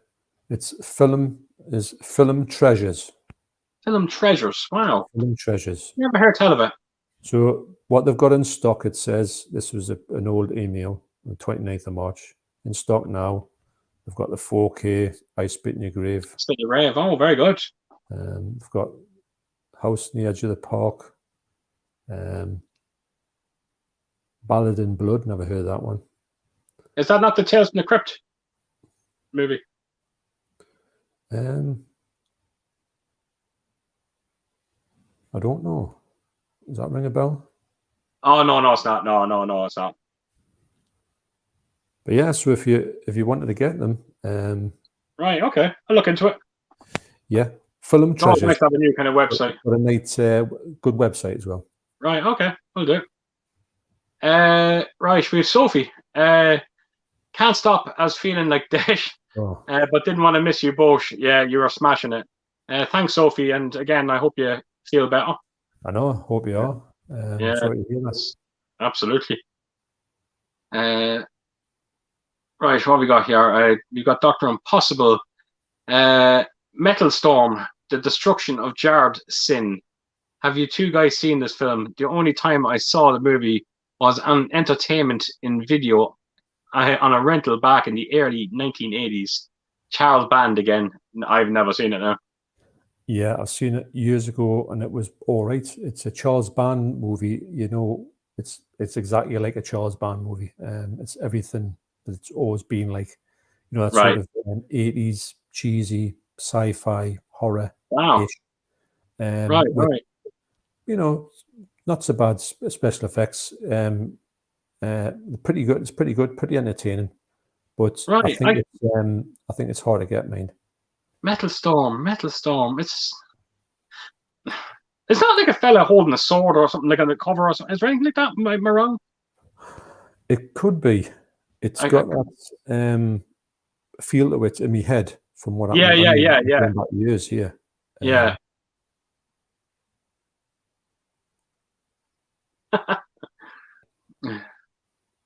There's reading here a comment. Boogie Cat Productions. I watched Evil Dead 2 26 times in the first 2 weeks of its video release. That's incredible. You like it then? Yeah, absolutely. No, that all of a sudden I don't see it too bad. But no, that's not the one I remember. No. But you know what you're getting with something like that. You know that's Of course you do. Of course you do. In 3D, it says. There's the sell-off for you. Yeah, I was just going to say there, all of a sudden I don't seem to feel too bad about my weird connection with Halloween. 26 times in 2 weeks. That's brilliant. I have to go some hammer and tongs with that. Mind that, to be honest, when I first got the Evil Dead, like on a to watch on the videotape, I hammered it. I don't think I did 26 times, but I watched it a load of times. Yeah, absolutely. Yeah, absolutely. It's a movie you can watch again and again. Oh, no question about it. Actually, that entire trilogy I could sit down and watch over and over again. Aye, massively. Ian Smith. Hi, guys. Favorite Ridley Scott movie? Has to be Alien for me. Yeah. Yeah, it's a masterpiece. It's you can't help. You just, as soon as Ridley Scott just rolls off your tongue, you just go Alien. Yeah. It's just it's an incredible film. I have to agree with you, John. Alien for me as well. Yeah, Blade Runner. Although I didn't like it when I first saw it, I do appreciate it now. I think it's a really good film, but it has to grow on you a bit. Again, one of them. A long time to actually like it. Yeah, one of them films that just one of them films that it just needed a few viewings to kind of appreciate it. I know a lot of films today like that. Tony Crosby. What's the shortest time you watched a disc for then switched it off? I started watching a documentary hosted by Vincent Price called Days of Fury about disasters and put it off after 10 minutes. Wow. Wow.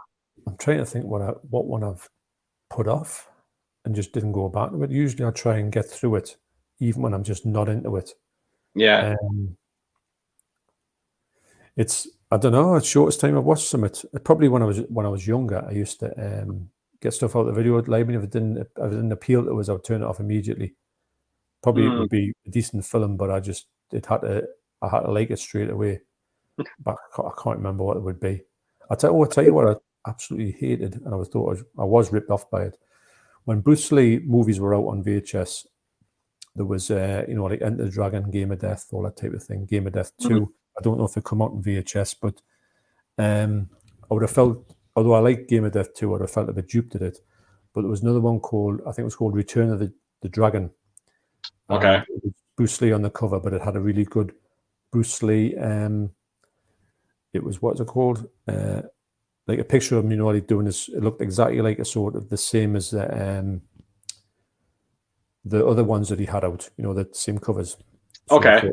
Return the Dragon, this has got to be good. And what it was the Green Hornet. Okay. 3 episodes of the Green Hornet put in it. I was going, you can imagine that, him being Kato with his mask on. I'm going, you're having a laugh here. So that was one of the ones that really got us to be. I was completely ripped off, but wow, that is unbelievable. Have a look for that. I think the shortest, I believe or not, it's a cinema experience I'm talking here, and I'm going back to John Clancy because the last time I spoke to John Clancy, when I told him this story, he was surprised, to say the least. A film called Ghost and the Darkness. Me and I think it might have been my brother Ian went to it, and the film was on 30 minutes, and we walked out of the cinema. We did. We couldn't stand it. Now, John was...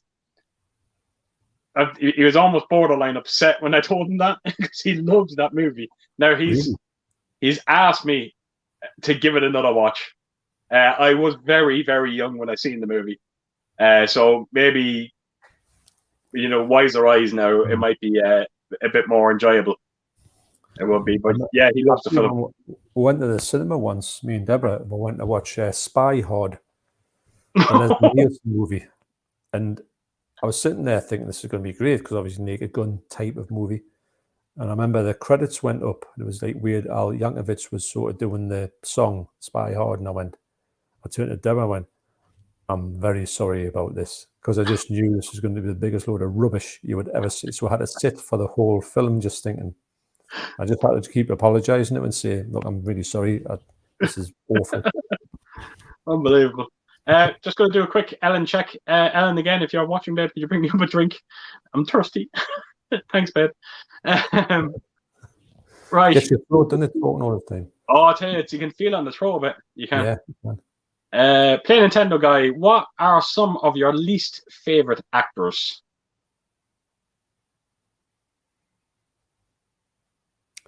I've got ones that I'm not really I'm keen on because I don't really like anything to do, to a certain extent. Meryl Streep. Okay, wow, that's surprising. I don't think she can't act. I think she can act. And yeah, I think she's good. But there's a lot of them I think, what's the point? I find them quite dull. Yeah, you know what I mean. Yeah, I completely understand that. Yeah, I get that. Anything else? You do know who I'm going to go with this, and this might be another one where I lose a couple of subs. But I'm going to say with your and Helen, particularly, here she comes. There she comes. I'm talking about her. You've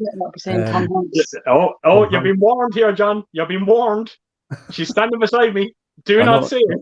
The Tom Hanks thing. Remember, I wasn't going to entertain him at all, but after seeing Forrest Gump, sent to me off with Ellen on the subscriber mail in 4K, I will obviously admit that it was a great film, and Tom Hanks used to be on my list. He would have been top of my list, but he's not there anymore. I was actually looking for movies to actually look for him, not usual suspects ones, but it's some out the box ones. So I can't believe I'm saying it. I'm actively seeking out some Tom Hanks ones to watch. There you go. Just be careful, John. Just be careful. We can milk this out a bit. I can hook you up. I can, me and Ellen could be sitting here one night and I could turn around to Ellen and go, do you know what John just said about Philadelphia? Oh, you will not believe it. And then she'd be like, right, I'm sending them the 4K disc. So what do you think now? Just leave it with me. I can hook you up. What are some of your least favorite actors?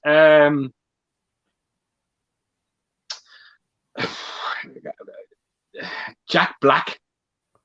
Do you know this kind of group of, no, I like the film The Holiday that he's in with Kate Winslet and Jude Law. I do like him in the movie. I thought he was quite good in King Kong as well. I didn't mind him in it. It's just some of his films, I don't know, they just kind of rub me the wrong way. That kind of circle of kind of comedic actors, like the likes of Ben Stiller, and I don't hate them. I'm one of them people that I don't really get put off. Oh, you know what? One actress that does put me off a film would be Jennifer Lopez. Anything to do with Jennifer Lopez. Yeah. I don't think I'd sit down and watch. But Jack Black kind of comes to mind. I like Jack Black. I like his records. Yeah. Have you heard the Tenacious D records? I only heard the one song, the tribute. Well, I can't tell you the lyrics from this song because obviously you get your stream stopped. But there's one where he's talking about. I think it's called Rock. I think it's called Rock Your Socks Off or something like that. Some of that type of thing. But the lyrics are just mental. but it's the way he's singing it at the start. And I remember putting it on in the car, and he's singing this sort of starts off with like a bit of a ballad, a lilting ballad, and he's talking about this lovely girl, and I'm sitting driving the car, and Deborah's looking out the window, and then when he starts to get a little bit more into it, she's going, "What the hell is this?" I don't know. So she had to sit through Rock Your Socks Off. So, but anyway, yeah. So I think his music's better than his movies, although I do like Nacho Libre, which I think was a really funny movie. Right. Yeah. Right, Dr. Impossible. Nothing wrong with Halloween, Keith. Love that film too.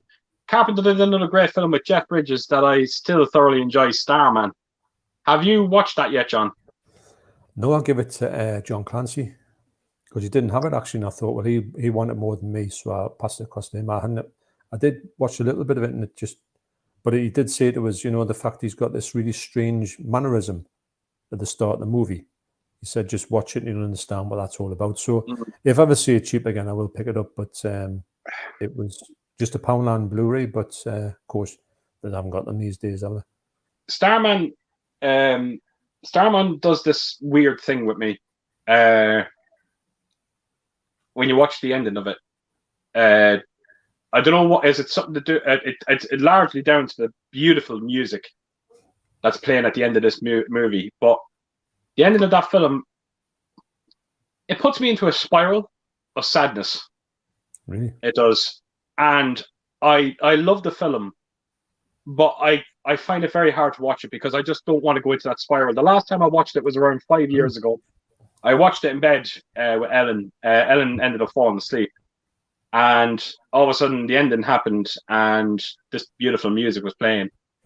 And that whole night, I didn't sleep a wink. I woke up. Ellen woke up beside me, me sitting up in the bed still, just sad, depressed. Oh wow! It's just, I don't know what it is. Maybe it's the film has some sort of weird link to my childhood or something that I might have forgotten about. I don't know what it is. All right. I don't know what it is, but yeah, that film leaves me really bad. And again, he's right. It's a great movie, and it's a shame that it leaves me that way for some strange reason. I will see it. Yeah, I think Jeff Bridges is absolutely fantastic in it. Just for him alone, I think it's worth checking out. Right, Tony Crosby as a contained actual SEAL clubbing. What's that, John? I wonder if that's a reference to another movie. Oh, sorry.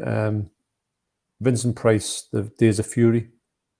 Oh, about disasters and put off because it contained actual. No. Actually, there's no.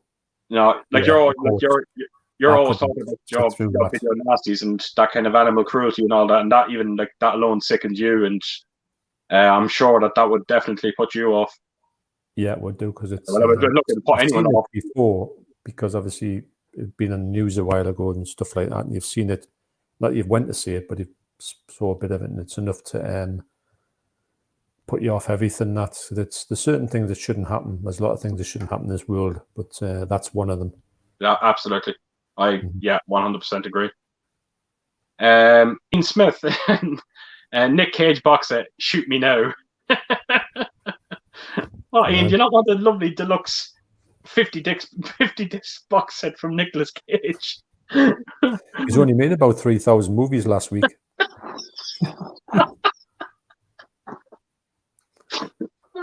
I wonder if he's even saying, when it's like he's walking past the shops and he sees his movies on the shelves, he must think, Christ, when did I do that? When's this from? That's exactly what I think. He's seeing his own films on the shelves, saying, no, not another one.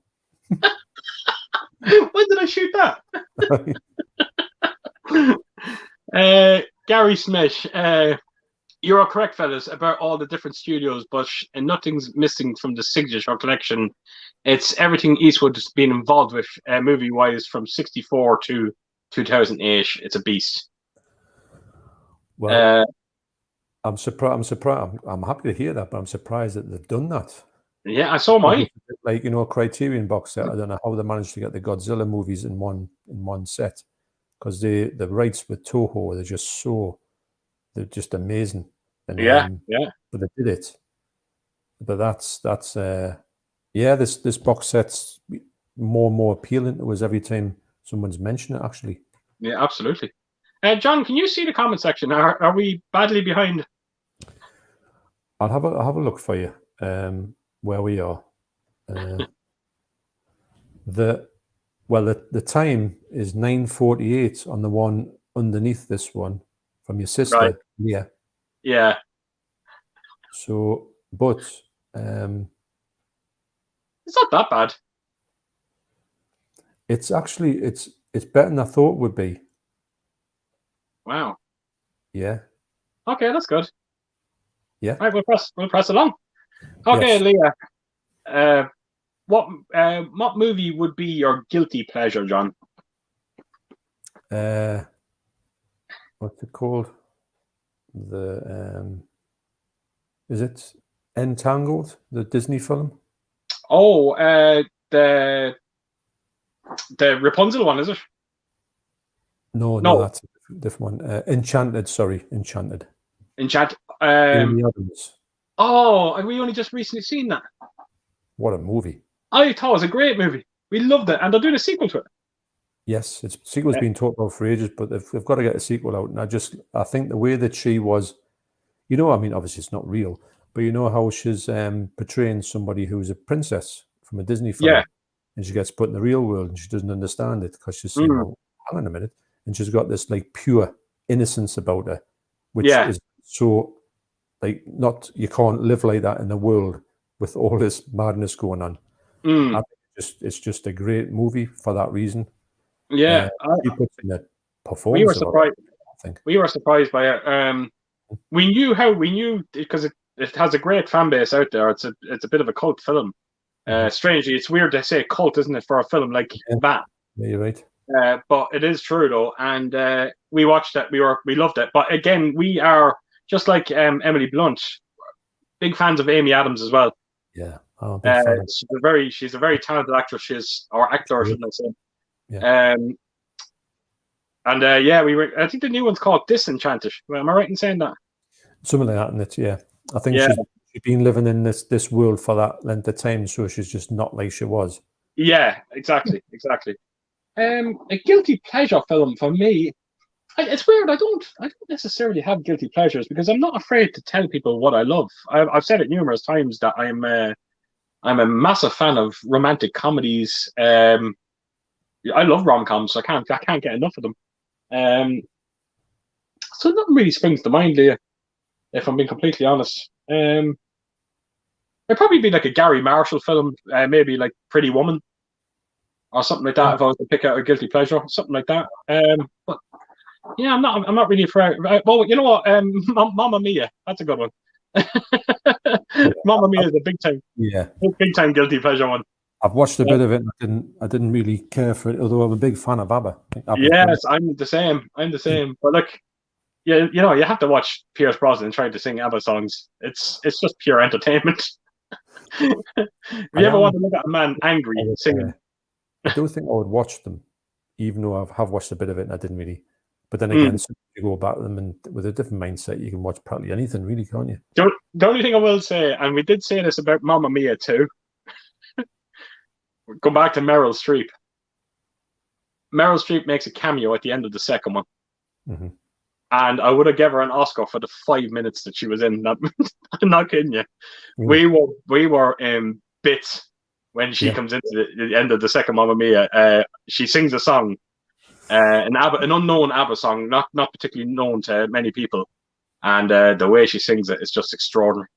It is. I can't think of the name of the song. I think it's called "My Love, My Life." I'm hope I'm right in saying that, but it's a beautiful song. It is. Well, you've intrigued us enough to maybe check it out one day. Yeah. Oh, look, there you go. If you're maybe if it's on TV or something like that, you have it on the background or something like that. You know. I might. I might. Yeah. So we got Counterpunch. Thinking about it, Jeff Bridges did a nice little number with director Taylor Hackford called Against All Odds. It's a romance thriller set Party Insert America and LA. Rachel Ward co-stars. Now, of course we know the song, the Phil Collins song that's based off, but I've never seen the movie. It rings a slight bell, but not Yeah. not enough to make us think about what it is. Yeah, when you watch that music video by Phil Collins, you do get the impression that there's probably some very sad moments in that movie. When you do kind of just look at the clips that Phil Collins shows in that video. Yeah. So again, I'm sure he'll let us know. Jambo Shango, the Randy Mole movie show. Wow, that's the last time I'm saying that name. Evening. Thanks for coming over, Jambo. Yeah, really appreciate it. I know. Let me see. That's a great name, and I'm sure I've talked about this, but I'm not saying that. What's it called? The Randy Mole Show. The Randy Mole's movie show is a reference to a band called The Residents, because I'm sure that a fella in there was called Randy Mole. It's not his real name, obviously, but I always think, has it got something to do with that? Because The Residents have all these strange titles and that, but I've never found out there actually if it is. So where would the Jambo Shango come from then? I don't know. I know he's actually called James, so that could be. Right. Okay. Right. And he's a good friend of from Lonely Tree Entertainment, Steve Monkey Mason. You know Steve Monkey Mason? Yeah. The big fellow with the beard. Yeah, absolutely. HMV. He's pals with him. So. Okay. Okay. But, he told us about actually when I was first speaking to. This is before I even had a channel. I was speaking to Steve Monkey Mason yonks ago, and he was talking about his.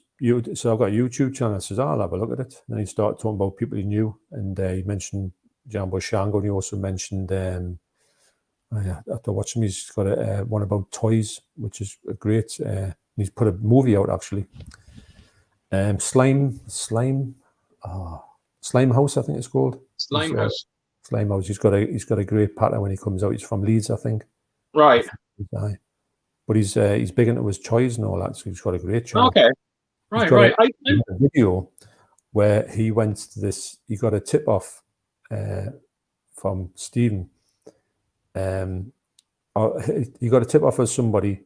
There's a place in Newcastle that has this bloke has loads of posters and stuff, memorabilia from movies in the 80s.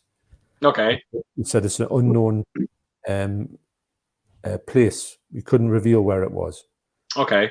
For this fella didn't want it put out, like a lockup, like a sort of. So we went to his place and looked at it and the stuff he's got in there. I think this bloke had every single poster of any 80s movie you could want. And wow. You could barter to buy these things off him. So the video, I'll send you a link to it. You know, believe what this bloke's seen in this lockup. It's pretty interesting. Right. Okay. But then definitely send that to me, John, and I will definitely check it out. Yeah. Right. We got Rody. Peter's killing it with the questions. I 100% agree on that one. No. I can't answer them. They're good. I can't answer. Oh, there you go. That's how you know the questions are good, when you can't answer them. Bogey Cat Productions. Don't forget Peter Cushing was in Star Wars. Oh my God. Yeah, that's bad. Completely forgot about that. We've never seen Star Wars then, Keith. Yeah. Oh no. Yeah. Never seen Star Wars. Completely forgot. Right.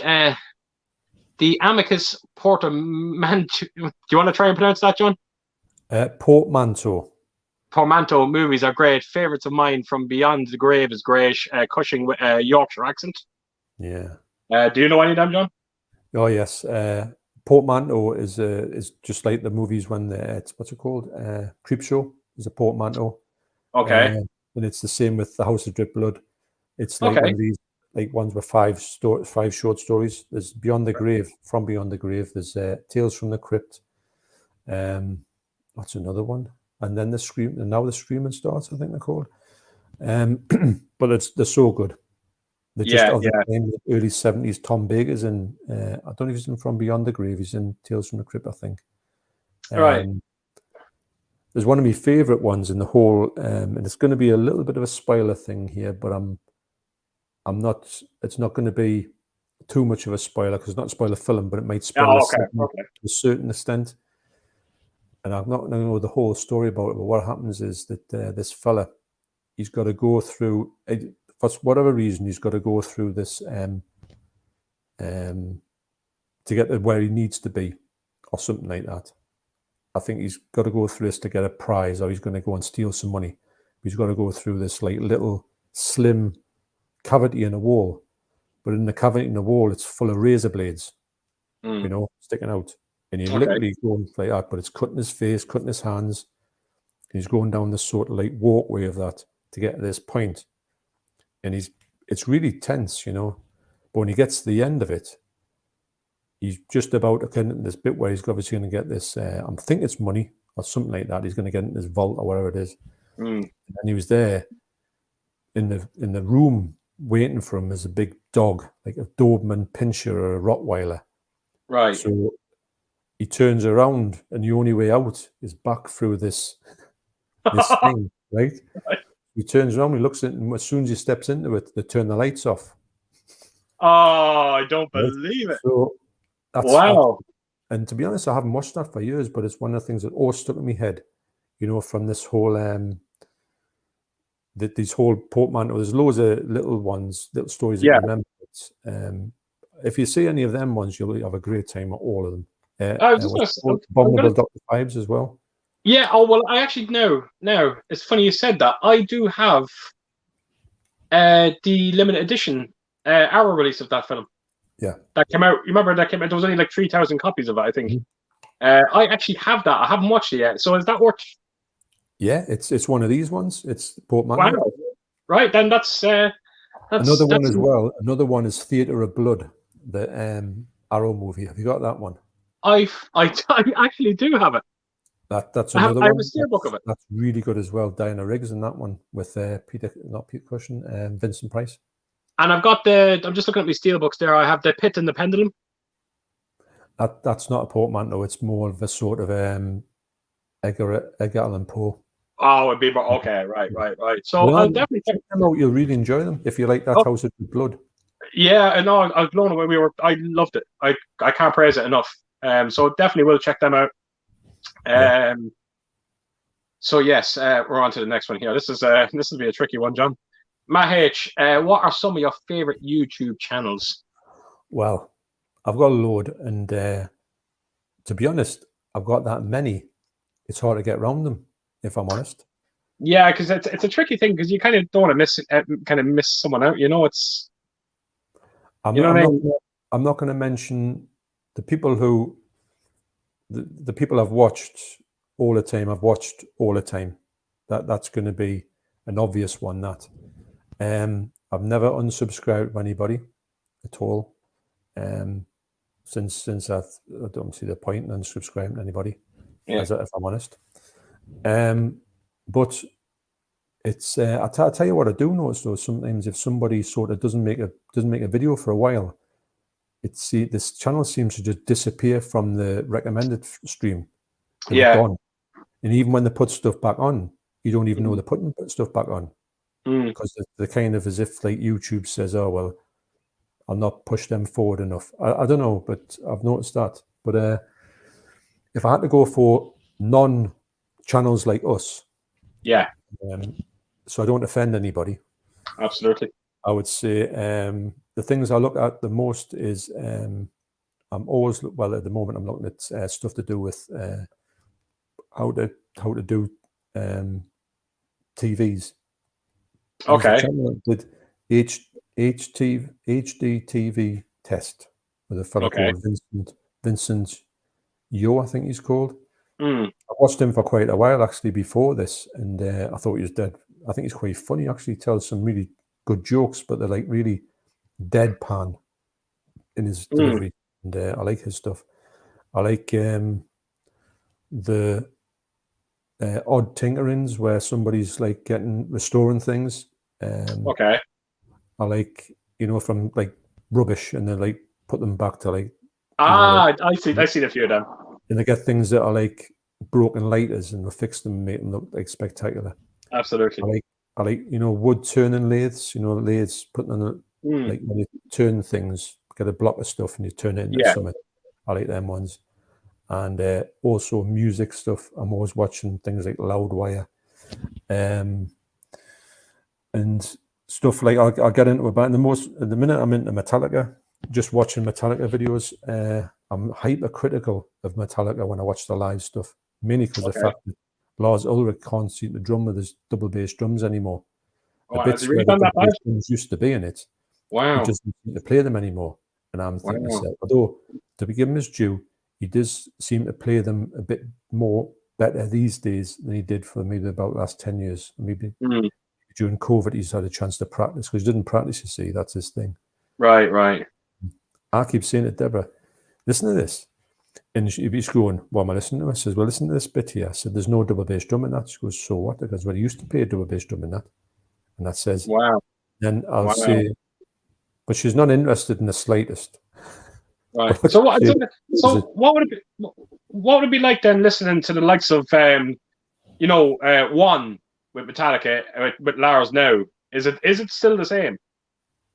It's he's if he's on point, he'll play them all right, but he's usually fluffing them, especially on the whole the bit where it plays double bass drums at the end. Yeah, absolutely.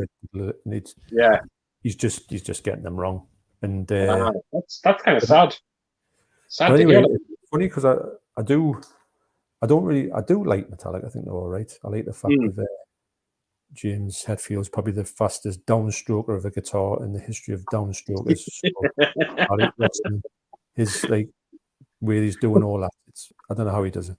Yeah. So just with that, and then I'll get into things like black metal, death metal, and just watch Napalm Death on a loop, and then get out of it, and then I'll watch things like what they're called. There was a girl that I quite like watching. I can't remember the name is, but I haven't watched it for a long time. Watched it all the way through lockdown. Okay. She's got a good channel. When I talked to her, I just comment on it. She says thanks. It's not as if I didn't know it's from Adam. Yeah. But, can't remember the name now, but I haven't really watched much of her stuff recently because it's just you get involved with your own channel and it kind of a bit of a snowball and you kind of try to keep up. And it's absolutely. Actually, I think with me, because I'm going to do what you've done there now as well. I'm not going to name channels because I definitely don't want to offend anyone in case I miss someone out. So I think outside of our circle, there's a company called Digital Foundry. They kind of look at the technical aspects of video games, where they kind of delve deep into, kind of like the kind of like they'll delve into the resolutions. They'll talk about the just basically anything what you're seeing on screen. They don't necessarily review games. They just talk about the technical aspects of it. And I find myself watching a lot of Digital Foundry. But other than them, Digital Foundry, mostly everything I watch on YouTube is movie related. It is. I watch a ton of yeah. So because that's my main thing. But I will get off from it and watch a bit of music, a bit of what's the other thing that I quite like?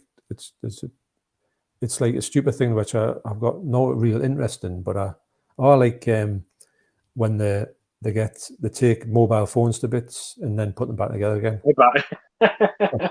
iPhones, I've got an iPhone, don't like iPhones, but I just like the way that they can fix one or do whatever they need to do with it. I can watch them for hours, which is on model making. I like model making as well. I like this is one of my favorite ones. I like watching ships sink. Ship sinking. Really? Oh yeah. Aye. Wow. Right, because I like I do like looking at shipwrecks. I think a shipwreck, I prefer them sinking. Yeah, usually, right. Nobody on them. People aren't on them, but I love to watch a good ship sinking. Right. Wow, that's a strange one. Okay. Yeah. Wow. People make you think, what's this nutter on about? Ship sinking. Wow. Electric Geek. Hi, guys. Where do you see physical media in the next 7 years? Hopefully in my room. Yeah, in my house. I think it'll be very much the same, with hopefully a lot more emphasis put on more cult movies getting better versions put out. Yeah, people's always gone on about the debt of physical media.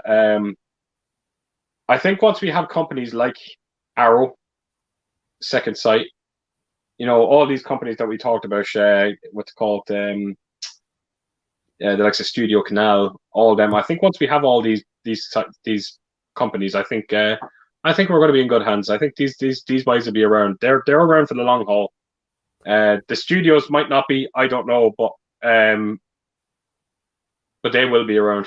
Arrow will always be there. I can see the likes of Sony going to streaming a lot more quicker than anybody else. Yeah. And as long as the boutique labels stay around, I'm quite happy with that. Absolutely. I 100% agree. There doesn't seem to be, I don't see this whole people talk about the debt of physical media. It does seem like every film that comes out, we get a 4K release of it. I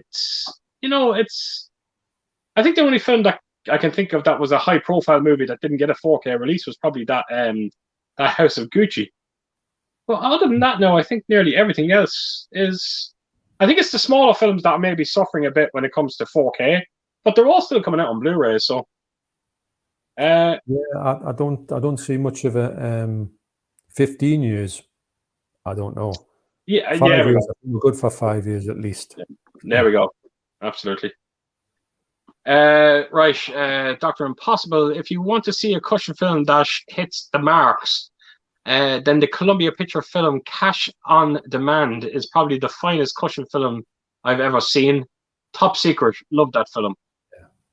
Top Secret, brilliant. Cash on Demand, I'm not familiar. I probably have seen it, but I don't know it. I don't know it offhand. I'm presuming when he says Top Secret now, it's not the Val Kilmer Top Secret. Yeah, he's in that one.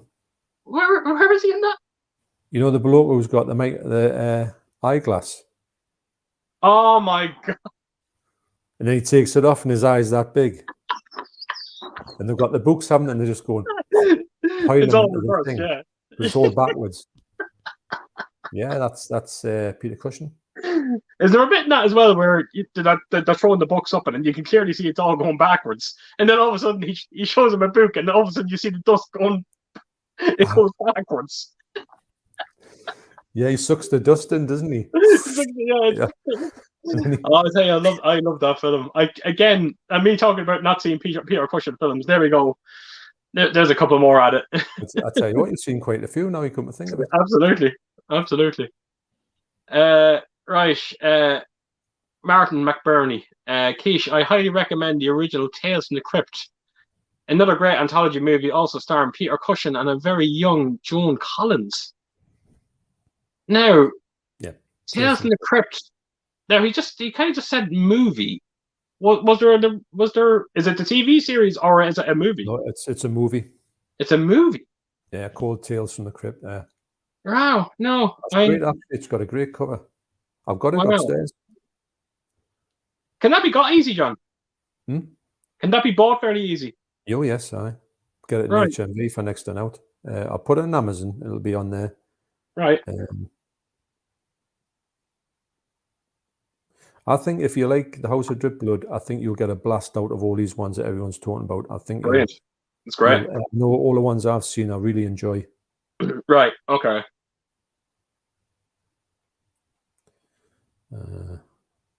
Actually, you can get a Amos Collection Tales from the Crypt double bill, which has got Tales from the Crypt and Vault of Horror, which is another great one as well. That's for buy it now for £10. Right. I absolutely recognize that. Wow. Yeah. Right. Two okay. Movies. Right. I've got them separately. Actually, I've got them both, but separately. Right. I'm just trying. Again, that Vault of Horror just sounded very as if I had it or something like that. Maybe I don't. Maybe I don't. Yeah, I'll keep an eye out for that then. Hey Nintendo guy, Peter Cushing is superb, Yeah. and yes, Horror Express. I was just going to say, I say Jason might have been hitting his head off a window there when I said that I didn't see a Peter Cushing movie because I know he loves that film. Yeah. I do enjoy his Doctor Who movies too. That Horror Express. Am I right in saying that there's? It's a scenes. It's held in. Well, it's of course it's held on a train. But there's the scenes where someone their eyes go red or something like that. Yeah, is that what it is? I might have seen that movie. It's Is there the a Owl fella by any one's got a chance? fantastic print on it. There's a fella in it. Am I right in saying? Do you know that film Cannonball Run? Yeah. Isn't there an actor that's in that? He's bald. I mean, I might be wrong. I think Telly Savalas is in it. Maybe it was him. I honestly can't remember, but I think I might have seen that film as well. I actually am going to pick that up because Jason swears by it. He said it's supposed to be. Well, it's just the thing on a train. Yeah. You don't see too many horror films on a train, do you? You what? You don't see too many horror films on a train, and it's a good setting to a horror movie. Yeah, Terror Train. Terror Train. We only just watched that as well. Good film. Yeah, it's all right, isn't it? Yeah. I think the Doctor Who movies with, even though that every time you talk about Doctor Who, people talk about Doctor Who, they never class him as being Doctor Who. Yeah. It's like, no, he's not Doctor Who. Right. He's Doctor Who either in it. It's something. Right. Oh, okay. And he wasn't a sort of canon Doctor Who, but I still like him as a version of Doctor Who. Right. We got bumper movies here. He's just saying, Tony Crosby, now you're talking my language. I love Amicus. Asylum is my favorite, but I love them all. So I think they're just talking amongst each other though. Amicus is like sorry, John. Amicus is like a studio, like Hammer, and you have Amicus and Tegon. They were the three ones that used to do all these spectacular movies. Right. Okay. Bumper movies, yes. Tales from the Crypt is awesome as well. I love Joan Collins' Christmas short. Yeah, her stories centers around Christmas. Right. I presume 4 stories, and it's it's good. You'll like that one. Right. Okay. I'm going to pick that. I'm definitely going to pick that one up because again, we're looking for something. Again, just take us out of our comfort zone a bit and just watch something. There's one where, and I know I keep getting them mixed up with where Peter Cushing plays this bloke comes back from the grave, and the makeup on it is brilliant. I'll show you that. You've probably seen this picture before. It's one of my favorite pictures of somebody who's like a horror actor in a part. Okay.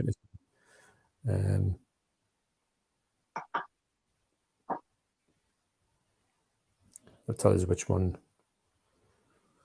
There's another one, Peter Cushing one, Shockwaves. That's quite a good one. Shockwaves. But it's like a Nazi zombies, which I love Nazi zombie films. Okay. You want to find it? That's it there. Oh wow. Yeah, isn't it good? Wow. Yeah. That's incredible. Jesus. So let's see which one that was in.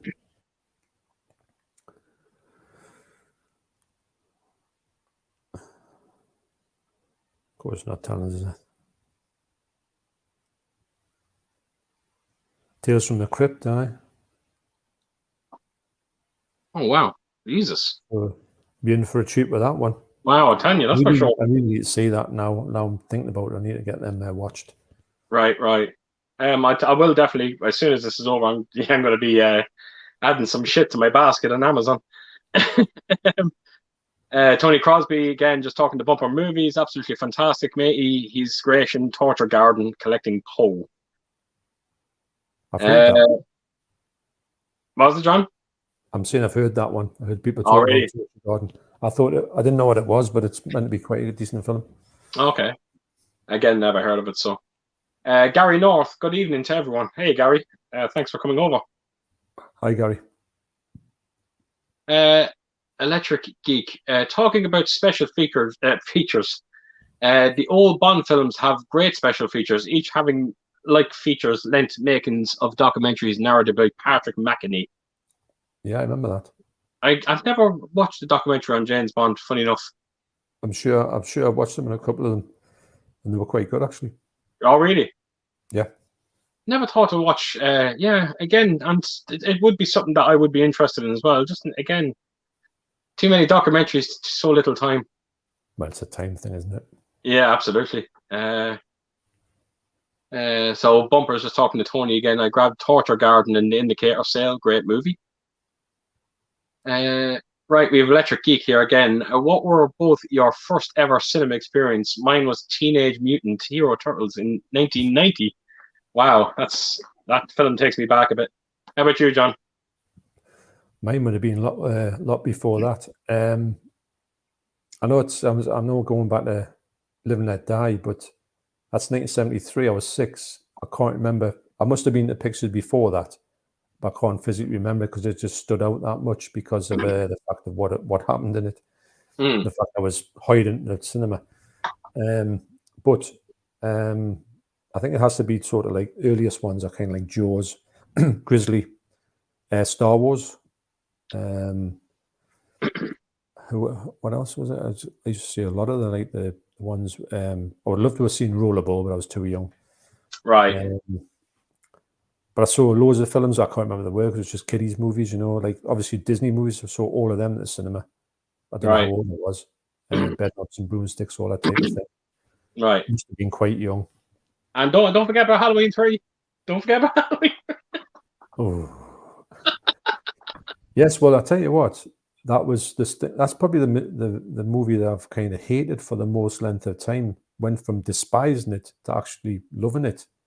Yeah, but it's it's amazing. 39 years to do it with a little help from yourself. Whether you sent us that thing. Weirdly enough, I was actually going to buy it at that point.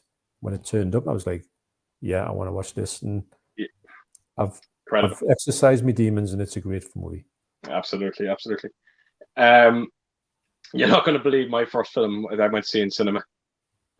Talking about starting off with a bad one, Superman 4. Oh,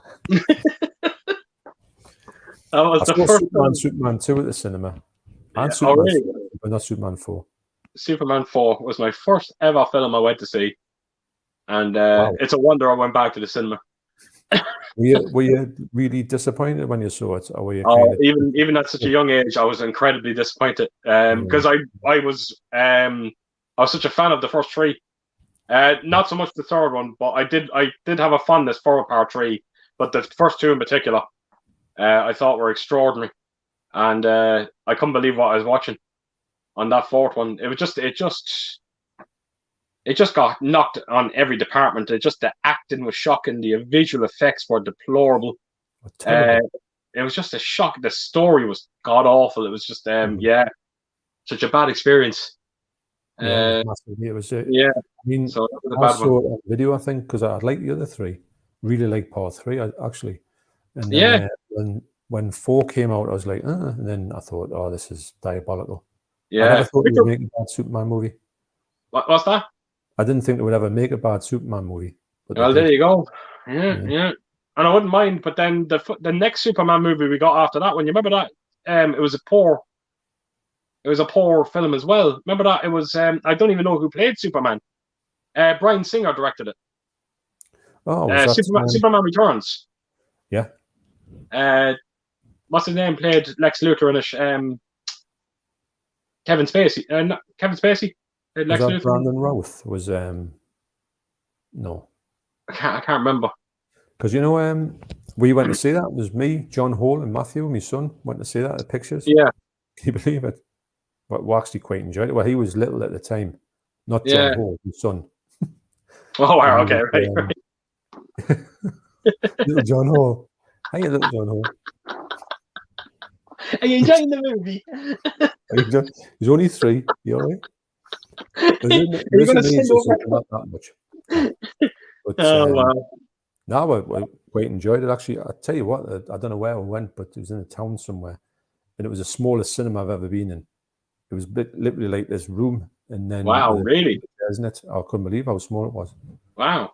Okay. Right, we have caveman movies and more. Hello, first time here and seeing you guys. Wow, Oh well, that's amazing. And yeah. again, huge thanks for coming over and checking us out. Yeah, I thanks. hope we're keeping you mildly entertained. Please God, we are. Ham's Horror. Hi, everyone. Thank you, John, for the recommendation of The Flesh for Frankenstein from Vinegar Syndrome on one of your videos. I'm glad I pulled the plug on it, and I really enjoyed it.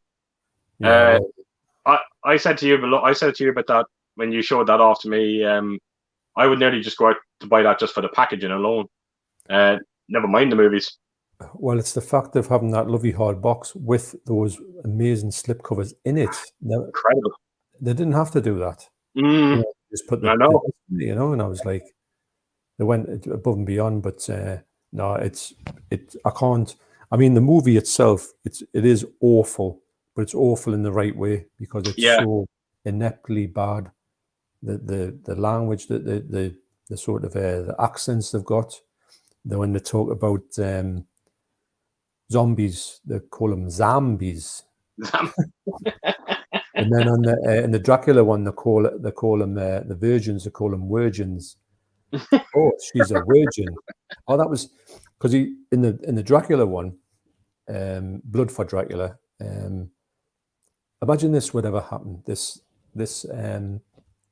You've got Dracula, and he's getting transported by this sort of henchman, who's the same henchman in the Frankenstein one.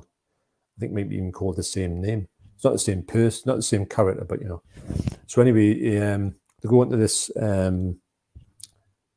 this castle, you know, and he says to this the landowner, the baron or whatever he's called. He says, "Oh, he said, I've got me Count Dracula.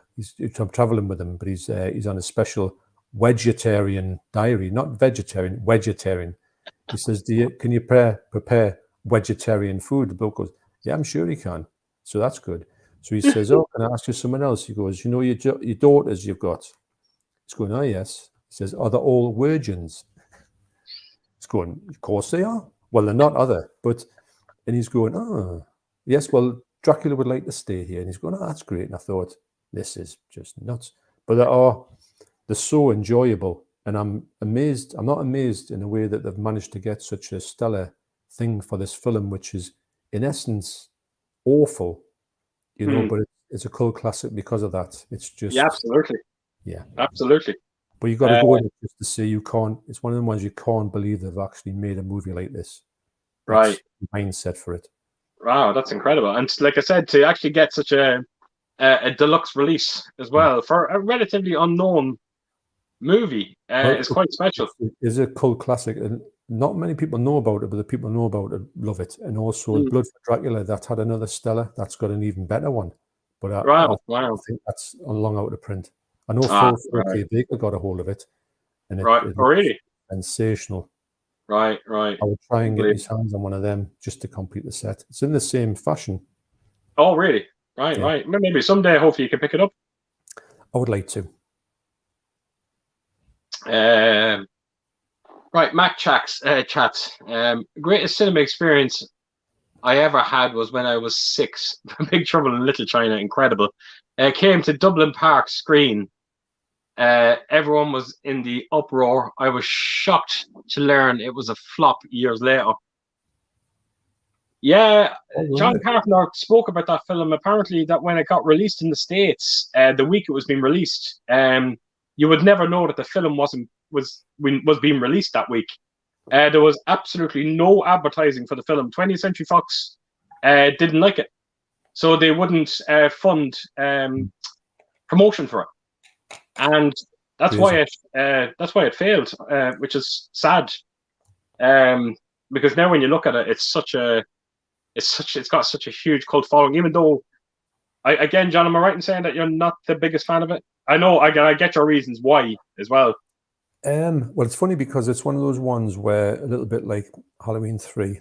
I'm going to go back to it and I keep meaning to go to it and say, right, put it on. Actually, it was like They Live. For a long time, I struggled with They Live. Didn't like it at all. Well, I didn't like it at all. I didn't like the way it changed from being a sort of like serious movie and then a bit comedic. Mm-hmm. But I was watching Mike's video that he put up, Cinema Axeman, just talking about the movies in general, and he put like a good sort of, he put a good sort of presentation of it, of course, talking about it. And I thought, I'm going to try it again. I got the 4K of it, and I thought, right, I put it on.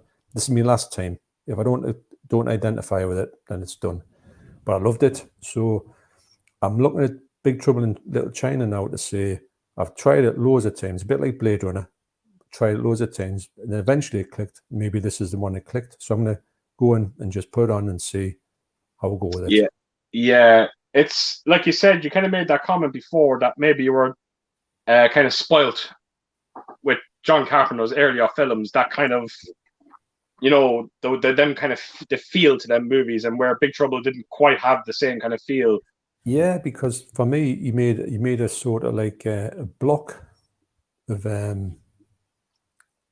movies. You could say, for me, in my eyes, there were 10 out of 10 movies. They were just coming out all the time, every couple of years. You had, I didn't know about Assault on Precinct 13, but I knew about Halloween, and I knew about The Fog.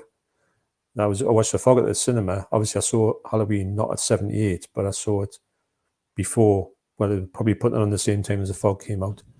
And then you had Escape from New York, and you had The Thing. These were just good. And you were going, this bloke, because I didn't know about directors or anything like that. And this John Carpenter bloke, he's a little bit, he's something else. Because you just think, can he, because everyone you go on, when you start like get the handle, it was him. And then I think when I started to take a bit of notice of him, and then when Big Trouble in Little China came out, I thought, this is not what I thought it was going to be. I don't know. Yeah. That's the way I went with it. Right. Knowing you can do something different, I was like, where's the horror? Yeah. That's the thing. You're against change. I don't like change, but yeah. maybe it was I was probably just too young. I was a bit judgmental, I think, when I was a kid, maybe. There you go. Again, I think I can only tell you to just check it out again, and hopefully it will grow on you a bit more. On the humongous list. Yeah, there you go. Right, we got Joe Dakin. My Name is Nancy. Thank you very much. Is the documentary. That was the other documentary with that Nightmare on Elm Street that I was talking about. Rhodey, favorite movie? Well, mine's Down by Law. Definitely. Down by Law. Yeah, you were saying that before. I'm not going to say it again. Well, go on, I will. Halloween. Halloween will always be. I'll have to that's a shock. I didn't know about that. I just have to Halloween. So yeah, that's mine. It always will be. We got Tony Horan Toulouse. Great stream, lads. Thanks, Tony, for coming over. Yeah, no, great Tony. And the stream must be that great. He was one of the channels that I first looked at and thought, when he was showing off his stuff, not saying I had the same stuff as him, but the same stuff I liked. And I used to think, a bit like yourself, when I was thinking to myself, where's he got that from? I'm going, like, I'm going to talk about The Thing today. I'm going, The Thing, I like The Thing. And then you pull out something and you're going, where is that from? And Tony as well, he's got a sort of thing with these really obscure cult films, which I love. He's got these like fantastic, and to be honest, usually, like I keep saying, it's the probably only time I've ever going to see them on his channel, because there's not a lot of people do the stuff he puts out, which is great. It's amazing, the dedication to the man. He's the only man I know that actually sold his collection to basically restart again, which is that is dedication in itself there. It's unbelievable. And it seems to be going well for him, because he's picking up some unbelievable pickups. Yes. Yeah. It's absolutely incredible. Again, I've gotten so many great ideas and great pickups because of a lot of what Tony showed off. And it's the thing is, if you think about it though, in a way it kind of makes complete sense. But if you fill your house up, or you fill your space up and it's done, and you can't do anything with it, but you still want to continue on, you get rid of everything. Yeah. And then you get it again. Effectively, you are able to do like a collection 2 sort of thing. Absolutely. I don't know if a person could do it, but I can understand him.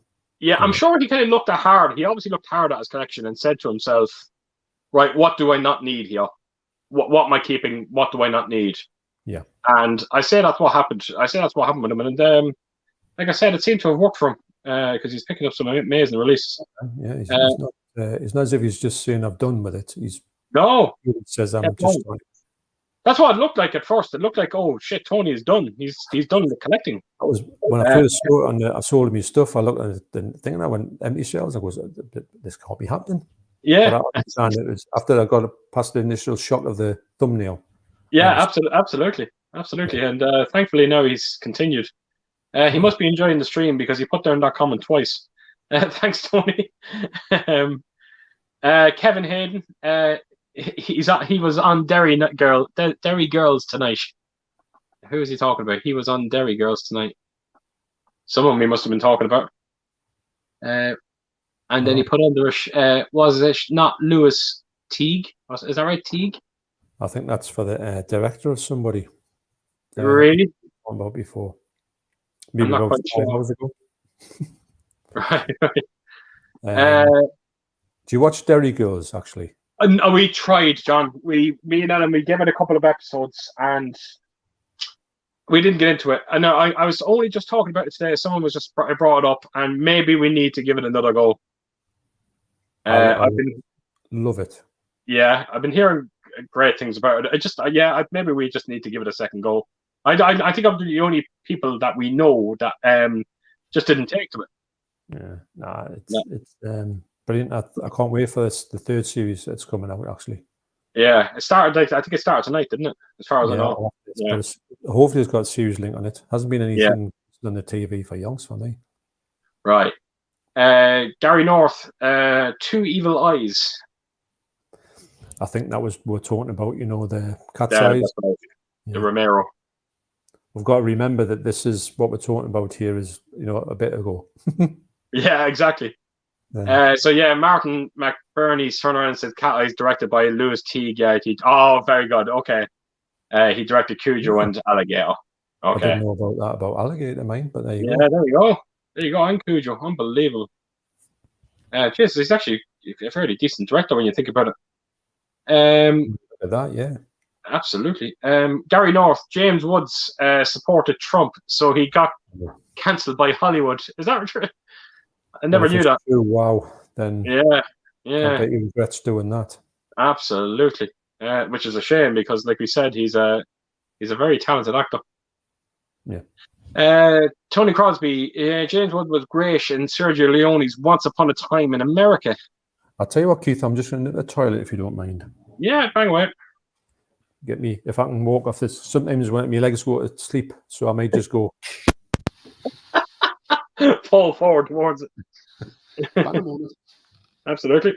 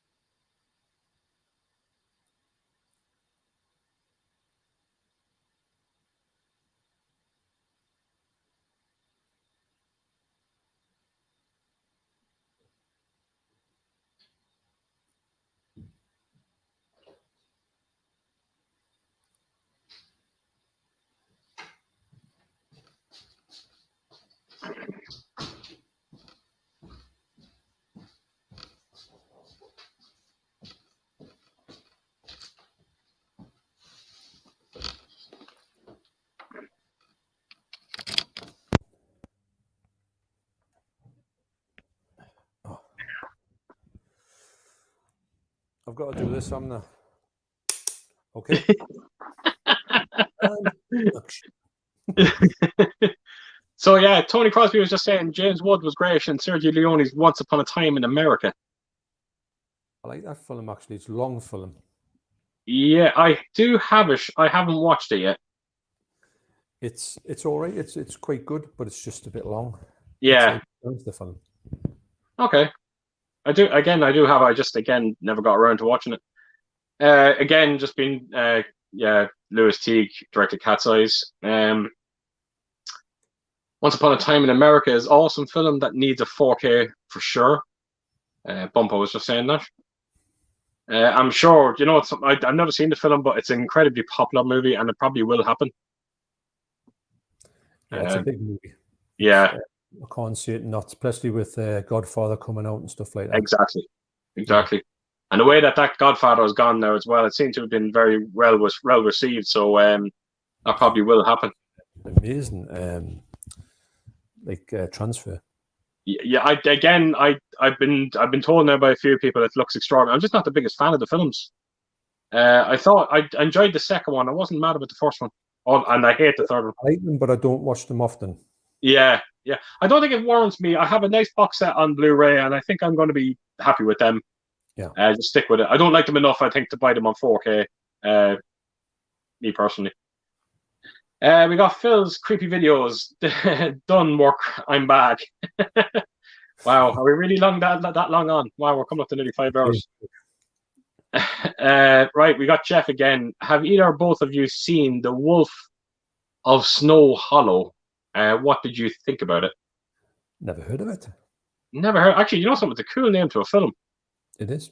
It is. I never heard tell of it, unfortunately. So I can't. Never heard of it, Jeff. No, sorry. No, can't really help it now.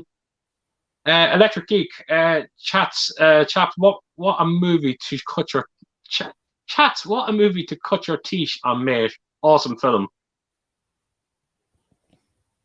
I don't know what that is now, to be honest. Big Trouble in Little China when he was 6. Yeah. Right. Okay. Yeah, I got you. Counterpunch. Are you two gents into 1950s Universal sci-fi films? It came from outer space. Island Earth, etc. This Island Earth, sorry, etc. What about you, John? How are you? Yeah, love them. Like that. Plan 9 from Outer Space, which is a phenomenal film. One of the worst things you'll ever see in your life, but it's so good. I like that. I like Hideous Sun Demon. What's the other ones? The brain from Planet Arus, I think it's called. Right. I just love all them ones. The Tingler, just anything that comes out in like horror stuff in the 50s, I'll watch. Yeah. Just love the look of them. Yeah, I haven't seen as much as I would like to. Again, not quite sure if it's Universal, but like you kind of go to War of the Worlds, which I actually prefer the original over the Tom Cruise one. Yeah. The Day the Earth Stood Still. I love that film. Yeah, it's great. But there is a few, and it came from outer space. It's one that I haven't actually seen that I definitely need to see. Either they're a good movie. They're a solid sort of their attempt at because obviously space travel wasn't invented then. Yeah, using what it would be, but if they're not, they're absolutely abysmal, which makes them watchable anyway. So absolutely, you're always going to get pleasure out of them. Yeah, in a bad way and laugh at them, or be that was quite good actually. Right. Yeah. We got Jim Jam Movies and TV. Hi, you guys. Hi, James. Thanks for coming over. He just said that he just finished watching Silence of the Lambs. First time watch for me. Wow. That's. I'm kind of curious now. Will he carry on and watch the other two? No. I would say that's the best out of the lot. Oh, no question about it. It's a good trilogy. I like it. It's I was surprised by Red Dragon. I thought it was going to be garbage, but actually, speaking of Ed Norton, we were talking about him. He put a good role in that film. He did. again, that's another trilogy I need to sit down and watch. I'm very curious to hear what he actually thought of it. I saw the Silence of the Lambs with Deborah in the cinema, actually. Oh, really? Yeah, it's quite good. Yeah. I remember I was sitting. There was me and Deborah, and there was Deborah's friend, a friend of me as well, called Anne, who was very prim and she was good lass, but she was prim and proper. You know, I think she was a teacher actually. She was sitting there and it says, "Well, going to watch the Silence of the Lambs." I didn't know anything about it, and I didn't even know it was a horror movie. I just know that it was kind of a little bit. I thought it was like a police story, which it really isn't. And you know, it starts getting a little bit wild and all the language and what happens and what she gets thrown in the face and stuff. And I'm sitting going, looking at this lass, because she's sitting next to me. I'm sitting in the middle and I'm going to Deborah, I'm looking at her as if to say, I didn't expect this. Like, and I'm looking at her and she's kind of pretending it's not happening. I'm going, this is awkward. Oh, brilliant. So, but anyway, she quite enjoyed it, but I think she did say there was some funny bits in that movie, wasn't there? I said, I suppose it was. Like. Oh, brilliant. Right, Tony Crosby, what's your favorite Christopher Walken movie? Mine's Brainstorm with Natalie Wood. It's not a bad movie, actually. I would have to say I liked them in I did really like him in, what's it called? True Romance. Oh, he's great in that. I liked him in he played a really small part. I think it was his first part ever in Annie Hall, the Woody Allen film. Yeah. He plays the brother who's like suicidal brother. Right. Who wants to, he says, I think he's sitting on a bed talking to Woody Allen. And he thinks he's got to talk him because he's like his girlfriend's brother. Have you seen Annie Hall before? No. Oh. No. He's sitting in this bedroom with him. He's talking. He says, "Oh, you know what you doing?" He says, "Oh, I'm just sitting in the bed thinking about things." He says, "In fact," he says, "I was thinking the other day when I was driving out in my car, what it would be like to drive head first into the car coming to us, and, right? You know what it'd be like to smash into a car and kill myself. What would I feel when I'm smashing this car?" So, wow, right. Woody Allen's sitting looking at him, going, "Yeah, okay." So he says, "Anyway, so." They're going to go home, and he says, "Oh, what's his name? I'll take you home." No. So they're sitting in the car, and he's driving like that, and Woody Allen's sitting next to him, going, "Just look, he can't take his eyes off him because he's wondering if he's going to smash this car into this." Brilliant. That was quite. He's only in for 10 minutes, but it was really memorable. Again, Christopher Walken is one of them actors. I really respect him, but he's not in too many films that I really love. I'll tell you, there's one film. I've watched a lot of clips off it. Now, I've told someone there recently that I'm trying to pick up the 4K release of it. I'm trying to buy the deluxe edition of it, Deer Hunter. Yeah. Now, I'll tell you one thing. I've seen clips during that. His performance looks extraordinary in that film. Robert De Niro looked great now, but some of the clips I've seen in particular with Christopher Walken looks just absolutely extraordinary. So that's what I'm trying to get hold of. I desperately want to see that. I love him in Sleepy Hollow. He's only, again, not a big role. Yeah, but it's my favorite Tim Burton movie, yeah, I thought he was very menacing in it, and I loved him in it. I heard a rumor. Someone said this to me before, and I'd love to know if it's true.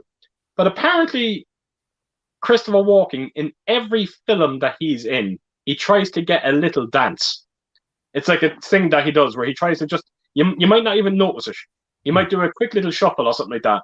Now, I don't know how true that is. I'm kind of curious to see if anyone else has actually heard that before. I've heard of that before, and I've also, I know he's in, he does it in The King of New York. Definitely does a dance in there. A little sort of quick step side kick and stuff like that. So, yeah. If it's true. But I'm struggling for the life of me. You know, I cannot think of him doing a dance move in Sleepy Hollow. Again, though, it's supposed to be one of those things that you could miss it. But apparently he does do it, so whether it's true or not, I don't know. Sorry? I think it could be, actually. I think it does sound true, doesn't it? Even if it's not. It does, kind of. It does. Right, Gary North, HD Zeta and Mantalab are another level boutique wise. I never heard tell of them. Never heard of them. That are, like one of these, like really, the ones where they put everything in one box, everything blue, all that type of thing. Right. Okay. I've never seen one in the flesh. These are another things where you say, well, I might, if I see one on the shelf, I might be tempted to say, well, that might be worth £100 in my hand. Yeah. I've never seen one physically, so it's a bit of a gamble, isn't it? If you pay all that money, you think, well, that's not that good. Yeah, but again, it's sometimes with releases like that, when you see them kind of labels, sometimes you'd like to be able to see the thing in your hand before you do pay big money on it. Having said that, my good friend Ben over at Cadaver Club there, he's sent me so many pictures. He has so many of them premium editions, and I'll tell you one thing, they do look extraordinary. They really do. But again, 200 quid's worth, I don't know. But you should say that. There's a bit of a sort of side step on that one. Was and this is going way in the days of way back. Remember when I remember The Shining, the bigger version. Yeah. I remember seeing I was sitting there going, I'm not bothered with that, because I knew that I had bought The Shining, the slipcover, and I thought, I didn't know if I'd saw the other one. I knew the other ones around. I thought, nah, I'm not bothered with that. It's a bit extra money. What for? Then I saw your unbox and I went, I want this. Now I think that's one of the first videos I ever saw yours. And also I think it was one of the ones where I just thought as well that if I was interested in something, I'd always go and look online and see if somebody's got it. And if it's going to look good and somebody is showing them off, I'll go and get it. So it's kind of, sometimes you can make your mind up for you if you just sit on the fence with someone. If you watch a couple of videos of that subject, you might sort of veer across to actually get that thing. Yeah. It's funny when you brought up that Shining box set. I think for me, and the likes of them box sets, that's probably the height of how premium I will probably go. Second Sight, Arrow, and I'm happy with that. I'm more than happy with that. I think they're fair prices. And I think that's the level I want to go to. Or maybe even like I said, what we got with Dawn of the Dead. But I just don't feel that comfortable paying £150, £160 for, I can't justify it, unfortunately. That's just me, and that's saying a lot coming from me, who would fucking buy anything. Yes, it's one of them ones where you go, you heard it here first, folks. We got Coro, he's back. He was just saying that he's glad to see that you guys are still going strong. We are indeed. Mac Chats, yes, that's the Flesh Eaters, lads. One and only, he said. So that was the one, John. Amazing. So you're very surprised. How low budget that movie is. I can't believe that they would have done it on 4K. Incredible. Well, there you go. It's a good thing to see. It's something telling me they're going to be incredibly limited, though. I can't imagine them doing a big run of them. Yeah. To be honest, I don't. It depends after how much. If it was like stupid money, I don't think I paid big money for Zombie Nosh. Well, as I know it is Zombie Nosh. Yeah. We got Winslow here, and he's just asking our most anticipated films of 2022. I'd say Doctor Strange. Just see what they do with it. I'm gonna go with Halloween Dies or Ends or whatever you want to call it. Finish that trilogy off. I'm waiting for you to get it because I'm so curious. It's in the sale now. It hasn't got a slip. It does have a slip. No, it does. Not in HMV. They don't. What? But I will get it, or I will see it on streaming. Yeah, again, I'm just kind of curious to hear what you'd actually say about it because I'm up for it. It's just it's a bit like Spider-Man. I'm not going to pay like money for something that's like it's not like, it feels like an incomplete set, judging on the quality of the other ones. Mm. It feels like it's not, the continuity is lost. Yeah.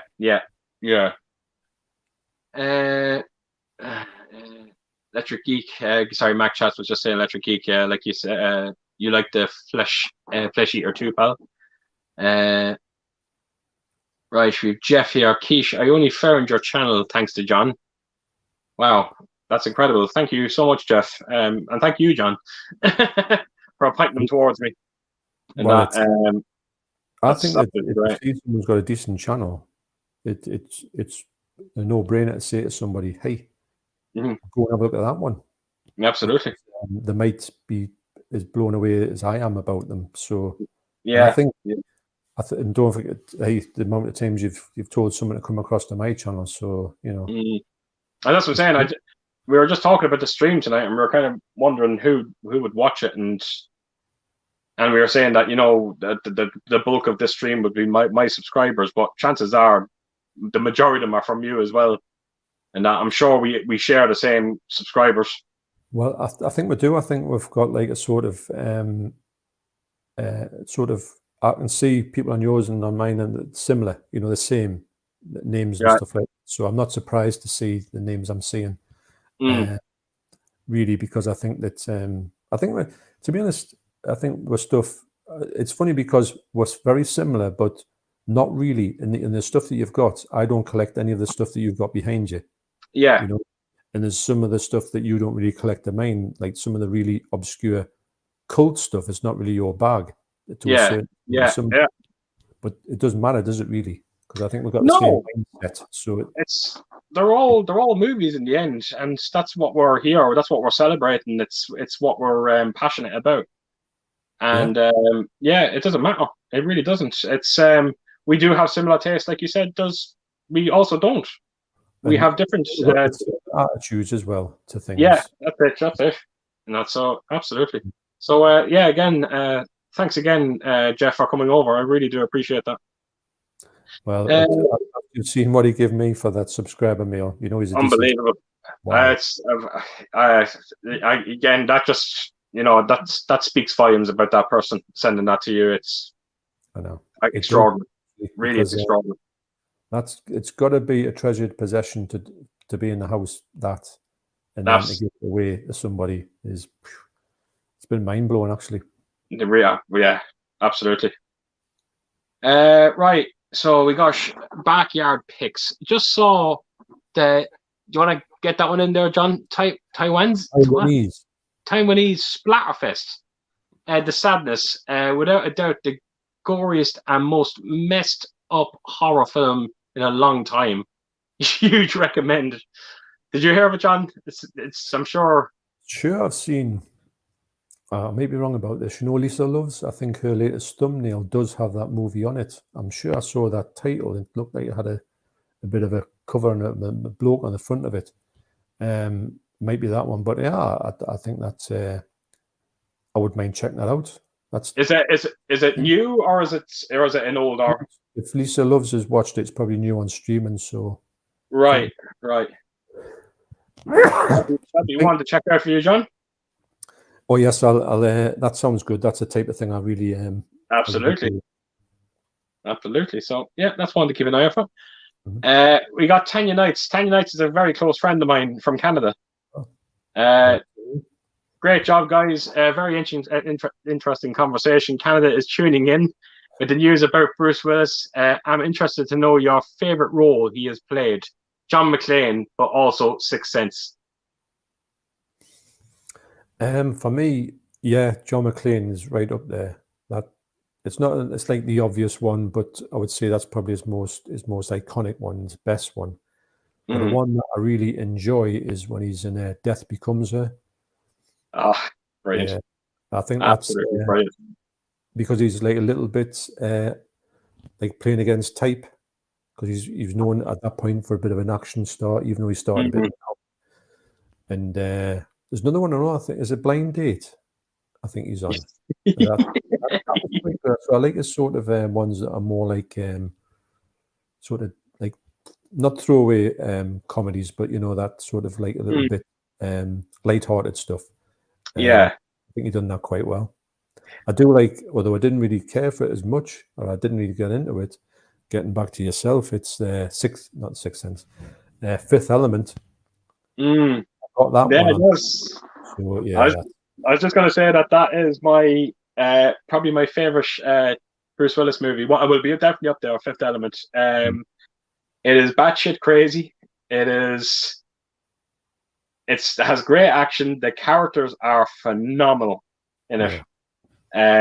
So many. Corbin Dallas, I think that's his character's name in it. That says a lot when you always remember the fella's character's name from a certain movie. It obviously stuck with you. And but again, there's no ignoring John McClane either. He's just absolutely extraordinary. I do like him in that film, The Last Boy Scout. I found it to be very funny, but it is very kind of McClane. Kind of, it's almost saying he's a bum even in the start of that movie. But it's a great movie. It's Damon Wayans, I think, is in that movie with him. He's a good laugh. Yeah. David Horner photography. I seen Scream is released without the Blu-ray, but still at full price. Do you think they should reduce the price when Blu-ray is not included? What's your thoughts? Yeah, definitely. I said it in the video when I put the video out yesterday for Scream. I mentioned it. I said there was no Blu-ray with it. We were charged the same amount of money. Don't get it. Do not understand it. Exactly, because I think that if you're paying for, like, to be honest, you now expect to get a Blu-ray in there. So, all right, they're not putting the Blu-rays in there for whatever reason. Fair enough.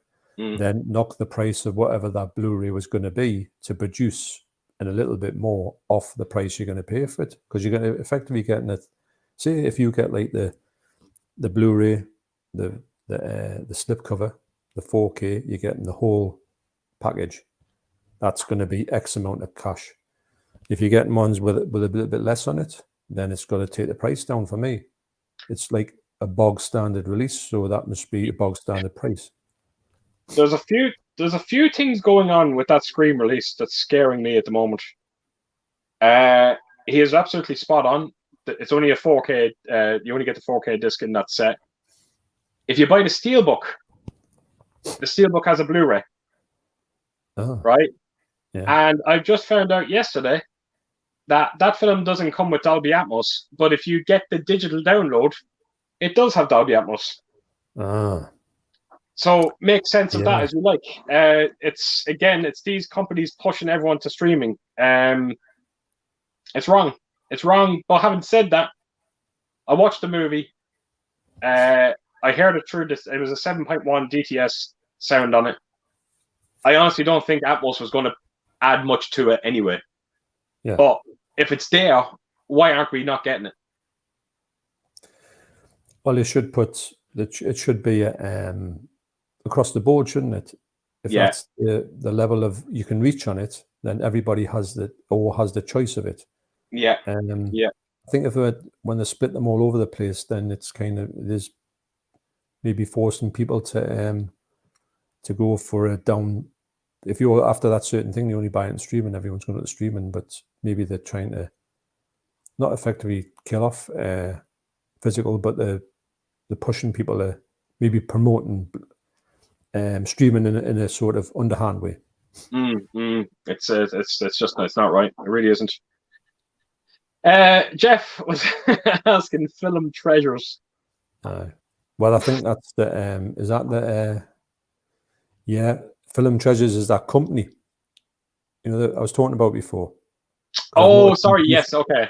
Gary North said Film Treasures sell on eBay also. So might be summit to. Right. I'm definitely going to check them out. Right. No, when I read that, when I read Film Treasures, I thought he was asking us what was our most treasured. What is your most treasured one? Keith, would you say? Oh, look, pick one behind me. That'll be it. No, it's the Hedgehog.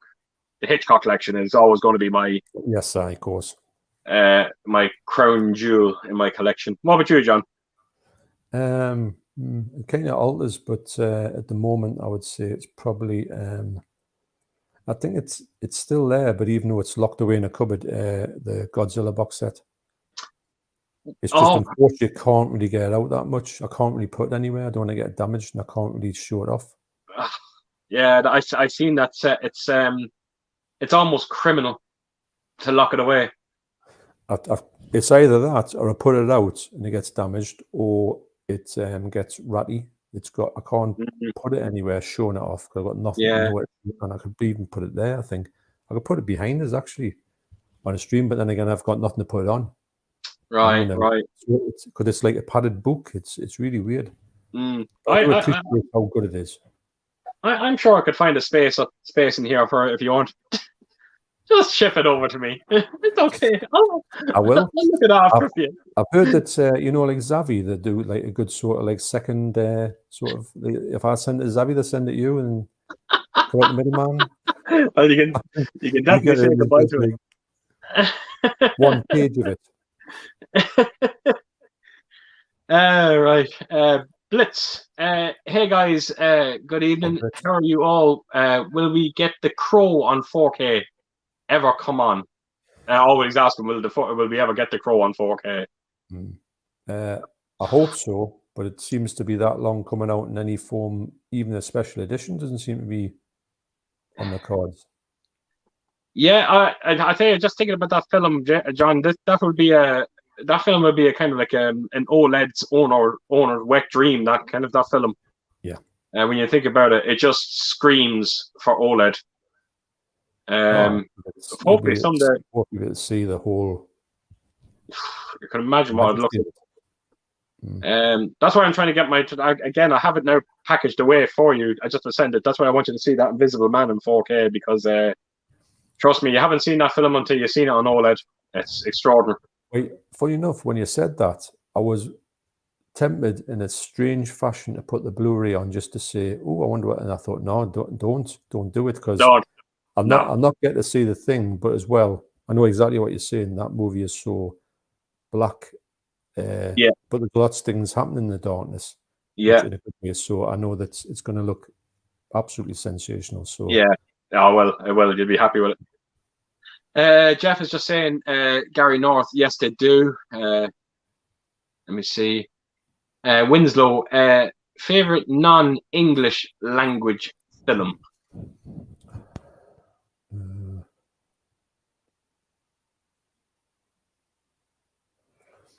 I would say I do like Wings of Desire, which is a German film. Yeah.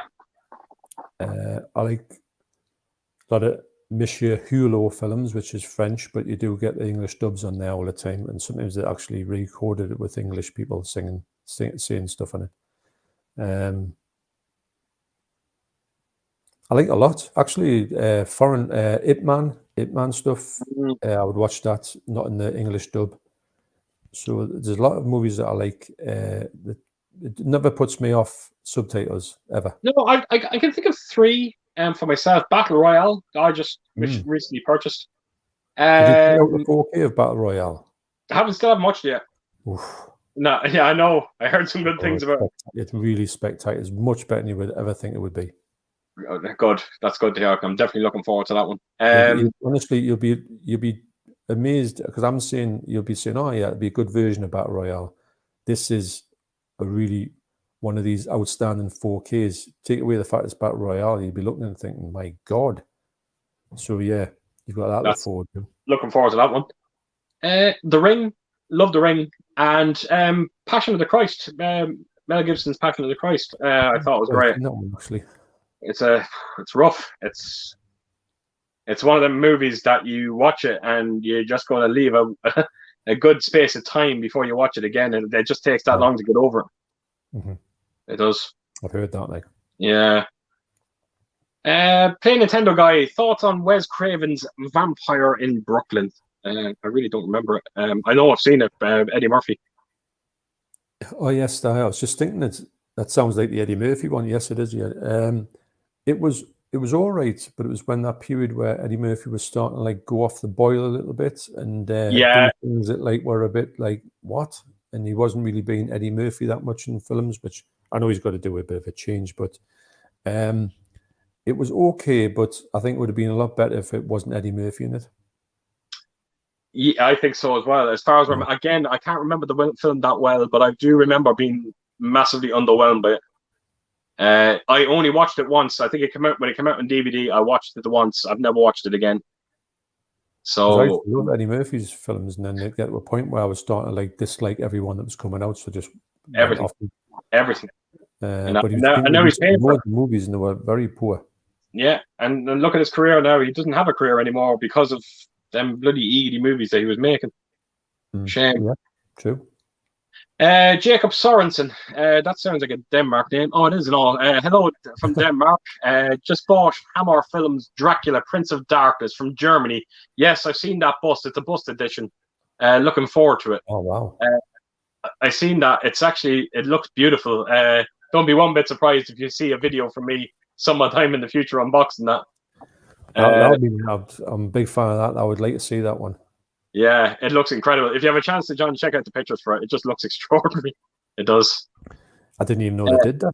Yeah, stuff seems to be like stuff that they don't really bother with busts. Yeah, it came out a few years ago, I think. As far as I remember, I think it came out a few years ago. Oh. I just never got around to picking it up. Jacob was just asking as well, favorite Hammer film. Now, again, I can't really answer this one because we're only just starting to get into them. So I'll leave it to you, John. Mine's definitely Taste the Blood of Dracula. I think it's 1968. It might be the fourth Dracula movie. It's got everything in it you could want from a Dracula movie. It's got a great story. It's got Christopher Lee, obviously, and he's starting to talk a little bit more in it because he got the hump after the first film. He refused to talk because he said the script was rubbish. Right. So in Dracula, Prince of Darkness, he doesn't speak at all. He made point. That's it.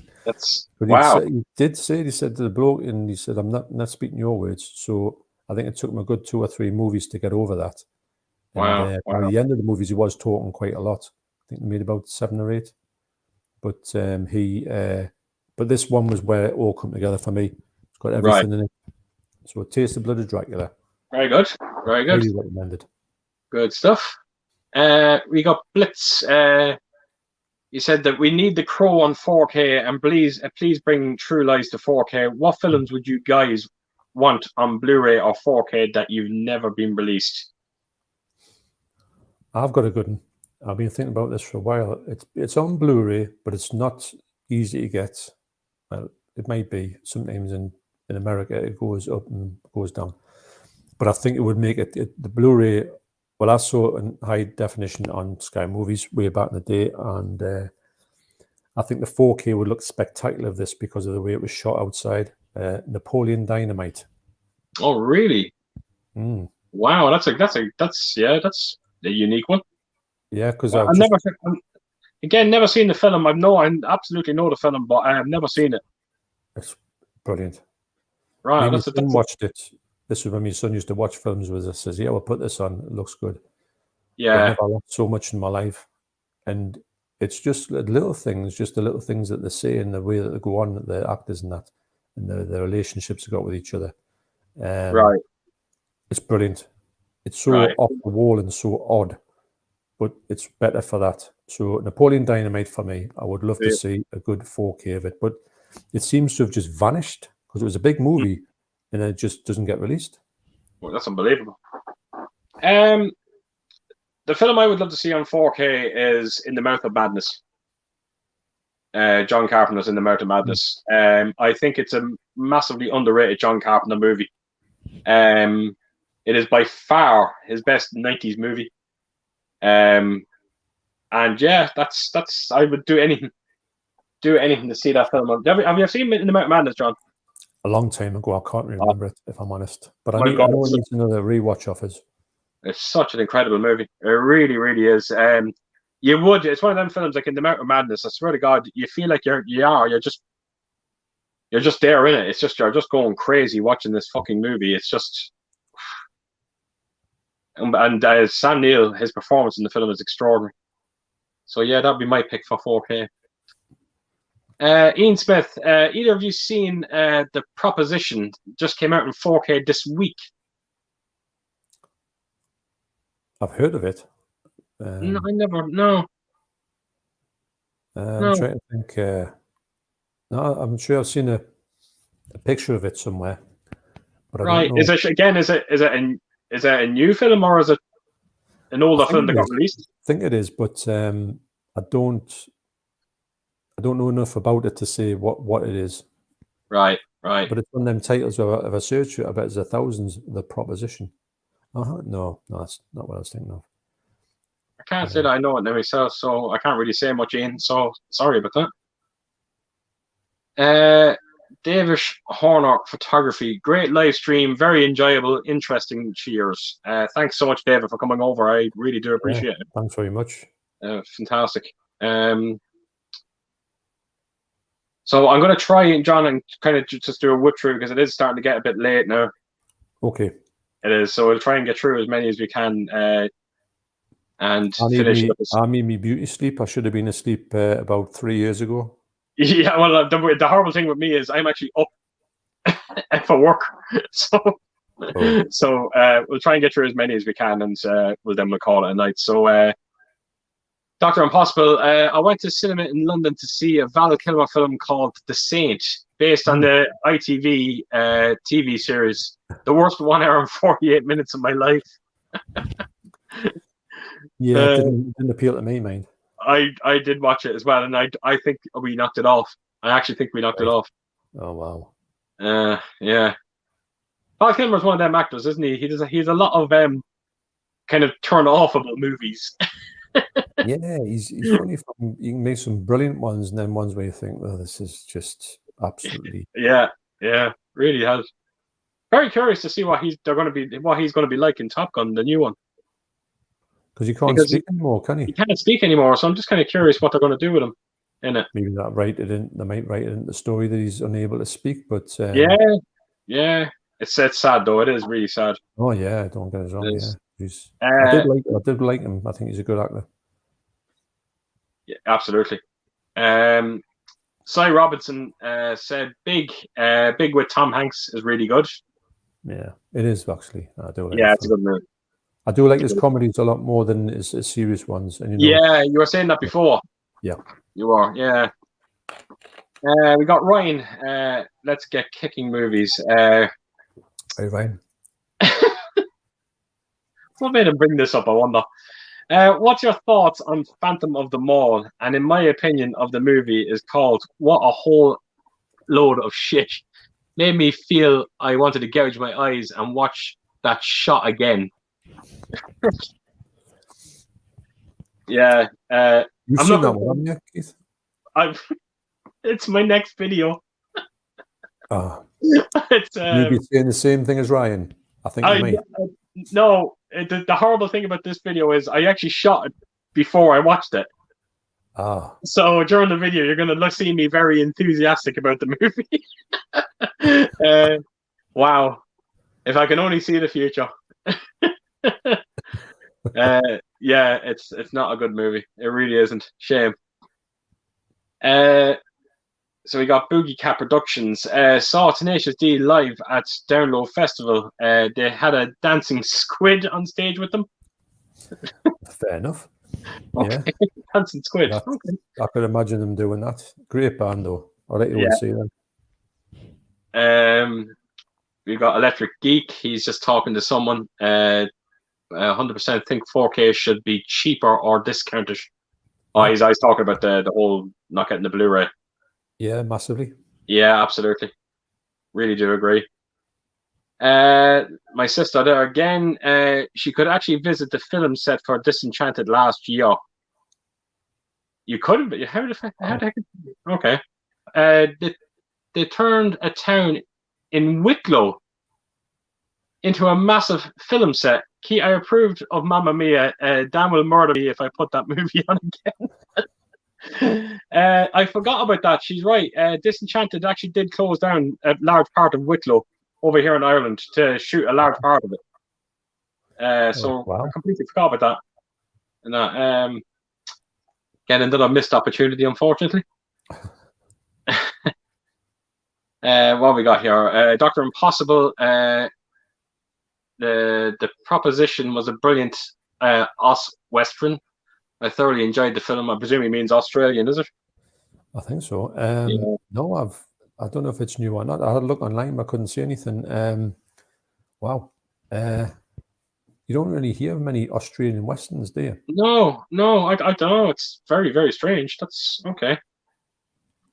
Right, we got Pete, Play Nintendo Guy, brilliant stream tonight, Kate and John. You're instant natural, and I can't wait for your next stream. I appreciate that, Pete, and please God, you will be one of my guests on it. If you, well, we've said it before, actually, that the Pete's streams and the way that Pete does his streams really good, mind. I've got he's perfect. He's talking to us. We've got to say that we're both big fans of Pete's setup. Massively. Absolutely. It's incredible. It's just one of those things that you just 4 hours, you blink and it's done. Yeah, it is. Right. Boogeyman Cat Productions. Saw Metallica live 13 times. Great band. I haven't seen them live, actually. I think they play like the venues are that big. We tend to go to smaller ones. Where you can actually see the band and say hello. I prefer that as well. It's a bit more intimate. Yeah. It does. It's I'm with you on that one. Gary Smith, John, you're 100% right about Lars Ulrich.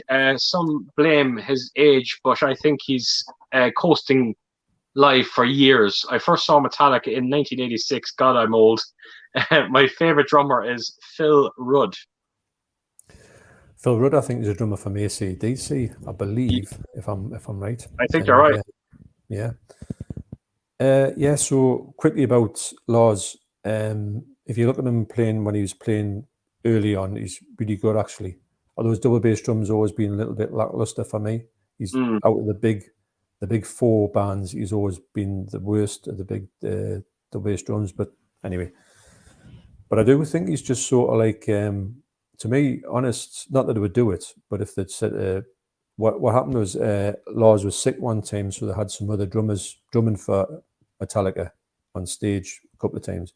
They had Dave Lombardo from Slayer, who's probably one of the best drummers you'll ever see, thrash drummers, and also had Joey Jordison from Slipknot, who's just died, and they were playing like the Metallica songs and just ripping through the double bass drums.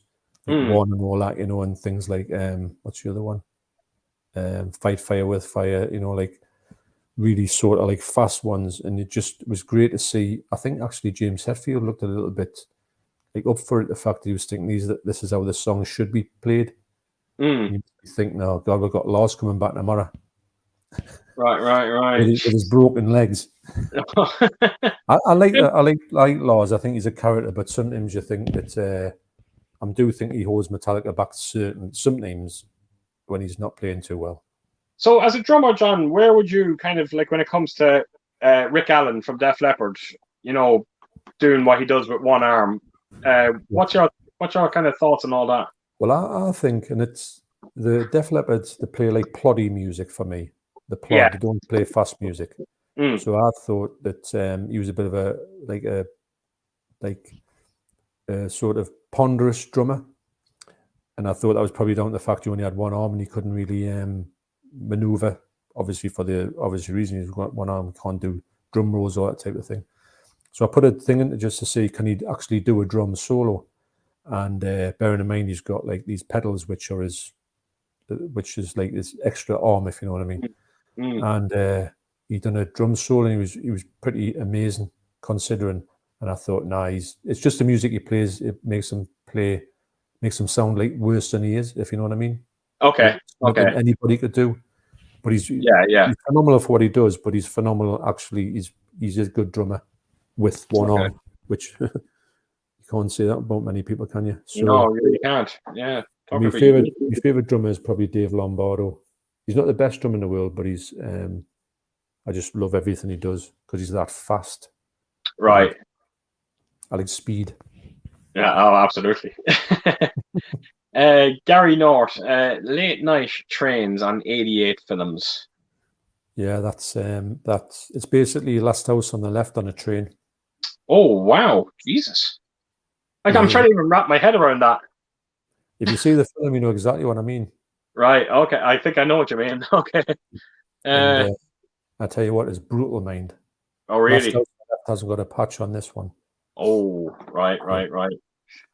But it's a really good film. It's shot. I tell you what, it's one of the nicest looking video nasties you'll ever see. Really? It's shot like when they're in the at nights when they're in the cabin or the trains. You know the what's it called? You know the little bit where they all sit. You know I kind of think the name. The carriages, like the carriages. Yes, that's and they're sitting there. And it's got like blue light coming through in the lights. Looks lovely. Wow, obviously, what they're doing in there isn't lovely, but never mind. Yeah, absolutely. Lenny Nero, The Saint is one of my all-time favorite movies. Excellent Val Kilmer identities, lovely Elizabeth Shue, great soundtrack, Russian New Mafia, Bratva, Telsin inspired revolution with. Oh, yeah, I can't even pronounce. Lenny, come on. Jesus. I can barely see it, but I know that I would struggle with every single word there. Wow. Well, I think he's just I think he's trying to get names there where I'm just going to struggle with. Wow. Again, no, I've seen The Saint once. It was years ago. I honestly didn't like it, so yeah, it's just not for me. I've seen it, but it didn't appeal to us, unfortunately. Yeah. He also said, "Don't know if you guys will get to hear. It's already been 4 hours as I'm writing this.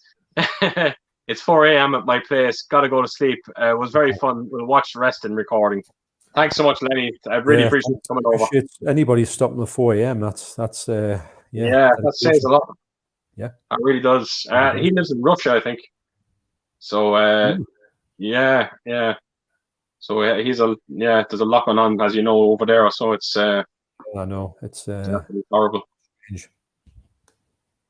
Tony Crosby, my first cinema experience was in a flea pit. The movie was called Never Too Young to Rock in 1975, starring the Rubettes, Glitter Band, and Mud. Love it. Bought the DVD not too long ago. Did you ever hear of it, John? I've heard of it. That I think they all did at them time. They were making Slade, and all them were making films. Mud were making movies. I think it was just a bit of it's sort of another take on that. Right. Probably be awful to watch. Like I'm not saying awful to watch. It's it's sort of take a movie from 1975 or glam rock and watch it now. You'd probably be going, oh wow. Right. Darker Impossible, Superman 3 at the cinema for me. The darkest Superman film with Richard Pryor and Ozzy Palma Stephenson. At least you went to a good one. I went to bloody part 4, so. No, can you imagine that? Yeah, it's again.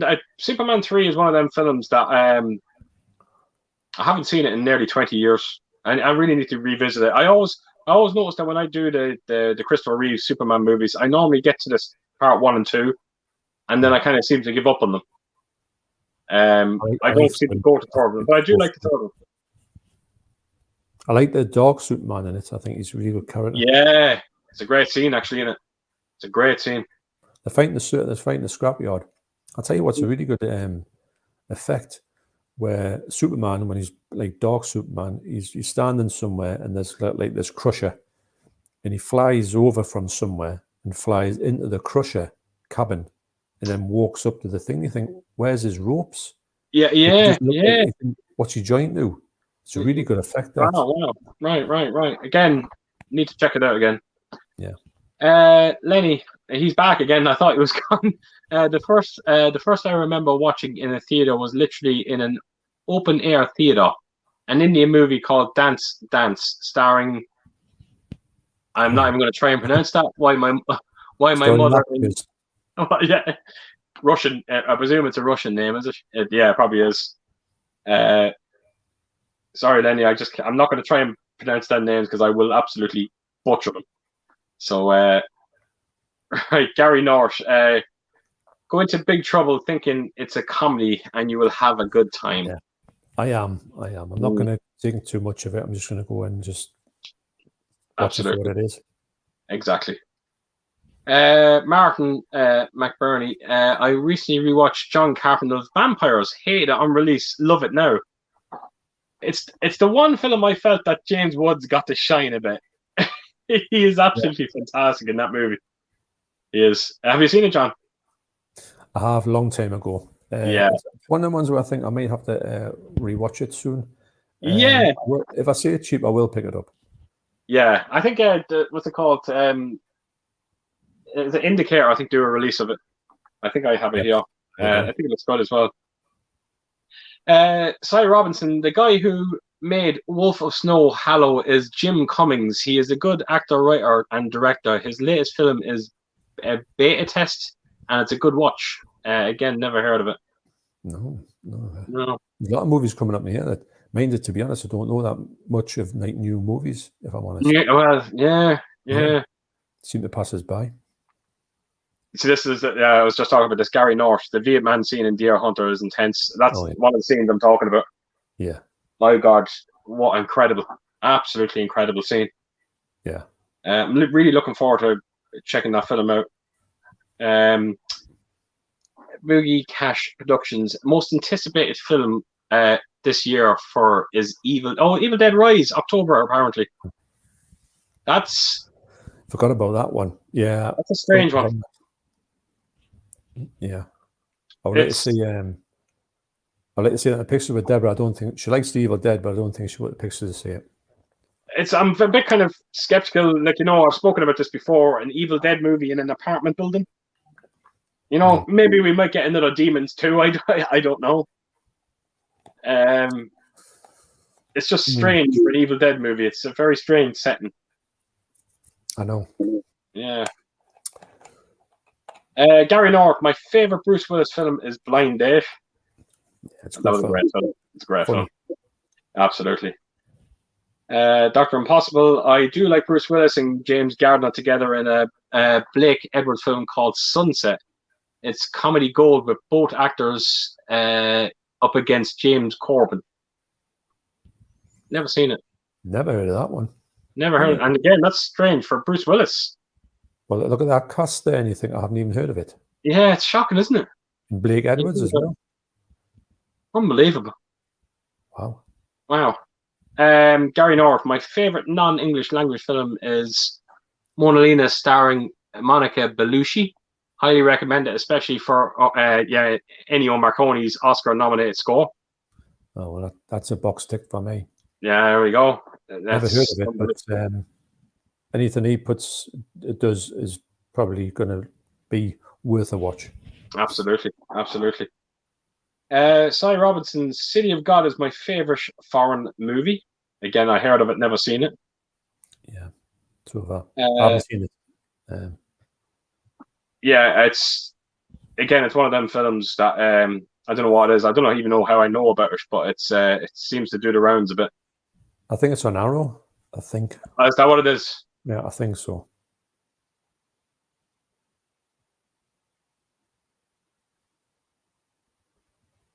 You haven't frozen, have you? Sorry, John, you broke up there for a second. I thought you. I think my phone is telling me get the feck off. Your phone's yeah. We bought a movie coming out in the US soon called Best Buy Movie Collection Darkness is Rising. Best Buy Movie Collection Darkness is Rising. Never. Did you hear that one? No, it's probably might be like maybe like a bit of a comedy to do with maybe set in Best Buy. Yeah, maybe. I can't say that I know of it now. No, never heard of it though. Yeah. Retro Wheels. Wow, you're still going. Just. We must be coming close to the end there, John, are we? Yeah, I've got two more. Oh, that's incredible.